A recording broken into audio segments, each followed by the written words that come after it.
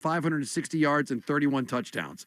Manning finished with a 7 yards per attempt. I mean, basically, it's a lot less. But the people who voted for Eli Manning said the exact same thing that I did. It was the way that he won those Super Bowls. It was the fact that on the biggest stages, he was able to pull it together. And once again, you can't win. It's very tough for you to win 2 Super Bowls as the quarterback. And I believe he was the MVP. Was he the MVP? Was the MVP twice. Twice. Yeah. I mean, you can't be the Super Bowl MVP twice and not make it into the Hall of Fame. No, you can. You can, and Eli's going to prove it. I just think it's that last name. So you don't think he's getting in? He'll get in. The last name. He's getting in. Totally. I don't think he should, but he'll get in. And you think it's just because he's a Manning? That's it. I think that's a big part, yeah. Oh, man. He was never once considered one of the top 5 to 7 quarterbacks of his era, ever. Once. Like, come on, that's like, to me, you got to be like considered one of the best for at least a 3 to 5 year period. Even with Russell Wilson, that's tough because his defense was so good. If he didn't have the Legion of Boom, he doesn't win a Super Bowl. But he had enough big games that he proved himself and was very good early on, especially. And then, like you said, fell off a cliff. But he had stats that he compiled, and I think it's long enough. You probably get him in. Oh, I have a feeling Russell Wilson's speech is going to be the most cringeworthy thing ever. Mr. Unlimited. Whereas, Eli's going to get up there and derp around, but it'll probably be perfectly fine. I think it won't be for a while, though. So yeah, you don't think so? Yeah. It won't be. I don't think they'll get in for a while. I just think because they're both borderline guys. This is the first year for both, right? Is it? I don't know. Am I wrong in that? I mean, Russell, or is this debate? No, Russell just retired, so he's. Oh, that's right. He's got to wait 5 years. I forgot about that. That's right. Eli, he's got to be. I think he's been up for a couple years already, right? I think. Oh, really? You're not getting in. Okay. You're not getting in. He'll get in. Eli Manning will get in. He doesn't deserve it. Yeah, he had 2 cracks at it and missed. He was a finalist though, so. Okay. Yeah, he'll get in eventually. I think they've slapped him on the head and said, you know what, listen, you're not great, but you did, win those 2 Super Bowl MVPs, which is impressive. You should get in if you got that. All right, 617-779-7937. Justin Turpin from WEI.com. He has been down at camp. He will give you all the latest on everything going on with Christian Gonzalez. A.J. Brown, how did he look today? Drake May as well, and we'll talk to him. We're not going anywhere. We'll be back in 2 minutes. We're right here.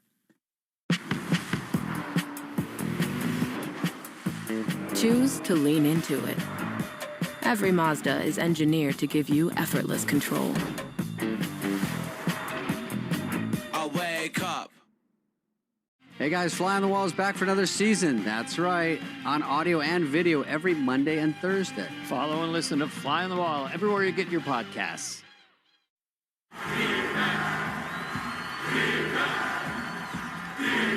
Ladies and gentlemen, it's the ultimate showdown. Your property versus the world. You need a strong defense to protect your home turf. And that's where Reliable the Fence people come in. We're your MVP for blocking out nosy neighbors and wandering wildlife and keeping your pets and kids safe and secure. Reliable's fences stand tall, strong, and who would have thought, reliable. We've been in business for over 70 years, providing New England with high-quality fences and expert installations at unbeatable prices. So don't let your property get flagged for being out of bounds. Visit us at ReliableFencing.com. That's reliable, FENCING.com, and get a quality fence that's built to last. From classic wood to low maintenance vinyl, aluminum, and more, we've got options that look great and last. Reliable the Fence people, New England's first line of defense. For over 70 years, you can count on it. Let me tell you something. When you sign up for your insurance policy, for some brokers, that's the finish line. Handshake, commission, done. And then you may or may not hear from them again until it is time for renewal. Your business runs all year, and so do the gaps and the risk. That's why I'm introducing SuperSure. If your company has more than 25 employees, whether you're the owner, CFO, or HR manager, it could be too complex just to buy a policy online. SuperSure is the super agency built for you, licensed in every state for your business insurance and employee benefits, all with year-round support for you and your team. At supersure.com, you can access tools like Fine Print Facts, which translates your current policy into plain English, so you see what's covered and what's not. Plus, a business value calculator, so you can estimate what your business is worth, so you know what actually needs protecting. Go to supersure.com. One super agency, one powerful platform, all your policies in one place. Go to supersure.com. That's supersure.com. Paid for by Supersure Insurance Agency, LLC, a licensed insurance agency. from the Catches Law Injury Attorney Studios. Every game, all season, no subscription needed. The Sox play here. 93.7 WEEI-FM and HD1, Lawrence, Boston, and Odyssey Sports Station. Now, here's what's in our feed. Brought to you by the 99 Restaurants. We'll talk minicamp in a moment, but for the Red Sox, they got some good news today. They have reinstated right-handed pitcher Garrett Whitlock from the 15-day injured list. And to make room, Anthony Siegler, option back to AAA Worcester. Peyton Tolley on the mound tonight against Nick Martinez. 6:40 your first pitch across the Shaw's Star Market. WEI Red Sox Radio Network. Shaw's, proud to be local since 1860. Mass Mutual pregame show with Arcan 540. Dig into the 99 Restaurants, $14.99 big deal meals available all day, every day. Save on big hearty favorites like the grilled teriyaki chicken at just $14.99. That's a big deal. You got to love the Knights. I'm Ken Laird. That's what's in our feed at WEEI.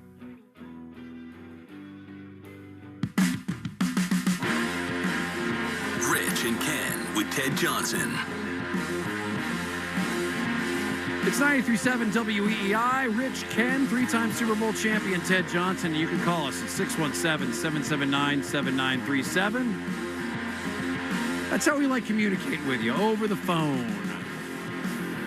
Also, you can go to the Odyssey app, press that little button, and leave us a take grenade, and we'll play that a little bit later on the show. Real quick, while we wait for Justin Turpin to get a hold of us, there's a lot of people who have for years been saying about the NFL that if you expand your product and continue to try to make it bigger and put more of it out there, that eventually it will backfire. And there's that famous. I disagree on that. But I know. And to your point, I do actually agree with you on most of it. And as a matter of fact, I mean, Mark Cuban said, "What pigs get fat, hogs get slaughtered."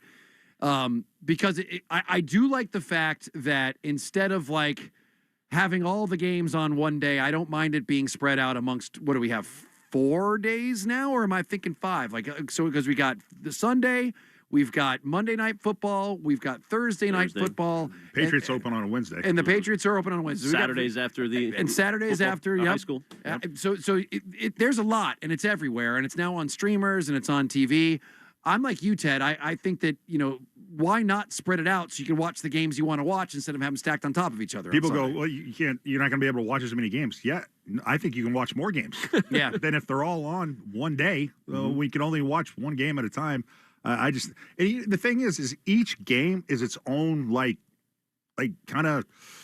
We don't. It's not the same team playing every 3 times a week. It's different teams playing each time. So I just think there's a. It wouldn't get old. It wouldn't get stale to me. Well, not stale at all. Not if you're like watching the Browns on a Thursday night and you're watching Shadur throw incompletions at people's feet. Let me jump in because I'm about to make a point that corrects that. Because I remember about like maybe 10 years ago, we were in a weird spot. It was where Thursday Night Football was kind of in its earlier days, and Monday Night Football had become a throwaway game. Remember, Monday Night Football used to be the big game of the week. That was the big game. That was it. That changed to Sunday Night Football. Correct. Sunday Night Football was the biggest game of the week. Monday night kind of became a little bit of a throwaway, and then Thursday night was a joke. Like that used to be the worst games of the week, Thursday Night Football, because not only wasn't they didn't make an effort to put the best teams against each other, but it was also teams playing on a short week, so the football wasn't great. Correct. That's all changed. Like I remember last year when they released the Amazon Thursday Night Football lineup. Dude, it was heavy hitters. If they wanted Amazon to pay big money, they had to give them better games. Yep. And that's what they did. And they did. And so Thursday Night Football last year, I remember having an unbelievable slate. And I haven't looked this year, but I'm assuming because it's Amazon, they did the same thing. Now, Monday Night Football, there's still no guarantee that it's going to be fantastic. But the only one I do like is the Sunday morning international games. I love that. Waking up on a Sunday and just putting a game on. It's my favorite. Right away. That's the best. See, that's a winner. You know what's nice, too? Is there's 5 teams this year that do not have primetime games. Yeah. Where they used to, every team had to have at least one. Yep. Screw that. Yep. The Jets don't have any. The Titans don't have any. Even like Cam Ward is the quarterback there, and they still don't. The Raiders don't have any. So, like, that just makes it way better that, like, they don't have that rule of every team's got to have at least one primetime game. That's not the case anymore. I think, Ted, to your point, what it did was it made it so those games are still special now. Because for a while, that was the only time where I thought, man, maybe we do have too much football. Because they would make you watch bad games on Thursday and Mondays. Now they're a lot better. But there is one sign that maybe, just maybe, the whole expansion of the league might not be where they want it to be. There's a report that came out that NFL's game in London this year, the Texans-Jaguars game at Wembley Stadium is selling poorly. Really? After years and years. Blue dot fever. Yep, of the NFL, when it went to London, almost selling out immediately. There are reports of huge blocks of tickets still available for that game. I mean, you can obviously take a look at it and say there aren't really a ton of Jaguars fans, but then again, the Jaguars have played over there a ton. Oh, that's kind of their team. That's because I get tired of going to games too if that's the team I had to watch every single time. Well, they're good. Those haven't been good games. No, because isn't that the talk that Shad Khan, if there was a team that ended up being in London, he would be the team that would would move. Yep. But are they relying on that to make it work? I mean, they probably don't care if it's 3/4 full. That's good enough. It's just strange that after years upon years of the one offering that they get over there, and it usually almost always selling out, that really for the first time in a while, it's not sold out. And it's a matter of fact, it's not just that it's not sold out, it's not really selling that well. I mean, the way that this article reads is that it seems like they've sold about 2/3 of the tickets, which a place like Wembley Stadium, that's noticeable. Big. Yeah. So, I mean, I don't know if that says anything to you about like the NFL maybe trying to get rid of this whole we're going to be international plan. I still don't know how they would ever try to pull that off in the first place. They're putting more games internationally than they've ever done before. They are. They got more games. The goal is to have every team play an international game every year. That is their goal. So, to your point, the NFL's not slowing down in its desire to expand. Globally. So they're going to keep. That is the number one thing for any commissioner of any sports league is to grow your game globally, and that has always been a thing for the NFL, and they'll continue doing it. NBA's opening up NBA Europe soon, right? They're working on that, so that I think that will be an easier half the players sell. are from Europe now. That's what I mean. That's a popular sport there. People actually know what that is. It is. I just think that the NFL, everything they did, they were crapping out solid gold, and this is the first time. Really, that I can remember in a while where I was like embarrassed about something. Well, where it's like, man, why isn't this working? Yeah. And I wonder if they're going to step back and they're going to pause and they're going to figure out some sort of way to correct this. Whether that means bigger names and not the Jacksonville Jaguars being your star team that's playing out there, or it's just maybe we move around. Maybe it's not London. We pick different spots. There you go. I mean, their game in Germany. They typically Spain this year. I mean, Mexico City. They've always played. But there's others that they're going into new markets globally that they haven't gone in before, and that's probably.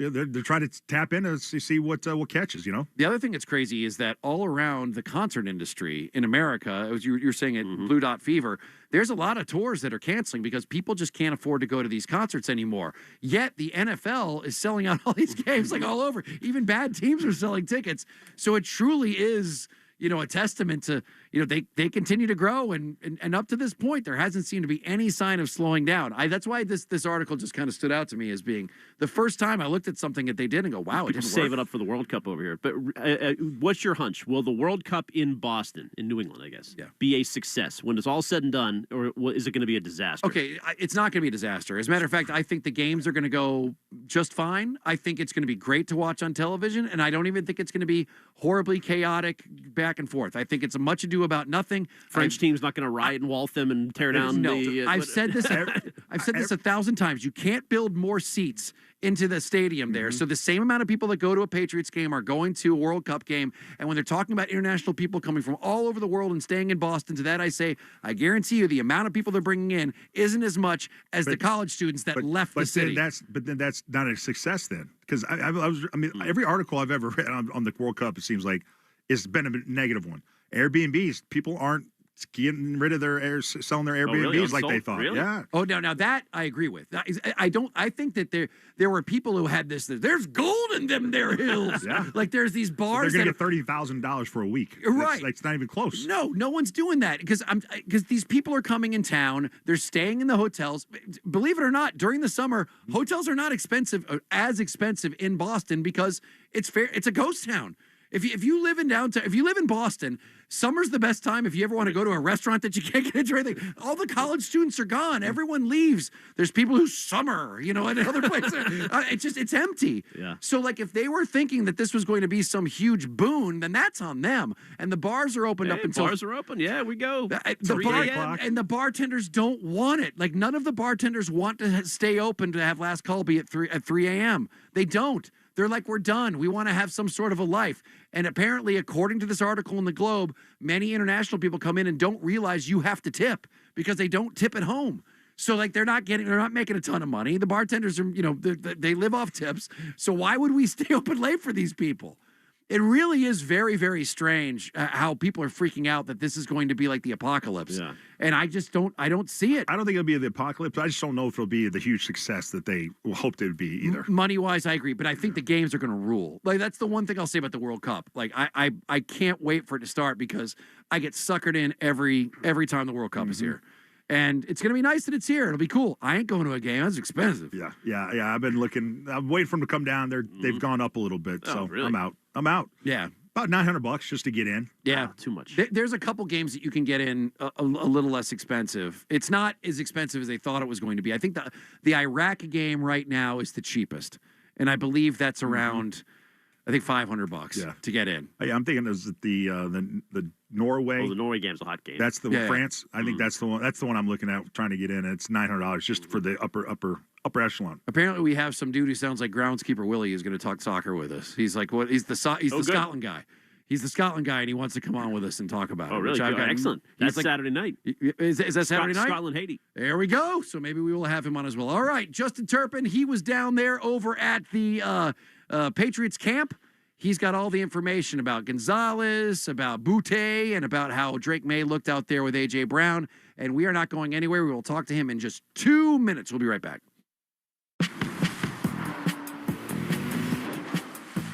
Choose to lean into it. Every Mazda is engineered to give you effortless control. I wake up. From taco night in Tulum to sushi in Tokyo, make every bite rewarding with gold from Amex. Wherever you dine, 4 times membership rewards points at restaurants worldwide are piling up. Learn more at americanexpress.com/explore-gold. Terms and points cap apply. You know what you can trust? The protection you get when you bundle home and auto insurance with Progressive. You know what you can't trust? Everything else, apparently. Like when you saw that article that said that thing you eat every day is a superfood and great for your gut health. But then 30 seconds later, a different article warns you to avoid it and it's taking years off your life. Well, which is it? Kind of a big difference there. Anyway, bundle home and auto insurance with Progressive for reliable coverage in a reliably unreliable world. Progressive Casualty Insurance Company affiliates and third-party insurers. Not available in all states or situations. Hey there, I'm Kendra Adachi, and my show, The Lazy Genius Podcast, helps you be a genius about the things that matter and lazy about the things that don't, and you get to decide what matters. I'm not here to tell you what to do. I'm here to give you a new way to see. Episodes of the Lazy Genius Podcast are full of compassionate time management tips and permission slips to do what makes sense for you. New episodes drop every Monday. Follow and listen to the Lazy Genius Podcast on the free Odyssey app or wherever you get your podcasts. Boston, your road to $1 million starts here. On June 28th, the road to Fanatics Games is coming exclusively to Dick's House of Sport. Think you've got the swing? Step up to the Chip Shot Challenge, and you can punch your ticket to Fanatics Fest this summer in New York, where you get to compete against 50 of the biggest athletes in the world. Pull up, show out, and get ready to show us what you've got. Only at Dick's House of Sport. Free athlete photo ops with David Ortiz, gold medal winners Megan Keller and KK Harvey, plus card breaks, giveaways, and more. You don't want to miss it. June 28th, Dick's House of Sport, Boston. Spots are limited. RSVP now at fanaticsgames.com. Rich Shirtleaf, Ken Laird, Ted Johnson on WEEI. It's 93.7 WEEI. Rich, Ken, Ted Johnson. And we are in the Catch-a-Slaw Injury Attorneys studio. No fee unless you win. You can give us a call at 617-779-7937. Our buddy Justin Turpin, WEEI.com. Top tier Turpin when he goes to the old Celtics games. Tier 1 Turp. And he has been spending his day sweating in the heat right there with the the whole crew over the Patriots. He just got frisked by FIFA, he said. Oh, so it is a zoo down here. Is it because of the World Cup? Yes, you would think the president was coming to game one here at the World Cup game. Wow. So what's like when you say it's a zoo? Like what's going on down there at Foxborough right now? They just have all these gates everywhere. So you have to take the long way around everywhere. And like the PR staff has to escort you from field to field. Like it's just a mess down here. So Terp, Stiz showed me a picture. Boy, this was like a month ago. One of his buddies was working down there, and part of what they were doing is removing all of the sponsors that were at Gillette Stadium and covering them up because, obviously they don't have contracts with the World Cup. How does it look down there? Is it extremely strange? Because the pictures he was showing me were just really odd. Yeah, so all the Gillette Stadium branding on the stadium are covered with these white tarps, and even on the practice fields where they have the sponsors, it's like Optum and whatnot. I can't go down the list because I don't know whether or not they're a sponsor with us, but they were up there, and those ones are covered too. So any sponsor anywhere on the stadium is gone. So they replaced it with these fences, and the fences have these signs on it. It says FIFA World Cup 2026. We are Boston, which I still find so ironic that they're pitching this thing as Boston Stadium. But yeah, it's just wild down here. Wow. Well, that's, we were just talking about whether or not it's going to be chaos. I have a feeling it's, maybe around the stadium slightly, but the Airbnb, as I was saying, the Golden and their hills doesn't seem like it's going to happen. But either way, there's actual football being played right there, the real kind of football, not the commie kind. And what are you seeing today? What was your biggest story out of the many that's going on with the Patriots right now? Yeah, it was mostly red zone work today, and the biggest story by far was the involvement of Kayshon Boutte. I mean, Mike Vrabel said he was going to be limited before when he was speaking before the practice session.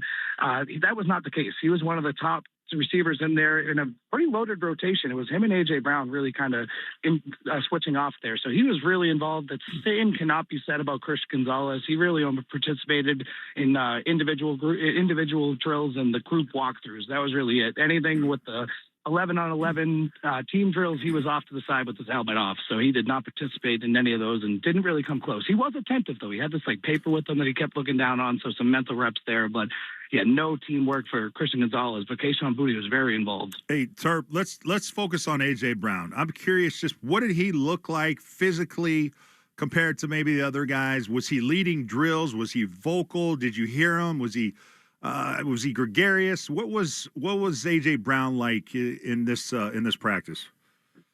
Super vocal. I mean, that was one of the things that jumped out to me because we were on the sideline right behind them. So we were pretty close. You can hear a lot that's going on the sideline. And he was really specifically vocal in support of Drake May. He was kept calling him Draco, kept complimenting him on all these passes. He was going over to the younger receivers as well. There was actually a part in individual groups. Travion Henderson was working over with the receivers, and A.J. Brown was slowing down with him, showing him, walking him through some things. So much more vocal than we saw him, obviously, in his first OTA practice, which is to be expected, right? He's talked about, he was I want to earn this role to be kind of the leader in this group, but much more vocal today, and he was awesome. I mean, he just looks like the true number one wide receiver. And again, we get into this early in mini camps and training camps and all this where you kind of fall for these crushes, but this is a for sure thing.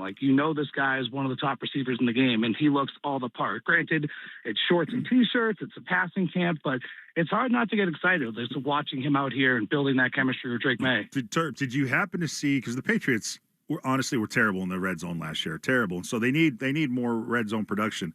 Did you see the touchdown catch that A.J. Brown had? Because everybody's online is basically saying it was a perfect throw, back shoulder, you can't defend, and that we'll see a lot of that in the regular season. Did you see the touchdown, and what did it look like? I did, yeah. It was just kind of a fade route right there for A.J. Brown, and it was right on the money. And Kayshon Boutte had one of those as well. Actually, he was with the second team, but he was mixing it with the second team a little bit. Not a ton. He was primarily with the first team, but he had another one of those too on a fade route, could kind of burn the cornerback and scored a touchdown. So that's the red zone presence that they've been looking for. I mean, I do wonder about the tight ends, though. Obviously, they signed Julian Hill, was supposed to be a blocking tight end, got hurt in practice, wasn't really out there. Westover was the primary tight end too today behind Hunter Henry. So yikes. I am interested to see what happens with that. Well, how surprised are you that Boutte's that involved? That's strange. From going from 0 to 100, and who's the odd man out if Boutte plays more? I was super surprised by that. I thought he was like I said, Mike Vrabel said he was going to be limited. I didn't expect him to see really in team drills. I wasn't really expecting to see him at all. I mean, he's been working out away from the team, but yeah, he was there today, and that was really surprising. And it seemed Efton Chisholm obviously was one of the ones that wasn't really getting a ton of run, but it was kind of mixing in there. Kyle Williams, kind of like last week, was much higher on that totem pole, took a step down today. So it was really Mac Hollins, A.J. Brown, Romeo Doubs, and even Boutte was playing over Romeo Doubs at times this afternoon, which was surprising in itself. So what was Christian Gonzalez's excuse for not being a full participant today? He didn't really have one. He was kind of standoffish on the contract stuff. Obviously, you're not expecting to get into details with it. It said it kind of takes two sides, and his agent's working on it. But he made it clear that he wants to be here, and he wants to have a long-term deal here with the Patriots. He made it. He went out and said, like, this is the team that drafted him, obviously, and he wants to be here in the long term. But there wasn't really a ton to take away there. I mean, which is to be expected. He's obviously notably short with his answers anyway, but didn't really give a whole lot there. But just kind of listening to him, I don't get the sense that it's really that close. All right, Torp, I want to just everything you can tell me about Drake May. How did he look? His confidence? What was the accuracy? Just command? Was he making audibles? Was he boisterous? What did you see from Drake May today?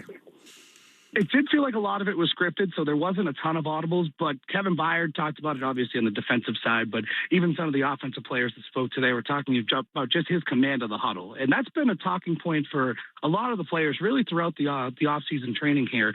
Like even when they were doing those organized OTAs and all that, and even the pre-stuff there, they were talking about just his command and his leadership and how much of a leap he's taken in that regard. So it felt like a lot of the plays there today were scripted, so we didn't really get a ton of the audibles and all that, but he definitely looks bigger, and that's something I've noticed the last couple of weeks. Like he's definitely put on some weight, looks thicker bigger with two C's. Thicker with two C's. Yeah, exactly. That's the best way to put it. He definitely fits that build. So yeah, no, you really couldn't take a ton away from the audibles and whatnot, all of his command of the line of scrimmage, but the command of the huddle, all the players have been really kind of giving him a lot of credit for that. Was there a Drake to AJ Brown moment? Yeah, that back shoulder pass, that touchdown, that's the one that everyone's talking in the red zone. Yeah. Oh, but pretty much all of it was red zone today. Like they did a couple of like just individual plays where they were kind of running like post routes and corner routes, but that's on air and it's, the routes are like 75% speed. So there wasn't a ton there, but with that back shoulder pass, man, that was beautiful. Did Will Campbell fight Caleb Lomu? No, there was none of that. Because Caleb Lomu was actually at right tackle today because there was no Morgan Moses. So that was one of the more notable absences today. Morgan Moses got hurt last week in the OTA, wasn't out there today. So Caleb Lomu was at right tackle. Okay. How did you feel about Vrabel? I mean, obviously, it's nice for him to get up there and not expect anything, having to do with the shenanigans in the offseason. Does it seem like he's finally at a point where he's back to normal? It really felt like he was back to normal on day one of OTAs. Like ever since when he was out on the field, like it was kind of right away. He was talking crap to the players, kind of getting them going. Like, and everyone that's talked about him, all the players have kind of said there's no difference. And even Kevin Byard today is talking about how this is no different from when he played with them in Tennessee, and that was a half a decade ago. So I feel like that really hasn't translated. Obviously, like maybe closer to the draft, it was a little bit more relevant when he's missing time and whatnot. But since the start of OTAs, it really feels just kind of normal. Like this is kind of gone. And obviously there are probably more shoes to drop whenever she may talk or something else comes out of it. But for now, it feels like it's behind everybody. What about receivers, Efton Chisholm, Kyle Williams? How did those guys look in particular? Yeah, Chisholm was pretty much with the second team all day, ripping him with them. Didn't really get a ton of looks. Kyle Williams as well kind of took a step back. Like during OTAs last week was a lot higher in the totem pole, but that's because A.J. Brown wasn't really practicing last week and Keyshawn Boutte wasn't here. So Kyle Williams made some plays there, popped up the speed a little bit, but really wasn't as much involved as maybe you'd like to see. But it's hard to kind of really take much from these when they're in shorts and T-shirts and some of the routes are at like 75%. All right, Terp, good stuff. Hopefully you can get out of the backrooms-esque maze that apparently has been made there over at Boston Stadium. Is that what we're calling it now? Boston Stadium. That's what we're going with. Yeah. Yeah. So hopefully you're able to get out of there just fine. Thanks for calling us. Are you? Is there anything we missed? Anything stand out? Yeah. Any other storylines we missing from you today? Was Robert Kraft back? I mean, obviously the big ones are Robert Kraft was there, fresh off the Knicks game last night. How about that? Did you ask him why the F he was at the Knicks game? Yeah, get to the bottom of it. Great question. I mean, if you can get there, you can get there, I guess. Want to catch some good basketball. So I'm going to call it pure hoops. That's what he was going for. I would just say, if you see him, tell him next time he sees DJ Khaled to take his phone away from him and to watch the damn what game. What was that all about? The entire Put the game. phone your courtside. Right. Most expensive seats, like and you're watching it through your phone. There. Yes. It was not good. All right, Terp. Not good, indeed. Great stuff. We will talk to you again soon. Thanks for giving us a call, all right? All right, guys. All right, see you, man. By the way, when we come back, boy, it almost does seem like the NBA wants the Knicks to win. There is a report that just came out that This is kind of bad.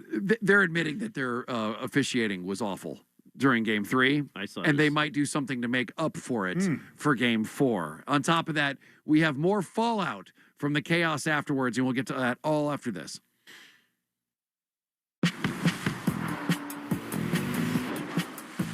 Choose to lean into it. Every Mazda is engineered to give you effortless control. I wake up. I'm Dr. Hrini Bhatt, host of Hidden History. Every Monday, I go where history gets uncomfortable. Vanished civilizations, doomsday prophecies, and events that science still can't fully explain. Listen to and follow Hidden History, available now wherever you get your podcasts. Now that Wendy's has these new biggie deals, everyone in the family can get what they're craving, from nugs to JBCs. The parental units can get an $8 biggie bundle, the eldest who think they're so grown can get a $6 biggie bag, and the little one who can do no wrong can get a $4 biggie bites. You know, assuming they have a credit card. No, I'm kidding. We take cash too. $4, $6, and $8 biggie deals for the whole family. Only at Wendy's. Price and participation may vary. Single items at regular price. Prices may be higher in Alaska, California, and Hawaii. My name is Whitney Allen, and I'm a widow. My husband, Ryan, died. We never thought we'd ever have to use life insurance, but the unexpected happened. With Ethos, signing up was fast and 100% online. You can get a quote in seconds, apply in minutes, and get same-day coverage. No medical exams, and you can get up to $3 million worth of coverage. I'm grateful we were prepared. Get your free quote at ethos.com/play. That's ethos.com/play. Paid spokesperson. Time spent on application may vary. Online health questions required. Hey, it's Diz. We're excited to share that we're donating $50 for every Red Sox double to the American Diabetes Association. Join us as we continue the fight against diabetes and work to find a cure. The next game against the Rays, another great opportunity to raise money and hope with doubles for diabetes. Brought to you in part by the Massachusetts Health Connector. Having health insurance is a must-have, and the Massachusetts Health Connector has a power-packed lineup in connector care plans that deliver. At the top of the order, lower premiums make monthly costs affordable. The middle of the lineup, a packed low co-pays, no deductibles, so you can save money on everything from an urgent ER trip to managing chronic disease like diabetes and hypertension through no-cost prescriptions. Round out the order access to connector care plans now at mahealthconnector.org, and you have a winning team with you and the Massachusetts Health Connector. Our tally is up to 105 doubles. That's $5,250 donated. Let's get it up to $5,500 this week, boys.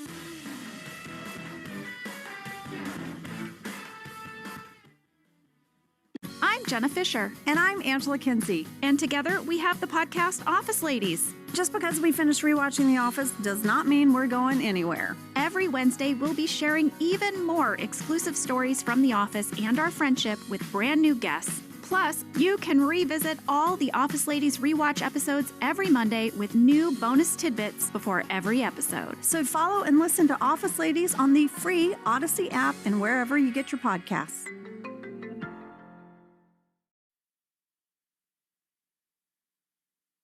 Carpal tunnel syndrome, heart failure that doesn't improve with common medicines. These are some signs and symptoms associated with ATTR-CM, or the cardiomyopathy of ATTR amyloidosis, a serious heart condition with symptoms that get worse over time. Amvuttra, vutrisiran, is a prescription medicine given by a healthcare provider that treats ATTR-CM in adults to reduce heart-related death, hospital stays, and urgent visits. In a clinical study, Amvuttra was proven to help people live longer and have fewer heart-related hospital stays and urgent visits over 3 years compared to placebo. Amvuttra lowers the amount of vitamin A in your blood, which can affect vision. Other side effects include pain in the arms or legs, pain in the joints, and shortness of breath. These are not all the possible side effects of Amvuttra.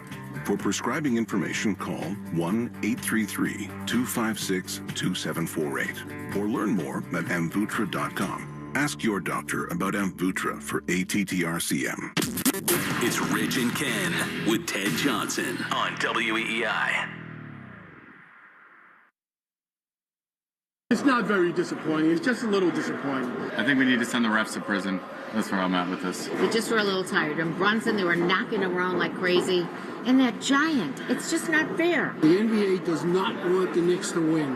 Okay, they want more games, and that's it. We didn't play great. It was disappointing. We were close. We were so close, but we couldn't do it. We had some weird energy, you know. They cleared out the watch parties. The plaza was empty. Not the right vibes. We're going to get it back game 4. Knicks in 5.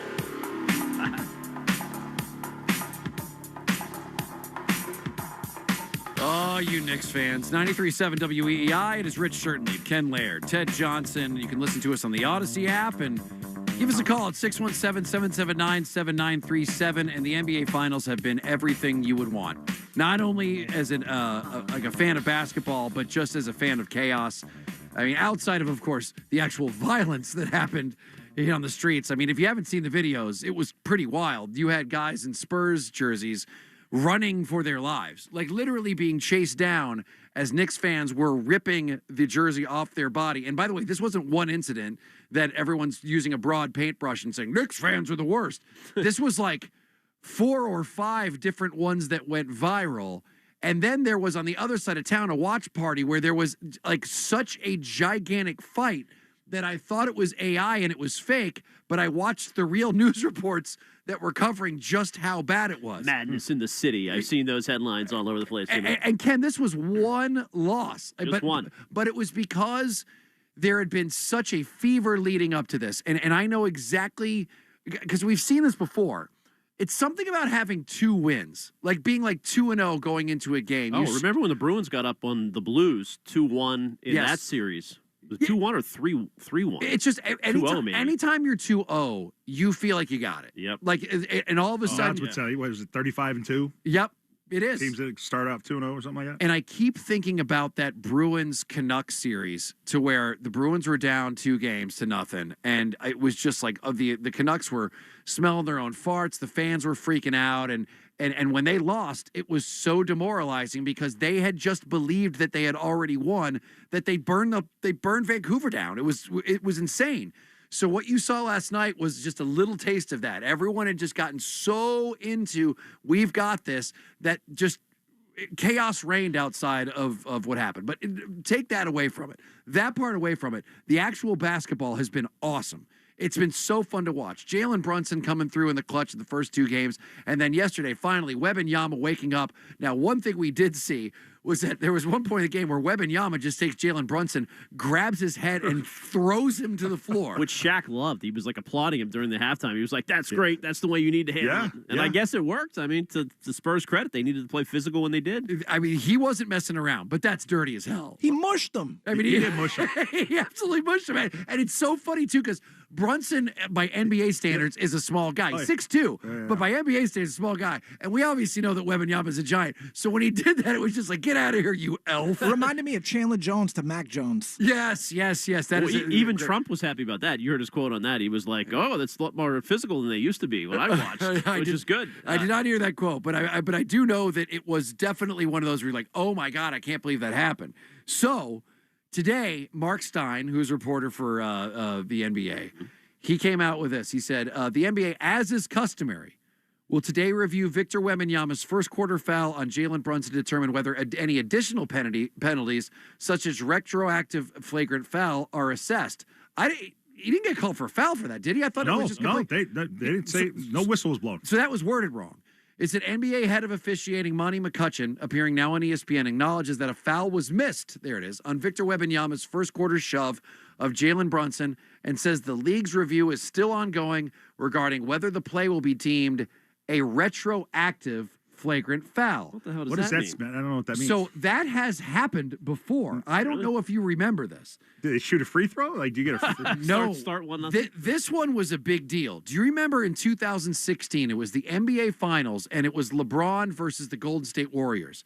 And there was a time where Draymond Green and LeBron got tangled up, and LeBron ended up getting hit right in the nads by Draymond Green. It was so bad and so dirty, and nobody called it. So Draymond Green was one more flagrant away from having to miss a game. Right. And that put it over the top. And if you remember, Golden State ended up losing. They blew a 2-0 lead. They blew a 2-0 lead. That series. And many people think it was one of the reasons because Draymond was not in that game. That's right. So That's right. that retroactive flagrant foul changed the entire outcome arguably, of the finals. So it looks like, I mean, there's no way you can look at that and not say, we got to give them. I mean, if you take a look at what Draymond Green did, it was bad because it was, obviously to a star player too. But dude, Wembanyama deserves to get some sort of punishment for that. I mean, that was really, really bad. Yeah, worth it. You know what though? I'm not gonna lie, I kind of liked it. It was badass. He's got some grit to him.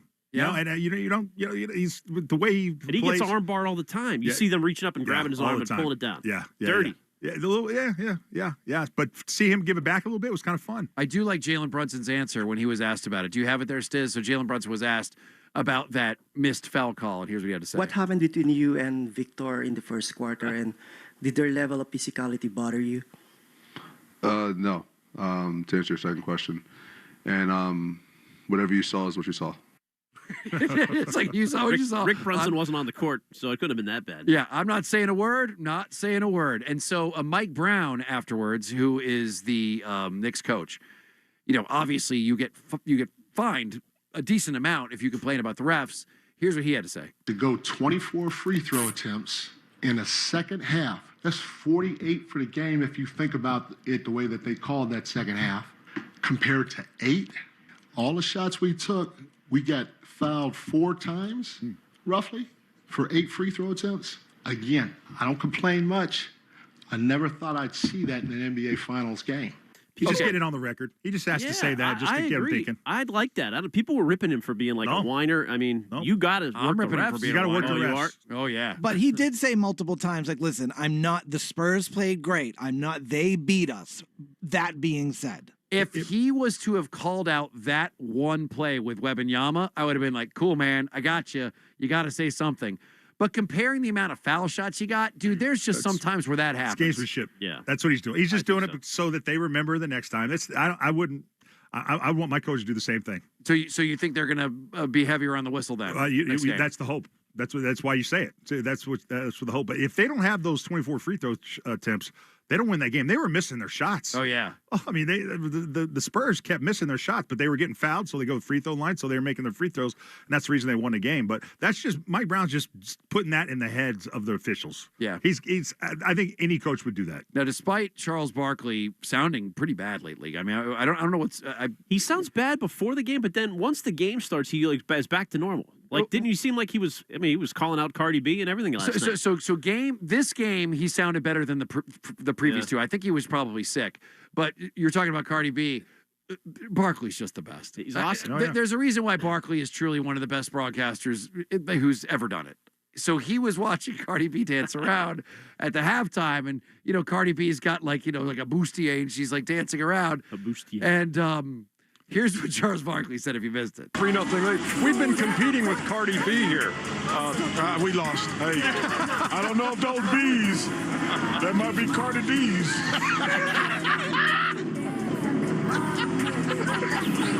I sure am. New love indeed. I'm pretty sure those are B's. I don't know who said that, but I know it wasn't Chuck, you let her dance. You can't get to me because I told you to. She got the wrong initials. Okay, I couldn't understand anything was being said after he made the Cardi D's joke, but it was great stuff. It was great.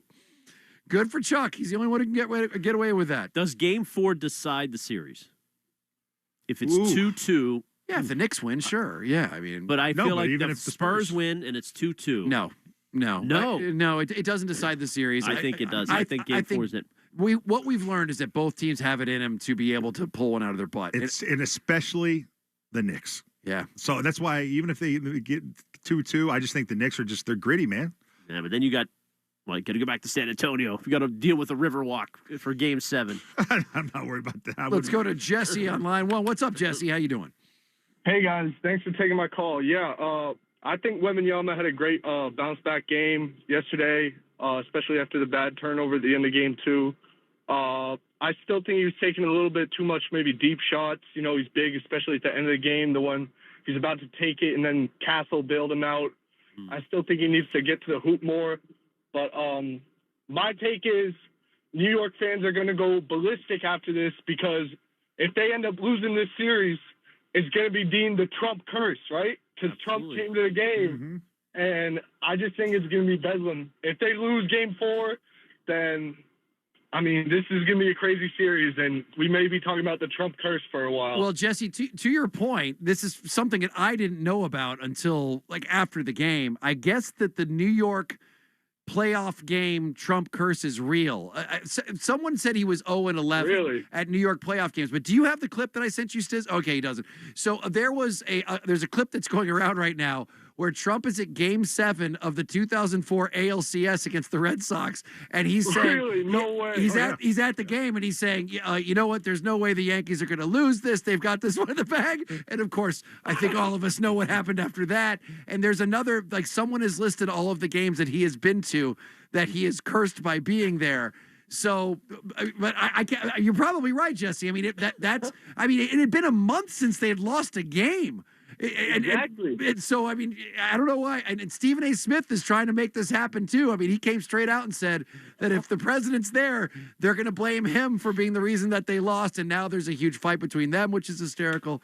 But I'm with you, Jesse. I agree. It's this exactly. So far, this has been just an unbelievable series. And it's everything you want as an NBA fan. And it doesn't even, you don't even have to like the NBA to love what's going on around it. It is just, the ratings last night must have been through the effing roof. That's true, definitely. Without a question. Yes, yes, Tiz. What you saying?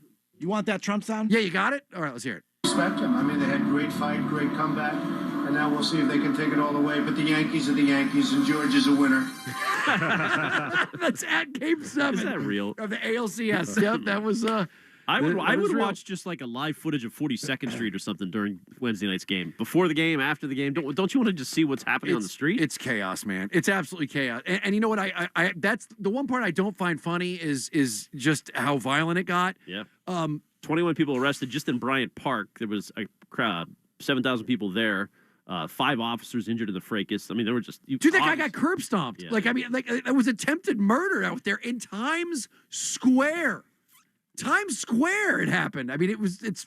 Are you surprised though? I mean, it's so amped up. It's so amped up. It's amped up, and I know that the whole environment was already tense before the game started. But the sheer amount of it, the fact that there were 5 or 6 videos and then that huge thing, it was at Brant Park. Mm-hmm. Yes, I am. It's surprised. been a while since we've had a final this charged in any sport. Like, can you remember the last emotional one like this? Vancouver. This is the last time I can think of it. Vancouver with the Bruins is the last time I can think, and that was when it was done. This is after 1 loss, dude. It's crazy. This files is wild. I mean, there's gonna be books written about what we're seeing right now, and they're gonna be must reads. All right, 617-779-7937. We'll be right back.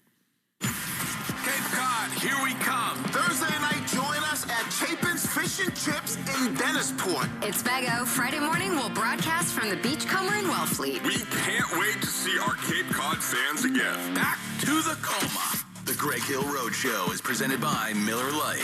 It's Miller time, New England, and sponsored by Barton and Gray Mariners Club, outfitting the best experiences on the water. Absolute Tabasco, the hottest drop of the year is here. Shaw's and Star Market, official supermarket of the Red Sox radio network, and driven by Land Rover of Norwood. We'll see you out there with WEEI.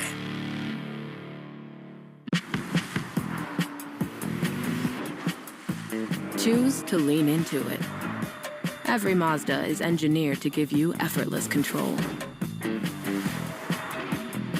I wake up. I'm Anna Garcia, host of True Crime News, the podcast. Every week, we bring you in-depth coverage on cases making headlines, as well as those that go under the radar. Tune in for murders that defy explanation, mysteries seeking exploration, and shocking secrets that will leave you breathless. Each week, we honor the victims by going beyond the salacious in our search for justice. Crime never stops, and neither do we. Listen to True Crime News, available now on the Odyssey app or wherever you get your podcasts. Miller time. People think it just happens, but that's not true. You know what you gotta do? You gotta go say hello with some beers. Make the plans. Forget the couch. Go to that thing. Play the game. See them in person. Talk to that stranger. Live a little. Small acts of rebellion that bring us together. Because legendary moments start with a light. It's Miller time. Celebrate responsibly. 2026 Miller Brewing Company, Milwaukee, Wisconsin. Let me tell you something. When you sign up for your insurance policy, for some brokers, that's the finish line. Handshake, commission, done. And then you may or may not hear from them again until it is time for renewal. Your business runs all year, and so do the gaps and the risk. That's why I'm introducing SuperSure. If your company has more than 25 employees, whether you're the owner, CFO, or HR manager, it could be too complex just to buy a policy online. SuperSure is the super agency built for you, licensed in every state for your business insurance and employee benefits, all with year-round support for you and your team. At supersure.com, you can access tools like Fine Print Facts, which translates your current policy into plain English, so you see what's covered and what's not. Plus, a business value calculator, so you can estimate what your business is worth, so you know what actually needs protecting. Go to supersure.com. One super agency, one powerful platform, all your policies in one place. Go to supersure.com. That's supersure.com. Paid for by Supersure Insurance Agency, LLC, a licensed insurance agency. Teddy J here for Northeast Men's Health. And guys, I've been telling you for a long time now, if you haven't gone to find out what your T levels are, you're missing out. You go to one of the 7 Northeast Men's Health locations. They have a lab right there on site. You do a simple blood test. You find out what your testosterone levels are. Guys, the older we get, the less and less testosterone we produce, all right? So if you're feeling lethargic, if you're irritable, you have brain fog, which was a bad symptom I used to have, not functioning at the highest level, physically or cognitively, chances are you have low testosterone. All right, so go to the experts there. This is what they do over there at Northeast Men's Health. You get a consult, you get a T and a PSA test. If you sign up for the testosterone treatment the day of your appointment, the visit is free. So do yourself a favor. Go visit one of the 7 Northeast Men's Health locations across the Northeast to serve you. Call them today at 617-793-5000, or you can always visit them online at northeastmenshealth.com.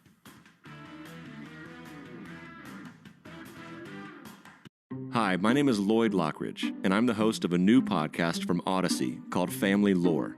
In this podcast, I'm going to have people on to tell unusual and sometimes far-fetched stories about their families. I've heard my whole life that she invented the margarita. And then we're going to investigate those stories and find out how much of it is true. He gets a patent 1 month before the Wright brothers. Oh my God.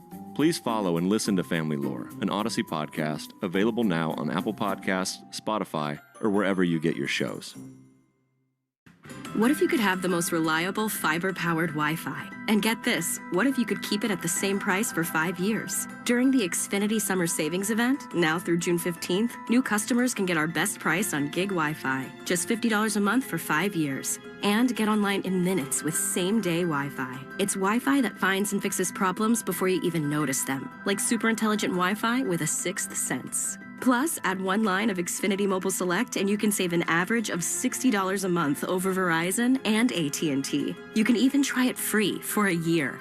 Lock in your price and unlock the possibilities during the Xfinity Summer Savings Event. Get it now at Xfinity.com. Xfinity. Imagine that. Restrictions apply. Requires paperless billing and auto pay with stored bank account. Taxes and fees extra. Savings based on 1 gig internet and 1 mobile select line compared to similar Verizon and AT&T plans over 5 years. After 12 months, regular rates apply to mobile select. Xfinity internet required. Speeds vary. Use of fiber coaxial cable. Every big idea starts the same way. Small. A sketch, a thought, a what if. The hard part is everything that comes next. And that's exactly what Autodesk is built for. It takes you from that first rough concept all the way to the finished thing. Design it in 2D, model it in 3D, simulate how it'll perform in the real world before you ever commit. Working with the team, everyone stays on the same page, in the cloud, in real time. Step away from your desk and pick right back up on another device. This is the software trusted by millions of architects, engineers, and designers to shape the world we actually live in. And an Autodesk subscription keeps all of it current, connected, and ready when you are. So go ahead, make it real. Explore Autodesk at Autodesk.com. Rich and Ken with Ted Johnson, Boston Sports Original. It was interesting last night seeing what was happening with everyone being chased down with the Spurs jerseys and getting pulled off. And I knew we were going to get this today. Somebody said, "Yeah, and you would never see TD Garden and Boston fans do what Knicks fans did." I've never seen anything like this. I've never It was seen. definitely a mob. It was like a literal mob mentality, just surrounding guys and hounding them down the street. New York is also so much bigger. Like every time I go to New York, I'm just astounded by how big it is. But the videos that we saw all seem to be within like a half-mile radius, like I mean of Madison Square Garden. It was Times Square. It was outside of Madison Square Garden. Yeah, it was people leaving the game. It was filled to the brim. And again, Rich, you're right. There's no excuse for that kind of behavior. I just think bad juju in the air last night. And I'm not saying anyone's to blame, even though I am. I just think that he deported Danhausen, I heard. There's a lot of reasons that Boston fans have gotten crap, and some of it is justified. But I mean, I've never seen anything like what I saw last night. Like that was absolute insanity. Well, 2011, you're right. I mean, that was literal insanity rioting. Except for like Vancouver, right? Yeah. Like that was insane. But I'm talking about after one loss, after game 3. Like it's game 3, and after one loss, there were people being chased down, and their San Antonio jerseys being ripped off, and people getting curb stomped. Like there was a guy lying on his side. If you haven't seen the video, I'm laughing at the absurdity, not because it's great or it's funny. The guy's lying on his side, and somebody leaves both feet and jumps on his head. I mean, it really is. And everybody's got a phone on filming it. Like people have a phone in one hand and are throwing punches in the other. I knew that was going to happen where they got criticized and people were going to say, well, Boston fans are just as bad. No, they aren't. I've never seen anything like that. Worse. Listen, they can say some awful things from the stands. They can be, bigoted, racist, all that stuff. You can say that. But I've never seen anything like what I saw last night. And I'm not going to paint it with a brush, too. I'm not going to paint it with big Knicks fans or this. But Celtics fans, like today, are getting painted with a brush saying, well, Celtics fans are just as bad. No, they are not. I've never seen anything like that. And it's wild because I don't know where this is going to go, but I got to think that game 4, I mean, the police presence, and it sucks. It sucks if you're somebody who just wants to go out and watch one of these watch parties because, I don't know if you've ever been out there. Trump's not going back, is he? No, it's not even. I think it's past that. I think that I do think that helped build to an air of tension because of the long lines to get in and how they canceled all the parties. It built the tension. Yeah. But I think now the tension's here and the bar has been set and people kind of understand that this is where they're going. Mm-hmm. And if they lose game 4, it's just going to make them even more upset. And nobody wants that. And hopefully you won't see that again. But I've seen a couple of those things this morning. Well, Celtics fans are just as bad. No, they are not. No, they are not. There's a lot of things you can rip on Celtics fans about and Boston fans in general, but it ain't that. Mm-hmm. I've never seen anything like that what I saw last night. That was insane. All right, I do want to play this because this is the let's talk about the good side of basketball, the fun side, the busting balls part of basketball. And that is, everything that's going on with Jaylen Brown has been strange. First of all, Jaylen Brown had a comment on the game last night. Let's listen to what Jaylen Brown, by the way, he recorded this on what looked like some sort of like tour train in China. As I said, it looked like he was at Animal Kingdom in Disney World, but he's actually in China. And here's what he had to say about the game. They had everybody at the game. They had all the who's, Jay-Z, Cardi B, da-da-da-da-da. They said I saw Donald Trump was there. He fell asleep. Not surprised at that. Obviously, you can say whatever you want, Jaylen Brown, but I have to be honest. I probably wouldn't say anything until everything was over. Because you know what people are going to say? Well, you ain't there. You weren't at the finals. Why are you talking? And so Peyton Pritchard, he was being interviewed yesterday. I think he was at a calm golf event. Somebody tracked him down. Okay. Might have been the Cam Neely event. At a what? Like a golf outing. Okay. It was the Cam Neely event. I think it was the Cam Neely event? Yeah. Okay, good. Cam Neely Foundation does great stuff, by the way. Mm-hmm. So Peyton Pritchard was being interviewed, and he was asked a question about what he thought of Jaylen Brown saying that this was his favorite season. I think this is a question that it's good to hear what the players have to say. Let's take a listen. Were you surprised at all that Jaylen said that was his favorite year, and were you surprised at the reaction it got? Well, I think, people took it wrong. I feel like, with what we were supposed to do this year and overcoming that and, becoming the number 2 seed and having a successful regular season, I think that's what he meant by that. And because people kind of targeted us as a regroup, not going to make the playoffs type of year. So, and he had a tremendous year. I mean, he should have been first team All-NBA, but yeah, so. Oh, give me a break.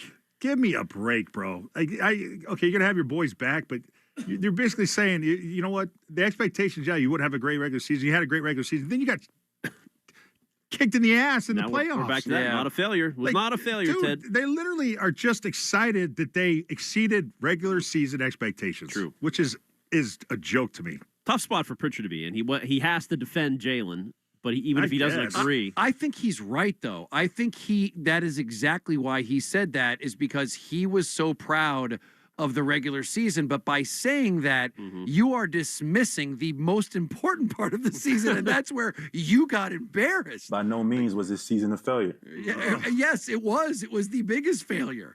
It was as embarrassing as it can be, man. I mean, that was just a horrible collapse. But he kind of wants you to whitewash all of that away and remember the great part where he was awesome and people said he could be an MVP. But that kind of makes me think Jalen's sticking around. The fact that Pritchard would have to go to his defense. He's going nowhere. I don't think he is either. They're not doing anything. I'm with you. Back. What happened to Brad? I thought he was pissed. Well, I mean, I'm pissed. This is why this is hard for me to reconcile 3 days after the playoffs, because I'm pissed. Yeah, you are. Make some changes. Are we making any changes? Any? Mitchell Robinson, Scal threw that out yesterday. I don't know. Is that going to make the difference? Nope. Like 10 minutes a night from Mitchell Robinson? We need an offensive center. You know, Right. and I did a guy that's just going to get rebounds. We already got that in Cada. Right. You know, set screens and get rebounds. I mean, Brad's good. I guess you have faith in him to pull something off. I do. Listen, he's done it before. And, that's, as a matter of fact, through all of this, the one thing that makes me feel better, there's a couple things that make me feel worse. A, how they ended the season. That was just awful. B, Missoula's still the coach, and his whole thing is about chucking up three-point shots, and nobody wants that anymore. That's not the NBA anymore. 3, I don't know how this owner operates. He's brand new, and he could be someone who's trying to save money and trying to cut bait. Those are the 3 things I'm scared of. Now he's pissed at Robert Kraft because he went to support the Knicks. So He we could got be. like owner rivalries. That could be the case. But the one thing that I do feel good about is I do feel good that Brad Stevens is still essentially calling the shots. Because he's got a good enough track record for me to put my trust in him. And he did sound like he identified the problem. He didn't BS. He came right out and said, we need a rim protector. We need a big man down Maybe there. he's lying in the weeds on Giannis. Maybe he's like so stealth. Yeah, that's right. Going to Miami, bud. He's so. Did you hear, sound like that. Did you hear my man Scal yesterday coming around on Giannis? He lists a little bit of positivity. I do like what he can do. He is a former MVP. Thank you, Scal. That was it. And then it was like 10 minutes of negativity. That's right, of course. I like what he can do. Then he crapped on you again. The old Giannis thing. There's still a chance. There is a chance. All right, 617-779-7937. Interim Red Sox manager Chad Tracy joins us next.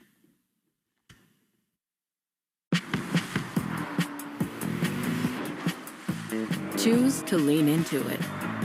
Every Mazda is engineered to give you effortless control.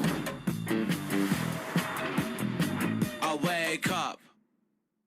I'm Tobin Heath. And I'm Kristen Press. We're World Cup champions, Olympians, and the hosts of The Recap Show. Week in and week out, we sit down with sports legends, cultural icons, and global changemakers to talk everything from clutch games to causes that matter. This is about creating the future of women's sports, a future that's honest, inclusive, and real. Join us for our reimagined journey. Follow and listen to The Recap Show wherever you get your podcasts.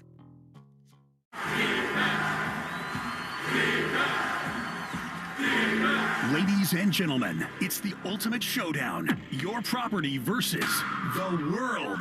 You need a strong defense to protect your home turf. And that's where Reliable the Fence people come in. We're your MVP for blocking out nosy neighbors and wandering wildlife and keeping your pets and kids safe and secure. Reliable's fences stand tall, strong, and who would have thought, reliable. We've been in business for over 70 years, providing New England with high-quality fences and expert installations at unbeatable prices. So don't let your property get flagged for being out of bounds. Visit us at ReliableFencing.com. That's reliable, FENCING.com, and get a quality fence that's built to last. From classic wood to low-maintenance vinyl, aluminum, and more, we've got options that look great and last. Reliable the Fence people, New England's first line of defense. For over 70 years, you can count on it. From the Catches Law Injury Attorney Studios. Every game, all season, no subscription needed. The Sox play here. 93.7 WEEI-FM and HD1, Lawrence, Boston, and Odyssey Sports Station. Now, here's what's in our feed.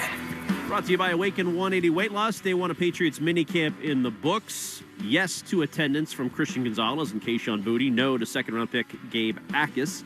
Red Sox tried again tonight. Peyton Tolley on the hill in Tampa. Game 2 of the series. 6:40 first pitch coming up across the Shaws and Star Market WEI. Red Sox Radio Network. Garrett Whitlock reinstated from the injured list. Tell me this wouldn't sound nice. Reduce joint pain, improve libido, restful sleep, and lower anxiety. Weight loss may be the goal, but the added benefit of doing it with Awaken 180 are endless. Awaken180weightloss.com. I'm Ken Laird, and that's what's in her feet.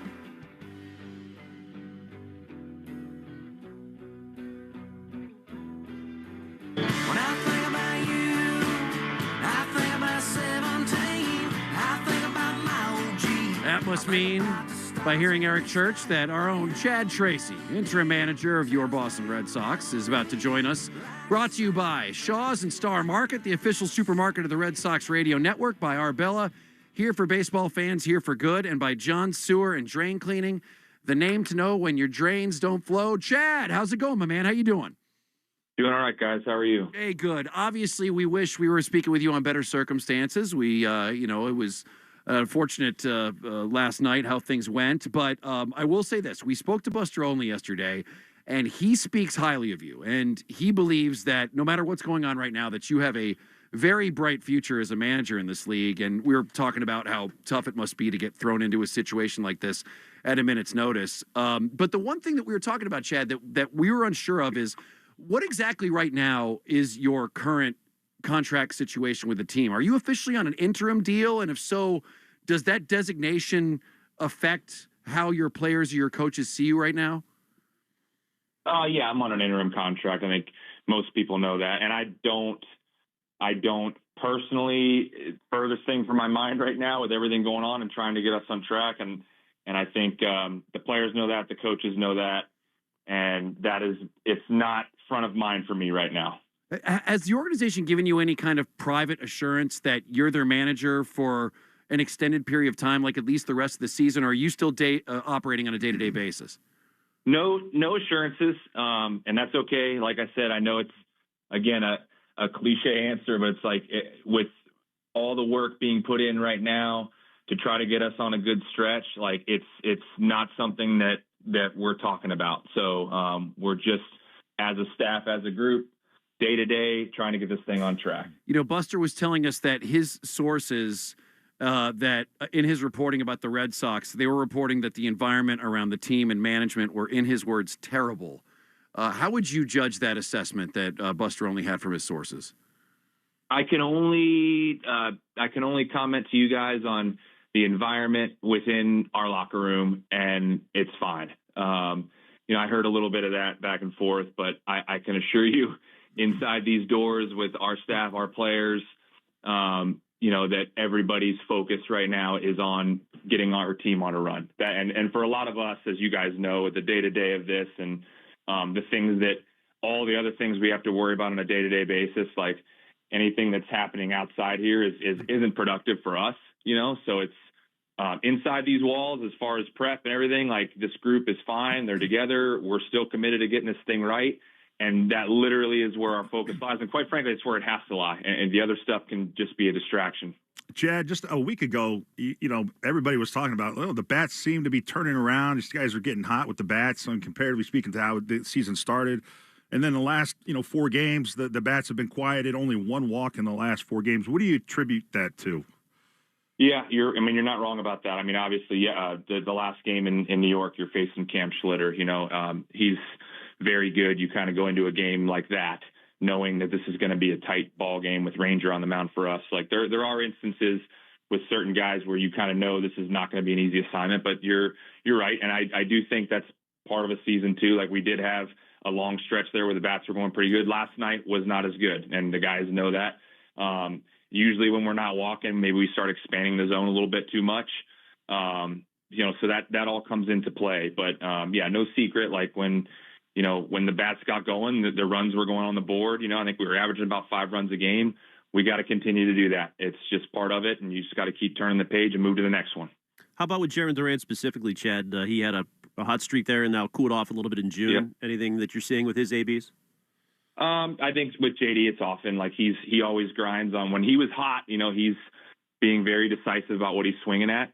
When he's not, he's chasing a little bit more. That being said, like he had a pretty long stretch there. It's as a group, like that's the thing, is getting this thing going holistically, where if everybody's going, that one guy can maybe go through it for a little bit and the rest pick him up. So we got to do it as a group. It's not one guy. But it is part of baseball. I mean, you'd love to see a guy get on a hot streak and hit for 4 months straight. Usually it's not how it works. Individual guys are going to go through little spells, and the rest of the group has to help pick them up. So that's where we're at. And, he's going to get hot again. And when he does, it'll be good. So it's part of a season. So, Chad, I want to quickly circle back to what Ted was just saying a second ago about the offense. And obviously, the team could be hitting better, and you understand that. But the walk stat is really interesting to me. So yesterday was the 4th straight game drawing just 1 walk, which is the longest streak of any team this season. What do you think is behind that part of it? That for some reason stands out as being very strange. Sure it does. I mean, you're not wrong about that. It's a fine line, right? You don't want hitters going up there looking to walk, right? And you get very passive in the zone and you're taking strikes that you should hit. But that being said, walks do help create innings. Oftentimes with us, we're literally in spots on an even night. We're looking for one inning that can change the game because we play in such close games. So that's part of it. And if you're expanding outside the zone, it's going to be hard to walk. It's that simple. So that is something we're constantly focused on, is, for us, like our chase rate and how much we're chasing outside the zone. When we have spurts, we're not doing that. We get some walks, and you guys know those show up, and you look up and here comes a bases loaded inning, and there's another one, and you're giving yourselves big opportunities to score. So when you're not doing that, you get more games like last night where you kind of scatter 4 hits and scatter ABs, and you never really gave yourself a really good, significant chance to score. So we have to be better at that. The guys know that. We're focused on that. And for that stretch, we were scoring more runs. You see, but I guess it sounds like when you add the walks into the team not really hitting where it should be, it just seems like a comprehensive, like all-encompassing problem with offense and hitting. So where do you point? Like, how do you, because, a good batting coach would usually be able to help you with that. But in this case, you have players going outside of the team. Doesn't that stand out as a giant red flag with maybe where these people are getting their advice from at the plate? No, I don't think so. To your point, again, you're right. You're implying you get the walks, you still need to get the hits. Yeah. You're also not wrong there. When you create the bases loaded opportunity or the first and second no outs, you still, at some point there, you're going to need the big hit, right? That still has to come. It's not, you're right in the fact that it's not a one-sided issue. We walk more, it's great. No, you still got to get the ball in the gap, and have somebody hit a 3-run double. That's all part of baseball. But I don't want to make too much of, and I think too much gets made of outside hitting coaches. Like I told you guys in studio, last week, there are, outside right now, just walked in from 5 or 6 guys early hitting with our group and working on some of the same things that maybe you saw, with Durbin, and Durbin's comments even said, working very, very hard on the same things with our guys. Those are our function. I think it gets blown up sometimes, but that's a function of baseball. And there are plenty of guys that have people that they talk to throughout the season, they work with for 4 months, that they can lean on and ask some things. That's part of it. As long as your coaches are in constant communication with what's going on and everybody's on the same page, that's that's a much smaller thing that's being made of. But again, as a group, games like last night are ones we want to eliminate and just create more traffic.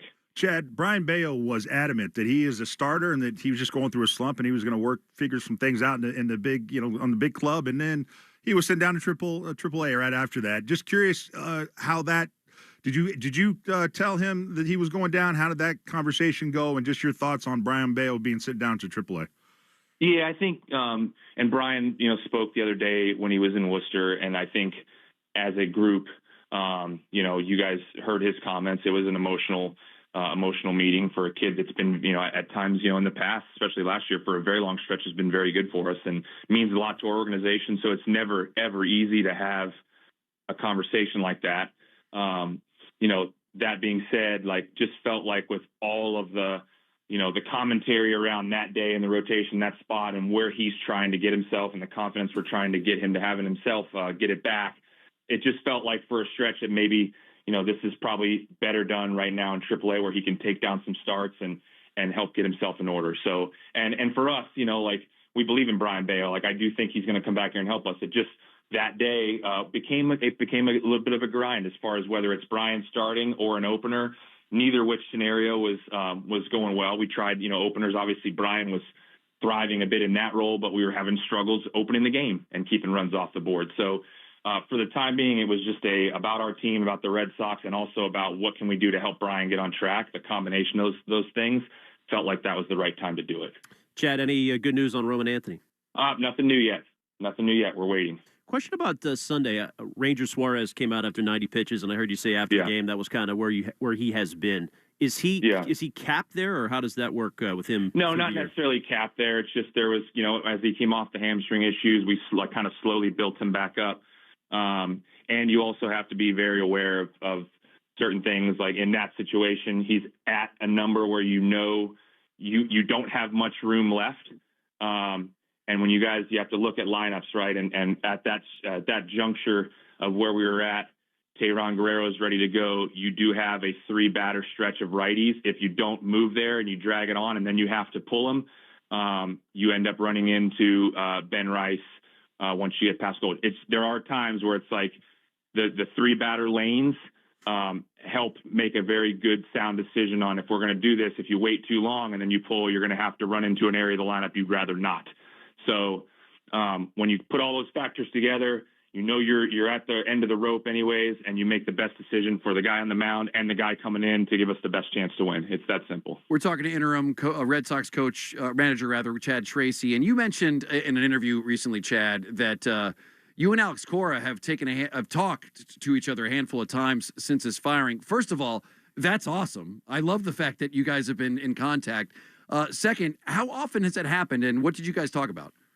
Not as much recently. A bunch of times early on, and it was mainly. I really don't want to get into all the details of everything. It's between me and him, but I will just say, mostly broadly, support for each other. Obviously, I'm close with him, and what happened wasn't easy, and him offering support to me despite. Me coming in as his replacement and all the other stuff that happened, just knowing for me and him that friendship is still there, the support is still there, and, the offer of advice if I ever needed is still there. And that meant a lot to me. I can speak for myself and say that meant a lot to me that how all that went down, that I know that a person that I feel very fondly of is still there. So it was mostly that, and I won't get into a lot of the other stuff. But we talked a handful of times in the initial couple of weeks. I love that because he had every reason to leave you hanging. Because, I mean, I would think that if, whenever you get let go from an organization, there's probably that part inside it's like, yeah, screw these guys. But the fact that he didn't do that at all and actually reached out to you, doesn't that say something about, the kind of character he is? Yeah, I think so. I think most of us, I saw something he had said about the fraternity of baseball, and most of us, that have been around and understand how the game works are not going to sacrifice great friendships over stuff that sometimes is or is not in your control. And I won't forget that, so he's, it's a long time I've known him. So, and I don't think that just gets thrown away. It's just something that happened. How, on the bright side, Marcelo Meyer home run yesterday, Chad, you see him breaking out here, see some signs? That's what we hope, it's obviously you guys see he's working hard. He's, doing a little work with the toe tap to get his timing mechanism right. The swings have been better. So that's what you hope. You keep getting him in the lineup in the spots that are conducive for him and get him out there. And you hope that happens. If he starts to go with what we know he's capable of, and he starts to provide some of that thump, towards the bottom of the order that flips it over, obviously that would help. But yeah, good to see him do that last night. Particularly off a left-handed pitcher, but it was a welcome sight for sure. All right, finally, Chad, is Tropicana Field the worst stadium in the majors? It's interesting. The roof, obviously with the hurricane, the damage to the roof a couple of years ago, they redid the roof, and it's, I think just because it's new and maybe not as weathered, it's much brighter in the Trop than I remember. I've been here a lot of times. I grew up in Sarasota, so I've been to games here. I've been managed games here. Came in spring training a couple years back. They had spring training games here when the facility was messed up. So it's brighter. The sun lets through a lot easier, so it's brighter. Did they get rid of the catwalk that like the many of all of them, all of A, B, C, and D, all of them are still there. Okay. I don't know. I all can't. four of them. Part of the charm. How could you possibly? There's an enormous amount of ground rules that you have to be aware of here. Like if it hits that one in that spot, that's in play, and if it hits that one, it's a home run, and if it hits that one in foul territory, it's foul. So you just got to be very well aware if a ball goes up very high in the air that it may hit something. That's just one of the stranger things that is just allowed to be a stadium, and who cares about like whether it's just that ball's in the middle of play, just gonna knock right into, and it happens every year too. It always happens. Yeah. Right. I've never seen it happen in person, but yeah, you always wonder like when is the ball, when's the high skyscraping routine fly out going to clip something and go fly in the other direction and land for a hit? That would be tough to deal with. Well, let's hope you guys are able to hit that third beam and get a home run here and get the offense going. And, we're obviously 2 more games. Let's hope things get turned around soon. And, let's get some runs on the board. Right, Chad? That's the goal. Appreciate it, guys. All right, Chad. Thanks, Great talking to you. We'll talk to you again next week. We appreciate it. All right, thanks. All right, thanks. Chad Tracy, the interim manager for your Boston Red Sox, brought to you by Shaw's and Star Market, the official supermarket of the Red Sox Radio Network, by Arbella, here for baseball fans, here for good, and by John Sewer and Drain Cleaning, the name to know when your drains don't flow. There's a lot to unpack there. We will be right back and do that. Choose to lean into it. Every Mazda is engineered to give you effortless control. I wake up. It is not hard to destroy a college. Last season, the podcast Campus Files brought you stories of fraternity drug rings, stolen body parts, campus cults, and more. And now, Campus Files is back for another season. There's a guy screaming into his phone. He's like, I just saw Charlie Kirk get assassinated right in front of me. Every week is a new episode and a new story. It was so chaotic. It's almost like a university under siege. Listen to and follow Campus Files, available now wherever you get your podcasts. Staples presents Celebrations Made Easy. I went to Staples for a custom printed graduation banner and invites and saw that Party City is now at Staples. Wait, what? Party City is now at Staples. So now Staples has balloons? Yep. Decorations? Yes. Streamers, cups, table covers? Yep, Staples has everything for a party. And now buy 2 get 1 free on select foil balloons. Holy confetti! So the best parties start at Staples. That was easy. In 613 select stores, exclusions apply. In-store or buy online. Pick up in-store only. Boston, your road to $1 million starts here. On June 28th, the road to Fanatics Games is coming exclusively to Dick's House of Sport. Think you've got the swing? Step up to the Chip Shot Challenge, and you can punch your ticket to Fanatics Fest this summer in New York, where you get to compete against 50 of the biggest athletes in the world. Pull up, show out, and get ready to show us what you've got. Only at Dick's House of Sport. Free athlete photo ops with David Ortiz, gold medal winners Megan Keller and KK Harvey, plus card breaks, giveaways, and more. You don't want to miss it. June 28th, Dick's House of Sport, Boston. Spots are limited. RSVP now at fanaticsgames.com. It's Rich and Ken with Ted Johnson on WEEI.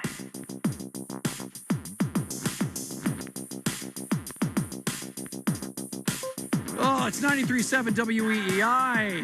Rich Schertenlieb, Ken Laird, 3-time Super Bowl champion Ted Johnson, and your calls, 617-779-7937. By the way, real quick, I bought my advance tickets to Disclosure Day. Oh, you did? Yes. This weekend? Ooh. Yep. I'm someone who is just get me Spielberg, get me Aliens, I'm in. I saw the trailer, and I got to say, sometimes the trailers are not, they don't pull you in. This one didn't, as much as Odyssey, which you sent out early, and that was good. Are you convinced this is going to be a banger from Spielberg? I am convinced that he is holding back so much and showing you nothing in this trailer. And that's the big story, is that we don't know what the angle is. Yep. Which is like something with like animals, aliens are the animals or something like that. So aliens are us. You see the deer head. So the one thing about this movie that I have heard is that Spielberg spent a lot of time with the foremost experts on aliens, the government stuff that's been leaked out. Tom DeLonge. Yeah, and of course, Tom DeLonge of Blink-182, which, by the way, you can thank him for half the stuff that's out there now about him. He lobbied Congress. I mean, it's weird, but the guy was obsessed with UFOs and aliens. But I guess that this is the most realistic, as close to what's really going on depiction of aliens that is out there. And Spielberg, they're saying it's like 90% on Rotten Tomatoes. The reviews just came out Please today. text us as soon as you come out that theater and give us a review. I can't wait. As a matter of fact, this weekend. Are you sending Bird? I think I'm going to say I'll reach out to Bird today. Maybe Bird and Jackson can go see it tomorrow night. But I also want to see the Obsession movie, which I might see like 2 movies this weekend by myself. Same day, back to back? Maybe I might do that. I might just a loser just sit in the theater for like 6 hours straight. I'm game for it. It's been a long time since I've done it, so maybe I will. But this one I'm excited about. I'm really excited. I mean, think about it. Like E.T., Spielberg, Aliens, Close Encounters of the Third Kind, Spielberg, Aliens. War of the Worlds is pretty good. Not bad. Got a little bit of a bad rep. Am I missing any other Spielberg Aliens movies? Gremlins he was kind of involved with. Not really. I think he was like a producer on that one. And they weren't aliens. Yeah, that was Mogwai, my man. Come on, you can't feed him after midnight. All right. Let's launch it. Let's see what the take grenades are. Let's go, shall we? Incoming! We don't have a lot of time to launch these take grenades, so let's just do this first one here. It's brought to you by Milligan & Higgins, OUI and criminal defense attorneys. Go to milliganandhiggins.com for a free consultation. The way you can do this is just go to the Odyssey app, and right there at the WEEI part, press the microphone. It leaves us a message, and we play them later on the show. Let's go to the tape. First note about the series in general. Maybe I'm crazy, but I think the Spurs have been better in 9 out of 12 quarters. And they're going to win game 4, and this thing's going to be flipped on its head. And if there's any team in the history of the NBA that can blow this historic lead, it's the Knicks. Second note, the nonsense that's going on outside of Madison Square Garden just epitomizes the fact that New York is a trash can city. Bad karma. They're going to lose this series. And I can't stand that they say, oh, this is New York. Don't come to New York with this. Dude, get out of my face. They're a bunch of losers. Go Spurs. I mean, if they lose this, oh, my God. That'll be epic. It's going to be great. Hey, Guy, you're about to win some money. It's going to be chaos. I think I hit the over for the guy who was saying that I would say chaos several times. That reminds me that he mentioned that's like the Randy Johnson. Remember, he came in and the camera was in his face and don't come into my city, get out of my face or something. Welcome to New York. It's that whole attitude. It's just pervasive. It will be so joyous if James Dolan ends up losing because, as I said, he's the worst owner. He's awful. His brother owns the Cavs. Is that correct? No, that's Gilbert, right? That's Dan Gilbert, right? Okay. Who owns the Cavs? But there's a couple of Dolans, right? Dan Gilbert is the Quicken guy, I think, who owns the Cavaliers, I believe. Maybe the Browns. Are you thinking of the drummer of the Monkees, Mickey Dolenz? What? You like the Monkees? That was out of nowhere. No, not at all. What? But I do think of Mickey Dolenz and the Monkees all the time. I mean, he is a tall drink of water. Peter. What the hell? Hello, Jackson. I couldn't help myself. I'm sorry. It was. Do we have a sound for the Jackson pivot? For the Dale Ordway pivot? That's I think what we just got right there. I think that the break is over. I think we can move on and recover from that absolute shell you just dropped on us. The father was Charles. He owned Cablevision. Is that right? Charles Dolan? Yeah. Okay. James Dolan grew up a billionaire. Like he's never not had money, and he's in a blues band. He's a guy who's a billionaire, has always been a billionaire, and wears a hat and thinks that because he has this hat, he knows what the blues is. Oh, his nephew co-owned the Guardians, but no longer does. I should have known. I should have. God, this song's so bad. I should have known my best friend was a sexual predator. I should have known. That's a song. That is actually a song about his friend Harvey Weinstein when he got in trouble. What do you think he and Trump talked about for like 3 hours? I mean, Trump was asleep, so nothing good. But they both looked miserable. I don't know. Yeah, I mean, like every time they showed him, it looked like they were asleep. I don't know what they talked about. I just know that James Dolan's just the worst, and it's going to be so great if they end up losing. But I think the Knicks got this. I like Brunson, but I think he shot too much, and Towns was less of a factor. They need Towns to get back to being what he was in games 1 and 2. Dominant. You have to hope that Karl Anthony Towns continues on this because Ted and I were saying the same thing. I'm shocked at how good he's played. Yeah, he's been so good. And OG Anunoby is great. When last night, he was a big factor. They're a tough out, but I think now this series If they can win Game 4 and it goes 2-2, it's over. Spurs are going to come back. It'll be delightful. And it's so great is that none of these guys have been tested. Like, other than Cornette, who's won a championship on these two teams? And probably nobody. Well, OG did, right? Was he with the Raptors? Oh, yeah. OG. I think OG's got one. Uh-huh. Yeah, but it's nice. This is great because you don't know how they're going to react. You don't know whether or not the moment's going to be too big for. Oh, it's so great. As a basketball fan, it's a dream come true. And as a fan of just like, chaos everywhere, there it is. I did it for you again. Get the double over. then it's something that everyone loves. All right, 617-779-7937. We will sweep the leg next. Choose to lean into it. Every Mazda is engineered to give you effortless control. I wake up. Every big idea starts the same way. Small. A sketch, a thought, a what if. The hard part is everything that comes next. And that's exactly what Autodesk is built for. It takes you from that first rough concept all the way to the finished thing. Design it in 2D, model it in 3D, simulate how it'll perform in the real world before you ever commit. Working with the team, everyone stays on the same page, in the cloud, in real time. Step away from your desk and pick right back up on another device. This is the software trusted by millions of architects, engineers, and designers to shape the world we actually live in. And an Autodesk subscription keeps all of it current, connected, and ready when you are. So go ahead, make it real. Explore Autodesk at autodesk.com. Create a space you can't wait to be in. It all starts at Frank Webb Home. With personal service and expert guidance at our local showrooms, we can help you find the bath, kitchen, and lighting solutions you need to enhance your space. With more selection and more expertise. Personal service to help you find your personal style. Visit frankwebb.com to schedule a free consultation in one of our 48 showrooms across the Northeast. Make yourself at home at Frank Webb Home. Hey, this is Richard Deitch, the host of the Sports Media Podcast. If you're interested in what's happening with all the places where you consume sports, the Sports Media Podcast has you covered. I've been turning down interviews all week. Hoda Kotb reached out, Oprah, George Stephanopoulos. So I said no. I was booked on the Deitch Podcast before the Taylor Swift phenomenon. I must live up to my responsibility. Listen wherever you get your podcasts. This is the story of the one. As a maintenance engineer at a beverage manufacturing plant, he starts his day knowing every line is ready to run because Grainger delivers the industrial-grade products he needs to keep mixers, conveyors, and packaging equipment moving.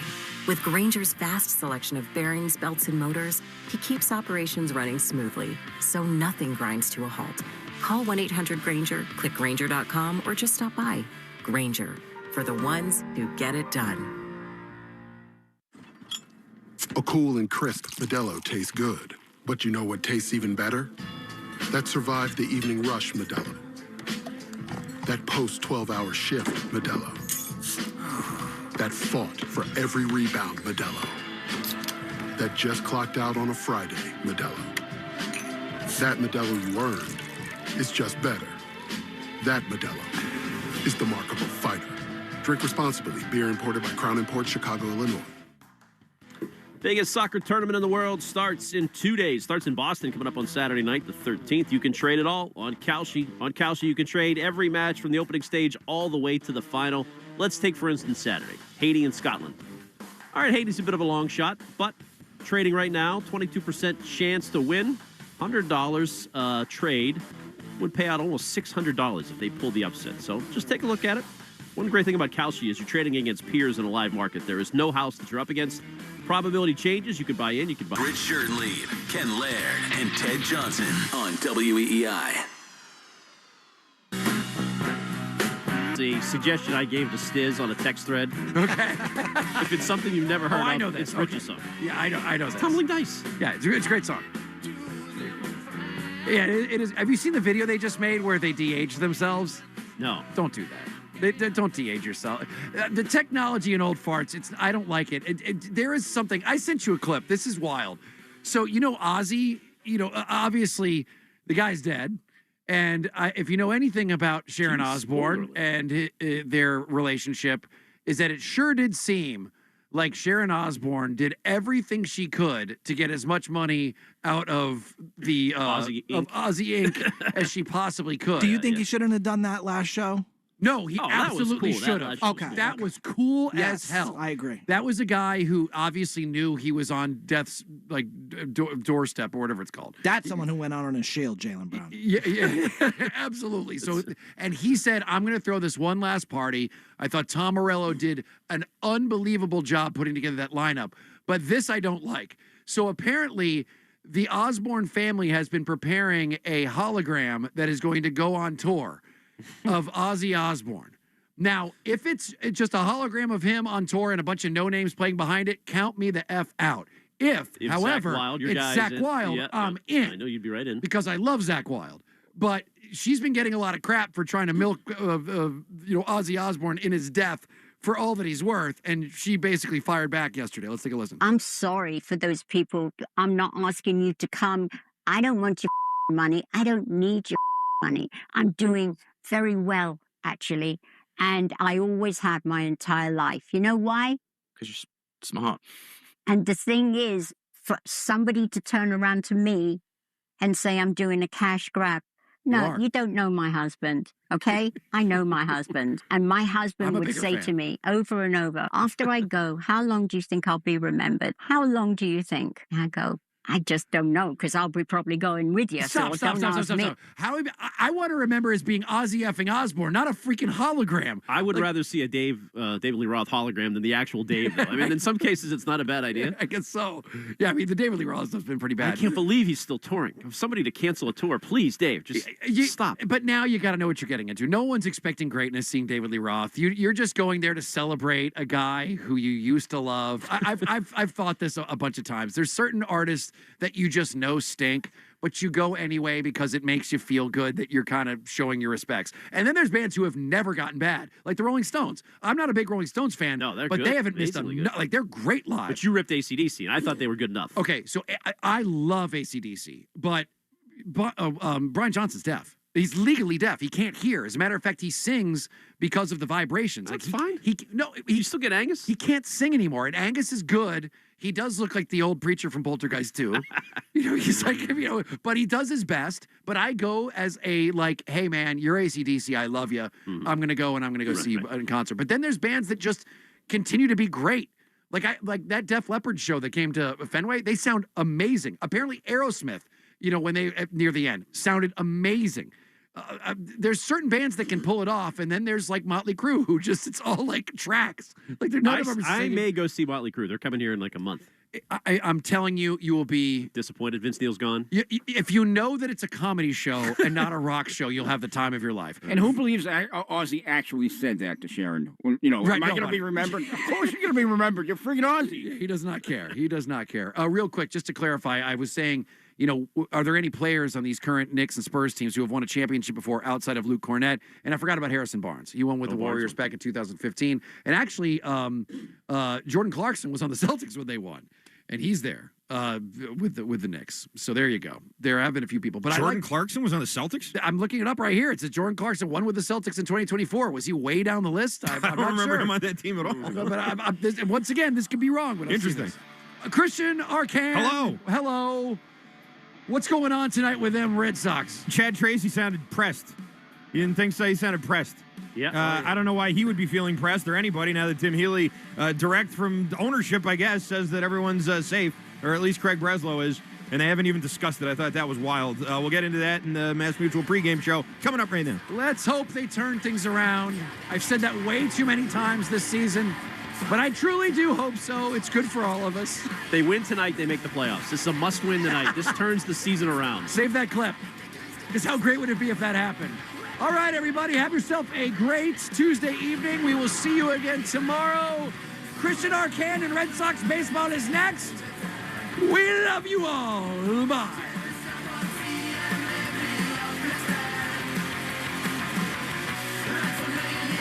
Always. I'm a bottom feeder. Miss something? Download the Odyssey app and take Boston Sports Original WEEI wherever you go. choose to lean into it.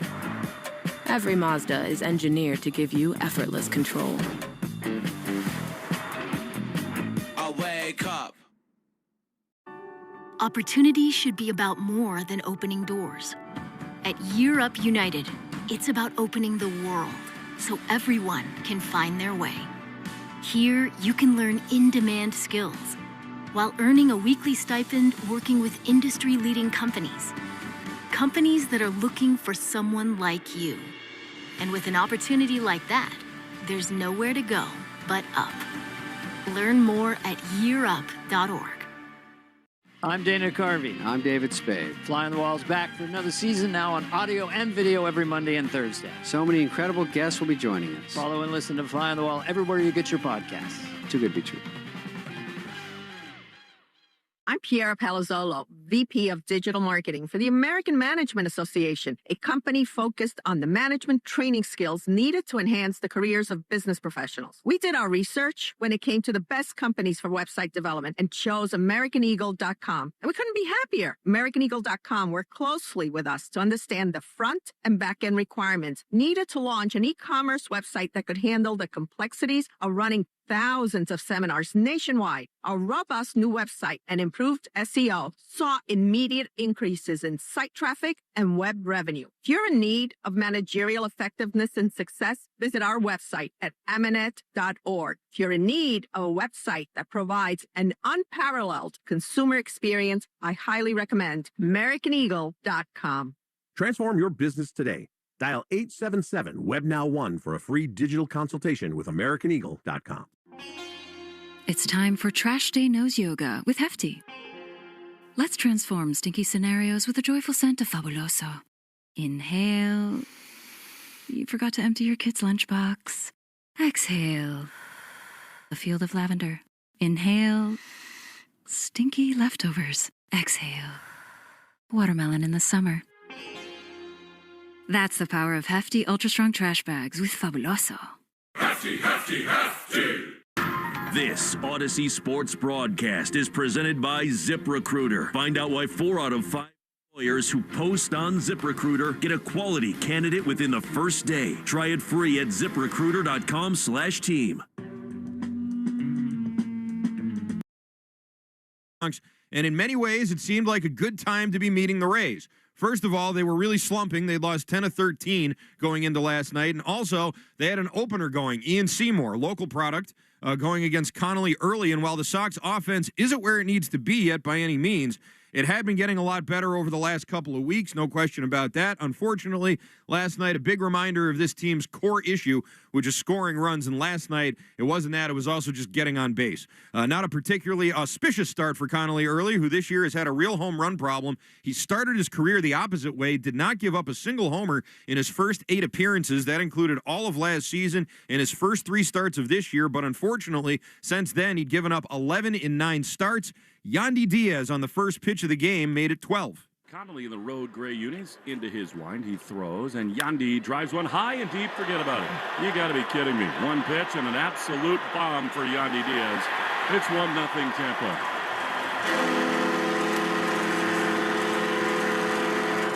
Home runs have been a problem for Connolly. 1 pitch and a run.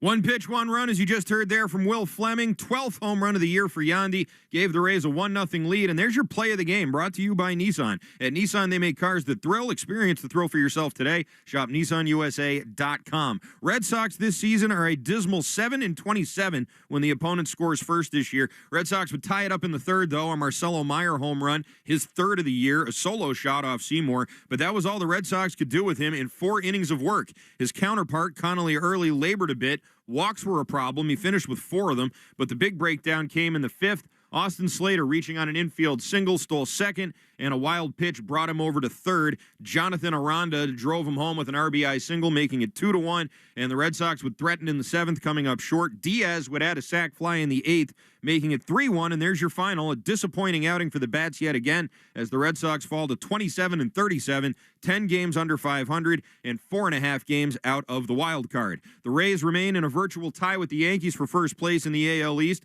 while the Red Sox remain in the basement, 11.5 games back. So here's your opening take, brought to you by Fruity Rainbow 5-Hour Energy. Sip the fruity candy-coated chaos. So last night during the game, Tim Healy of the Boston Globe reported that ownership has no plans to fire Craig Breslow and that the topic has not even been discussed. The article went on to say that the American League is all pretty wide open and that there aren't a lot of teams that are truly out of it, including the Red Sox. And while that's technically true, this is also a team that is last in the American League in runs scored and only ahead of the Padres in all of baseball. Their home record speaks for itself. And I understand not wanting to sell off all your pieces until you have to, but if you want to try and salvage this season, waiting until August 3rd to decide what you're going to be isn't going to work. And at the rate that they're going, they're not going to have a choice but to sell off in August. And if they want to avoid that, then they're going to have to act very, very soon. Tonight, they'll once again turn to one of their young starters and once again task him with keeping this team afloat. And that brings us to tonight's pitching matchup, brought to you by Town Fair Tire. For the best prices on tires, nobody beats Town Fair Tire. Nobody. For the Red Sox, the big lefty Peyton Tolley of the 3-2 record and 2.28 ERA, coming off 6 shutout innings against the Orioles last Wednesday. He did face Nick Martinez on May 10th in Boston, took the loss in that game despite allowing just 3 runs. Only one of them was earned. For the Rays, it's Martinez, 5-2 with a 2.29 ERA. He's coming off his worst start of the year, allowed a season-high 6 runs on 9 hits in 4 innings against the suddenly hot Detroit Tigers. He'd allowed only 12 runs in 66 2/3 innings through his first 11 starts, and his ERA jumped up from 1.62 to 2.29 after that last outing. He did beat Tolley and the Red Sox on May 10th. In that game, he allowed just 1 run over 5 2/3. Tonight's first pitch is at 6:40. First pitch is brought to you by Jeffrey Glassman Injury Lawyers, Boston's go-to injury attorney for over 30 years. If you've been hurt in a car or work accident, you got to get Glassman. Call all 7s at 617-777-7777. You can watch Red Sox pregame on Twitch. Just follow WEEI. It's brought to you by Subaru of New England. Subaru summer's finally here. Details at SubaruofNewEngland.com. Time now for a Baseball Isn't Boring 2-minute grill with our own Rob Bradford, and it's a conversation with former World Series MVP Mike Lowell. Some truth bombs in here about what it's like inside the locker room and more. Don't go anywhere. This is some good stuff here from Mike Lowell. What's your perspective of the organization as a whole? Because I ask this because their Netflix, not the one they followed the season. That one's terrible. But the other one about the 03-04 Red Sox, Netflix, right? It was like, what my takeaway, Mike, of that was, holy mackerel, they want to win. They want to win. Well, from an outsider, I believe John Henry really cares about the Red Sox. That's only part one. I believe the ownership of the Red Sox has become this monster sports conglomerate, right? You have Liverpool and NASCAR and who knows what else. That I think now everything's being viewed as a business decision. And one thing that I loved about my time with the Red Sox, remember, I'm coming 2 years after 04, is that the Yankees want this guy and the Dodgers want this guy. No, we want this guy too. We're in the mix, right? We will overpay to get the guy we want. And I think the Red Sox are, in my perspective, are a real big market that wants to run it like the Rays, who get the best bang for their buck. Guess what? The Rays have been doing it for 12, 15 years. They do it pretty damn good. I don't know the formula that they're using, but they do it. Low payroll, they're always competing. Why do you have to be that?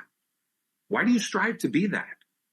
You know, for me, if you look at it from the real business perspective, the team was bought for $600 million. It's worth $5 billion. You won. You won. You won.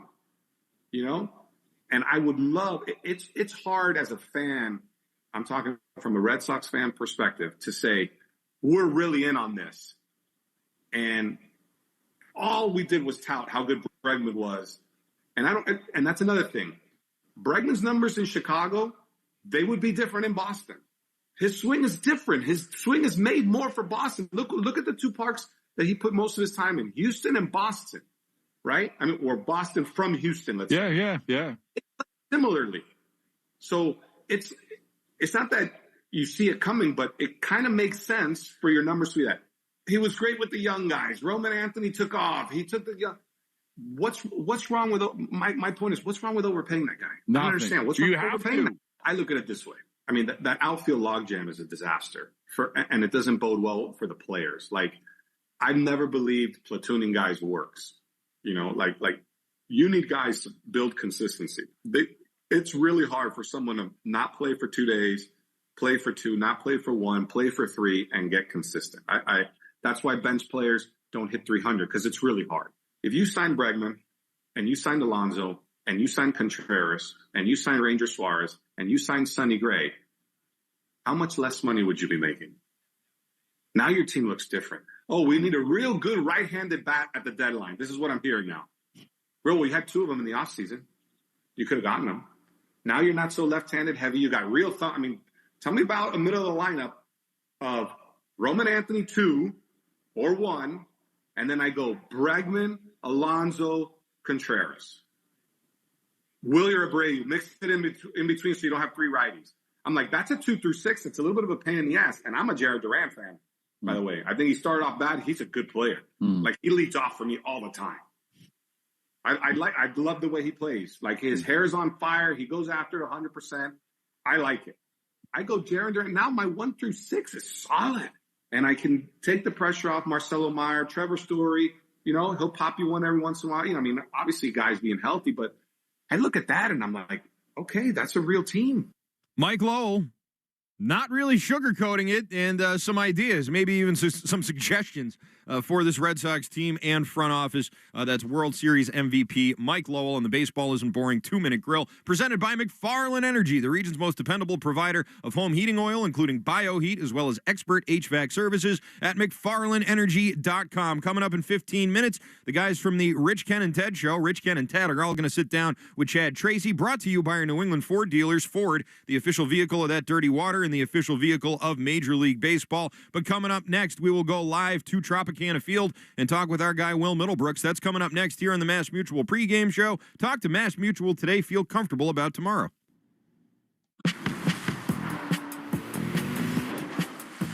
Choose to lean into it. Every Mazda is engineered to give you effortless control. I wake up. Hi, my name is Lloyd Lockridge, and I'm the host of a new podcast from Odyssey called Family Lore. In this podcast, I'm going to have people on to tell unusual and sometimes far-fetched stories about their families. I've heard my whole life that she invented the margarita. And then, we're going to investigate those stories and find out how much of it is true. He gets a patent 1 month before the Wright brothers. Oh my God. Please follow and listen to Family Lore, an Odyssey podcast, available now on Apple Podcasts, Spotify, or wherever you get your shows. With the American Express Platinum Card, you can access over $3,500 in annual value with benefits and eligible purchases across travel, entertainment, and more. There's nothing like Platinum. Learn more at americanexpress.com/explore-platinum. Enrollment requirements, monthly, and other limits and terms apply. You know what you can trust? The protection you get when you bundle home and auto insurance with Progressive. You know what you can't trust? Everything else, apparently. Like when you saw that article that said that thing you eat every day is a superfood and great for your gut health. But then 30 seconds later, a different article warns you to avoid it and it's taking years off your life. Well, which is it? Kind of a big difference there. Anyway, bundle home and auto insurance with Progressive for reliable coverage in a reliably unreliable world. Progressive Casualty Insurance Company affiliates and third-party insurers. Not available in all states or situations. Every Nissan Frontier is battle-tested. Its frame is twisted. Its door slammed 13,920 times. And its bed drop-tested over and over. We do all that to the V6-powered Frontier, so you never have to hold back. Nissan, ranked #1 in new vehicle quality among mainstream brands by J.D. Power. For J.D. Power 2025 U.S. Initial Quality Study Award information, visit jdpower.com/awards. Awards based on 2025 model year. Newer models may be shown. Star Market WEI Red Sox Radio Network. Welcome back to the Mass Mutual pregame show. Talk to Mass Mutual today. Feel comfortable about tomorrow. Christian Arcand here with you as the Red Sox and the Rays play game 2 of 3 in St. Petersburg. And let's head down there right now and talk with our good friend Will Middlebrooks, who is live on hand. Brooksy, how we doing? Good, man. How are you? I'm all right. You know, just another day in paradise here with this team. Ugly loss last night. Offense still, this team's principal problem, but really, I think the story here is sort of what's going on outside of the organization now. We're getting reports from the Boston Globe that Craig Breslow is all good. We're getting reports from ESPN that ownership may be getting involved in whatever happens with this team before the trade deadline. What do you make of all of this and all of the noise kind of surrounding this team right now? Well, it's kind of mixed signals, right? Yeah.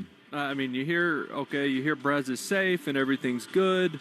They're not planning on firing him, but then you hear that ownership is out, talking to other teams and exploring trades, and that makes you think otherwise, right? And it makes you think they're trying to do the job for him. So I don't know what to believe anymore. I think we all feel that way when it comes to Twitter and social media and reports, and whether they're real or not, or they're creating narratives, or for whatever reason. I don't know.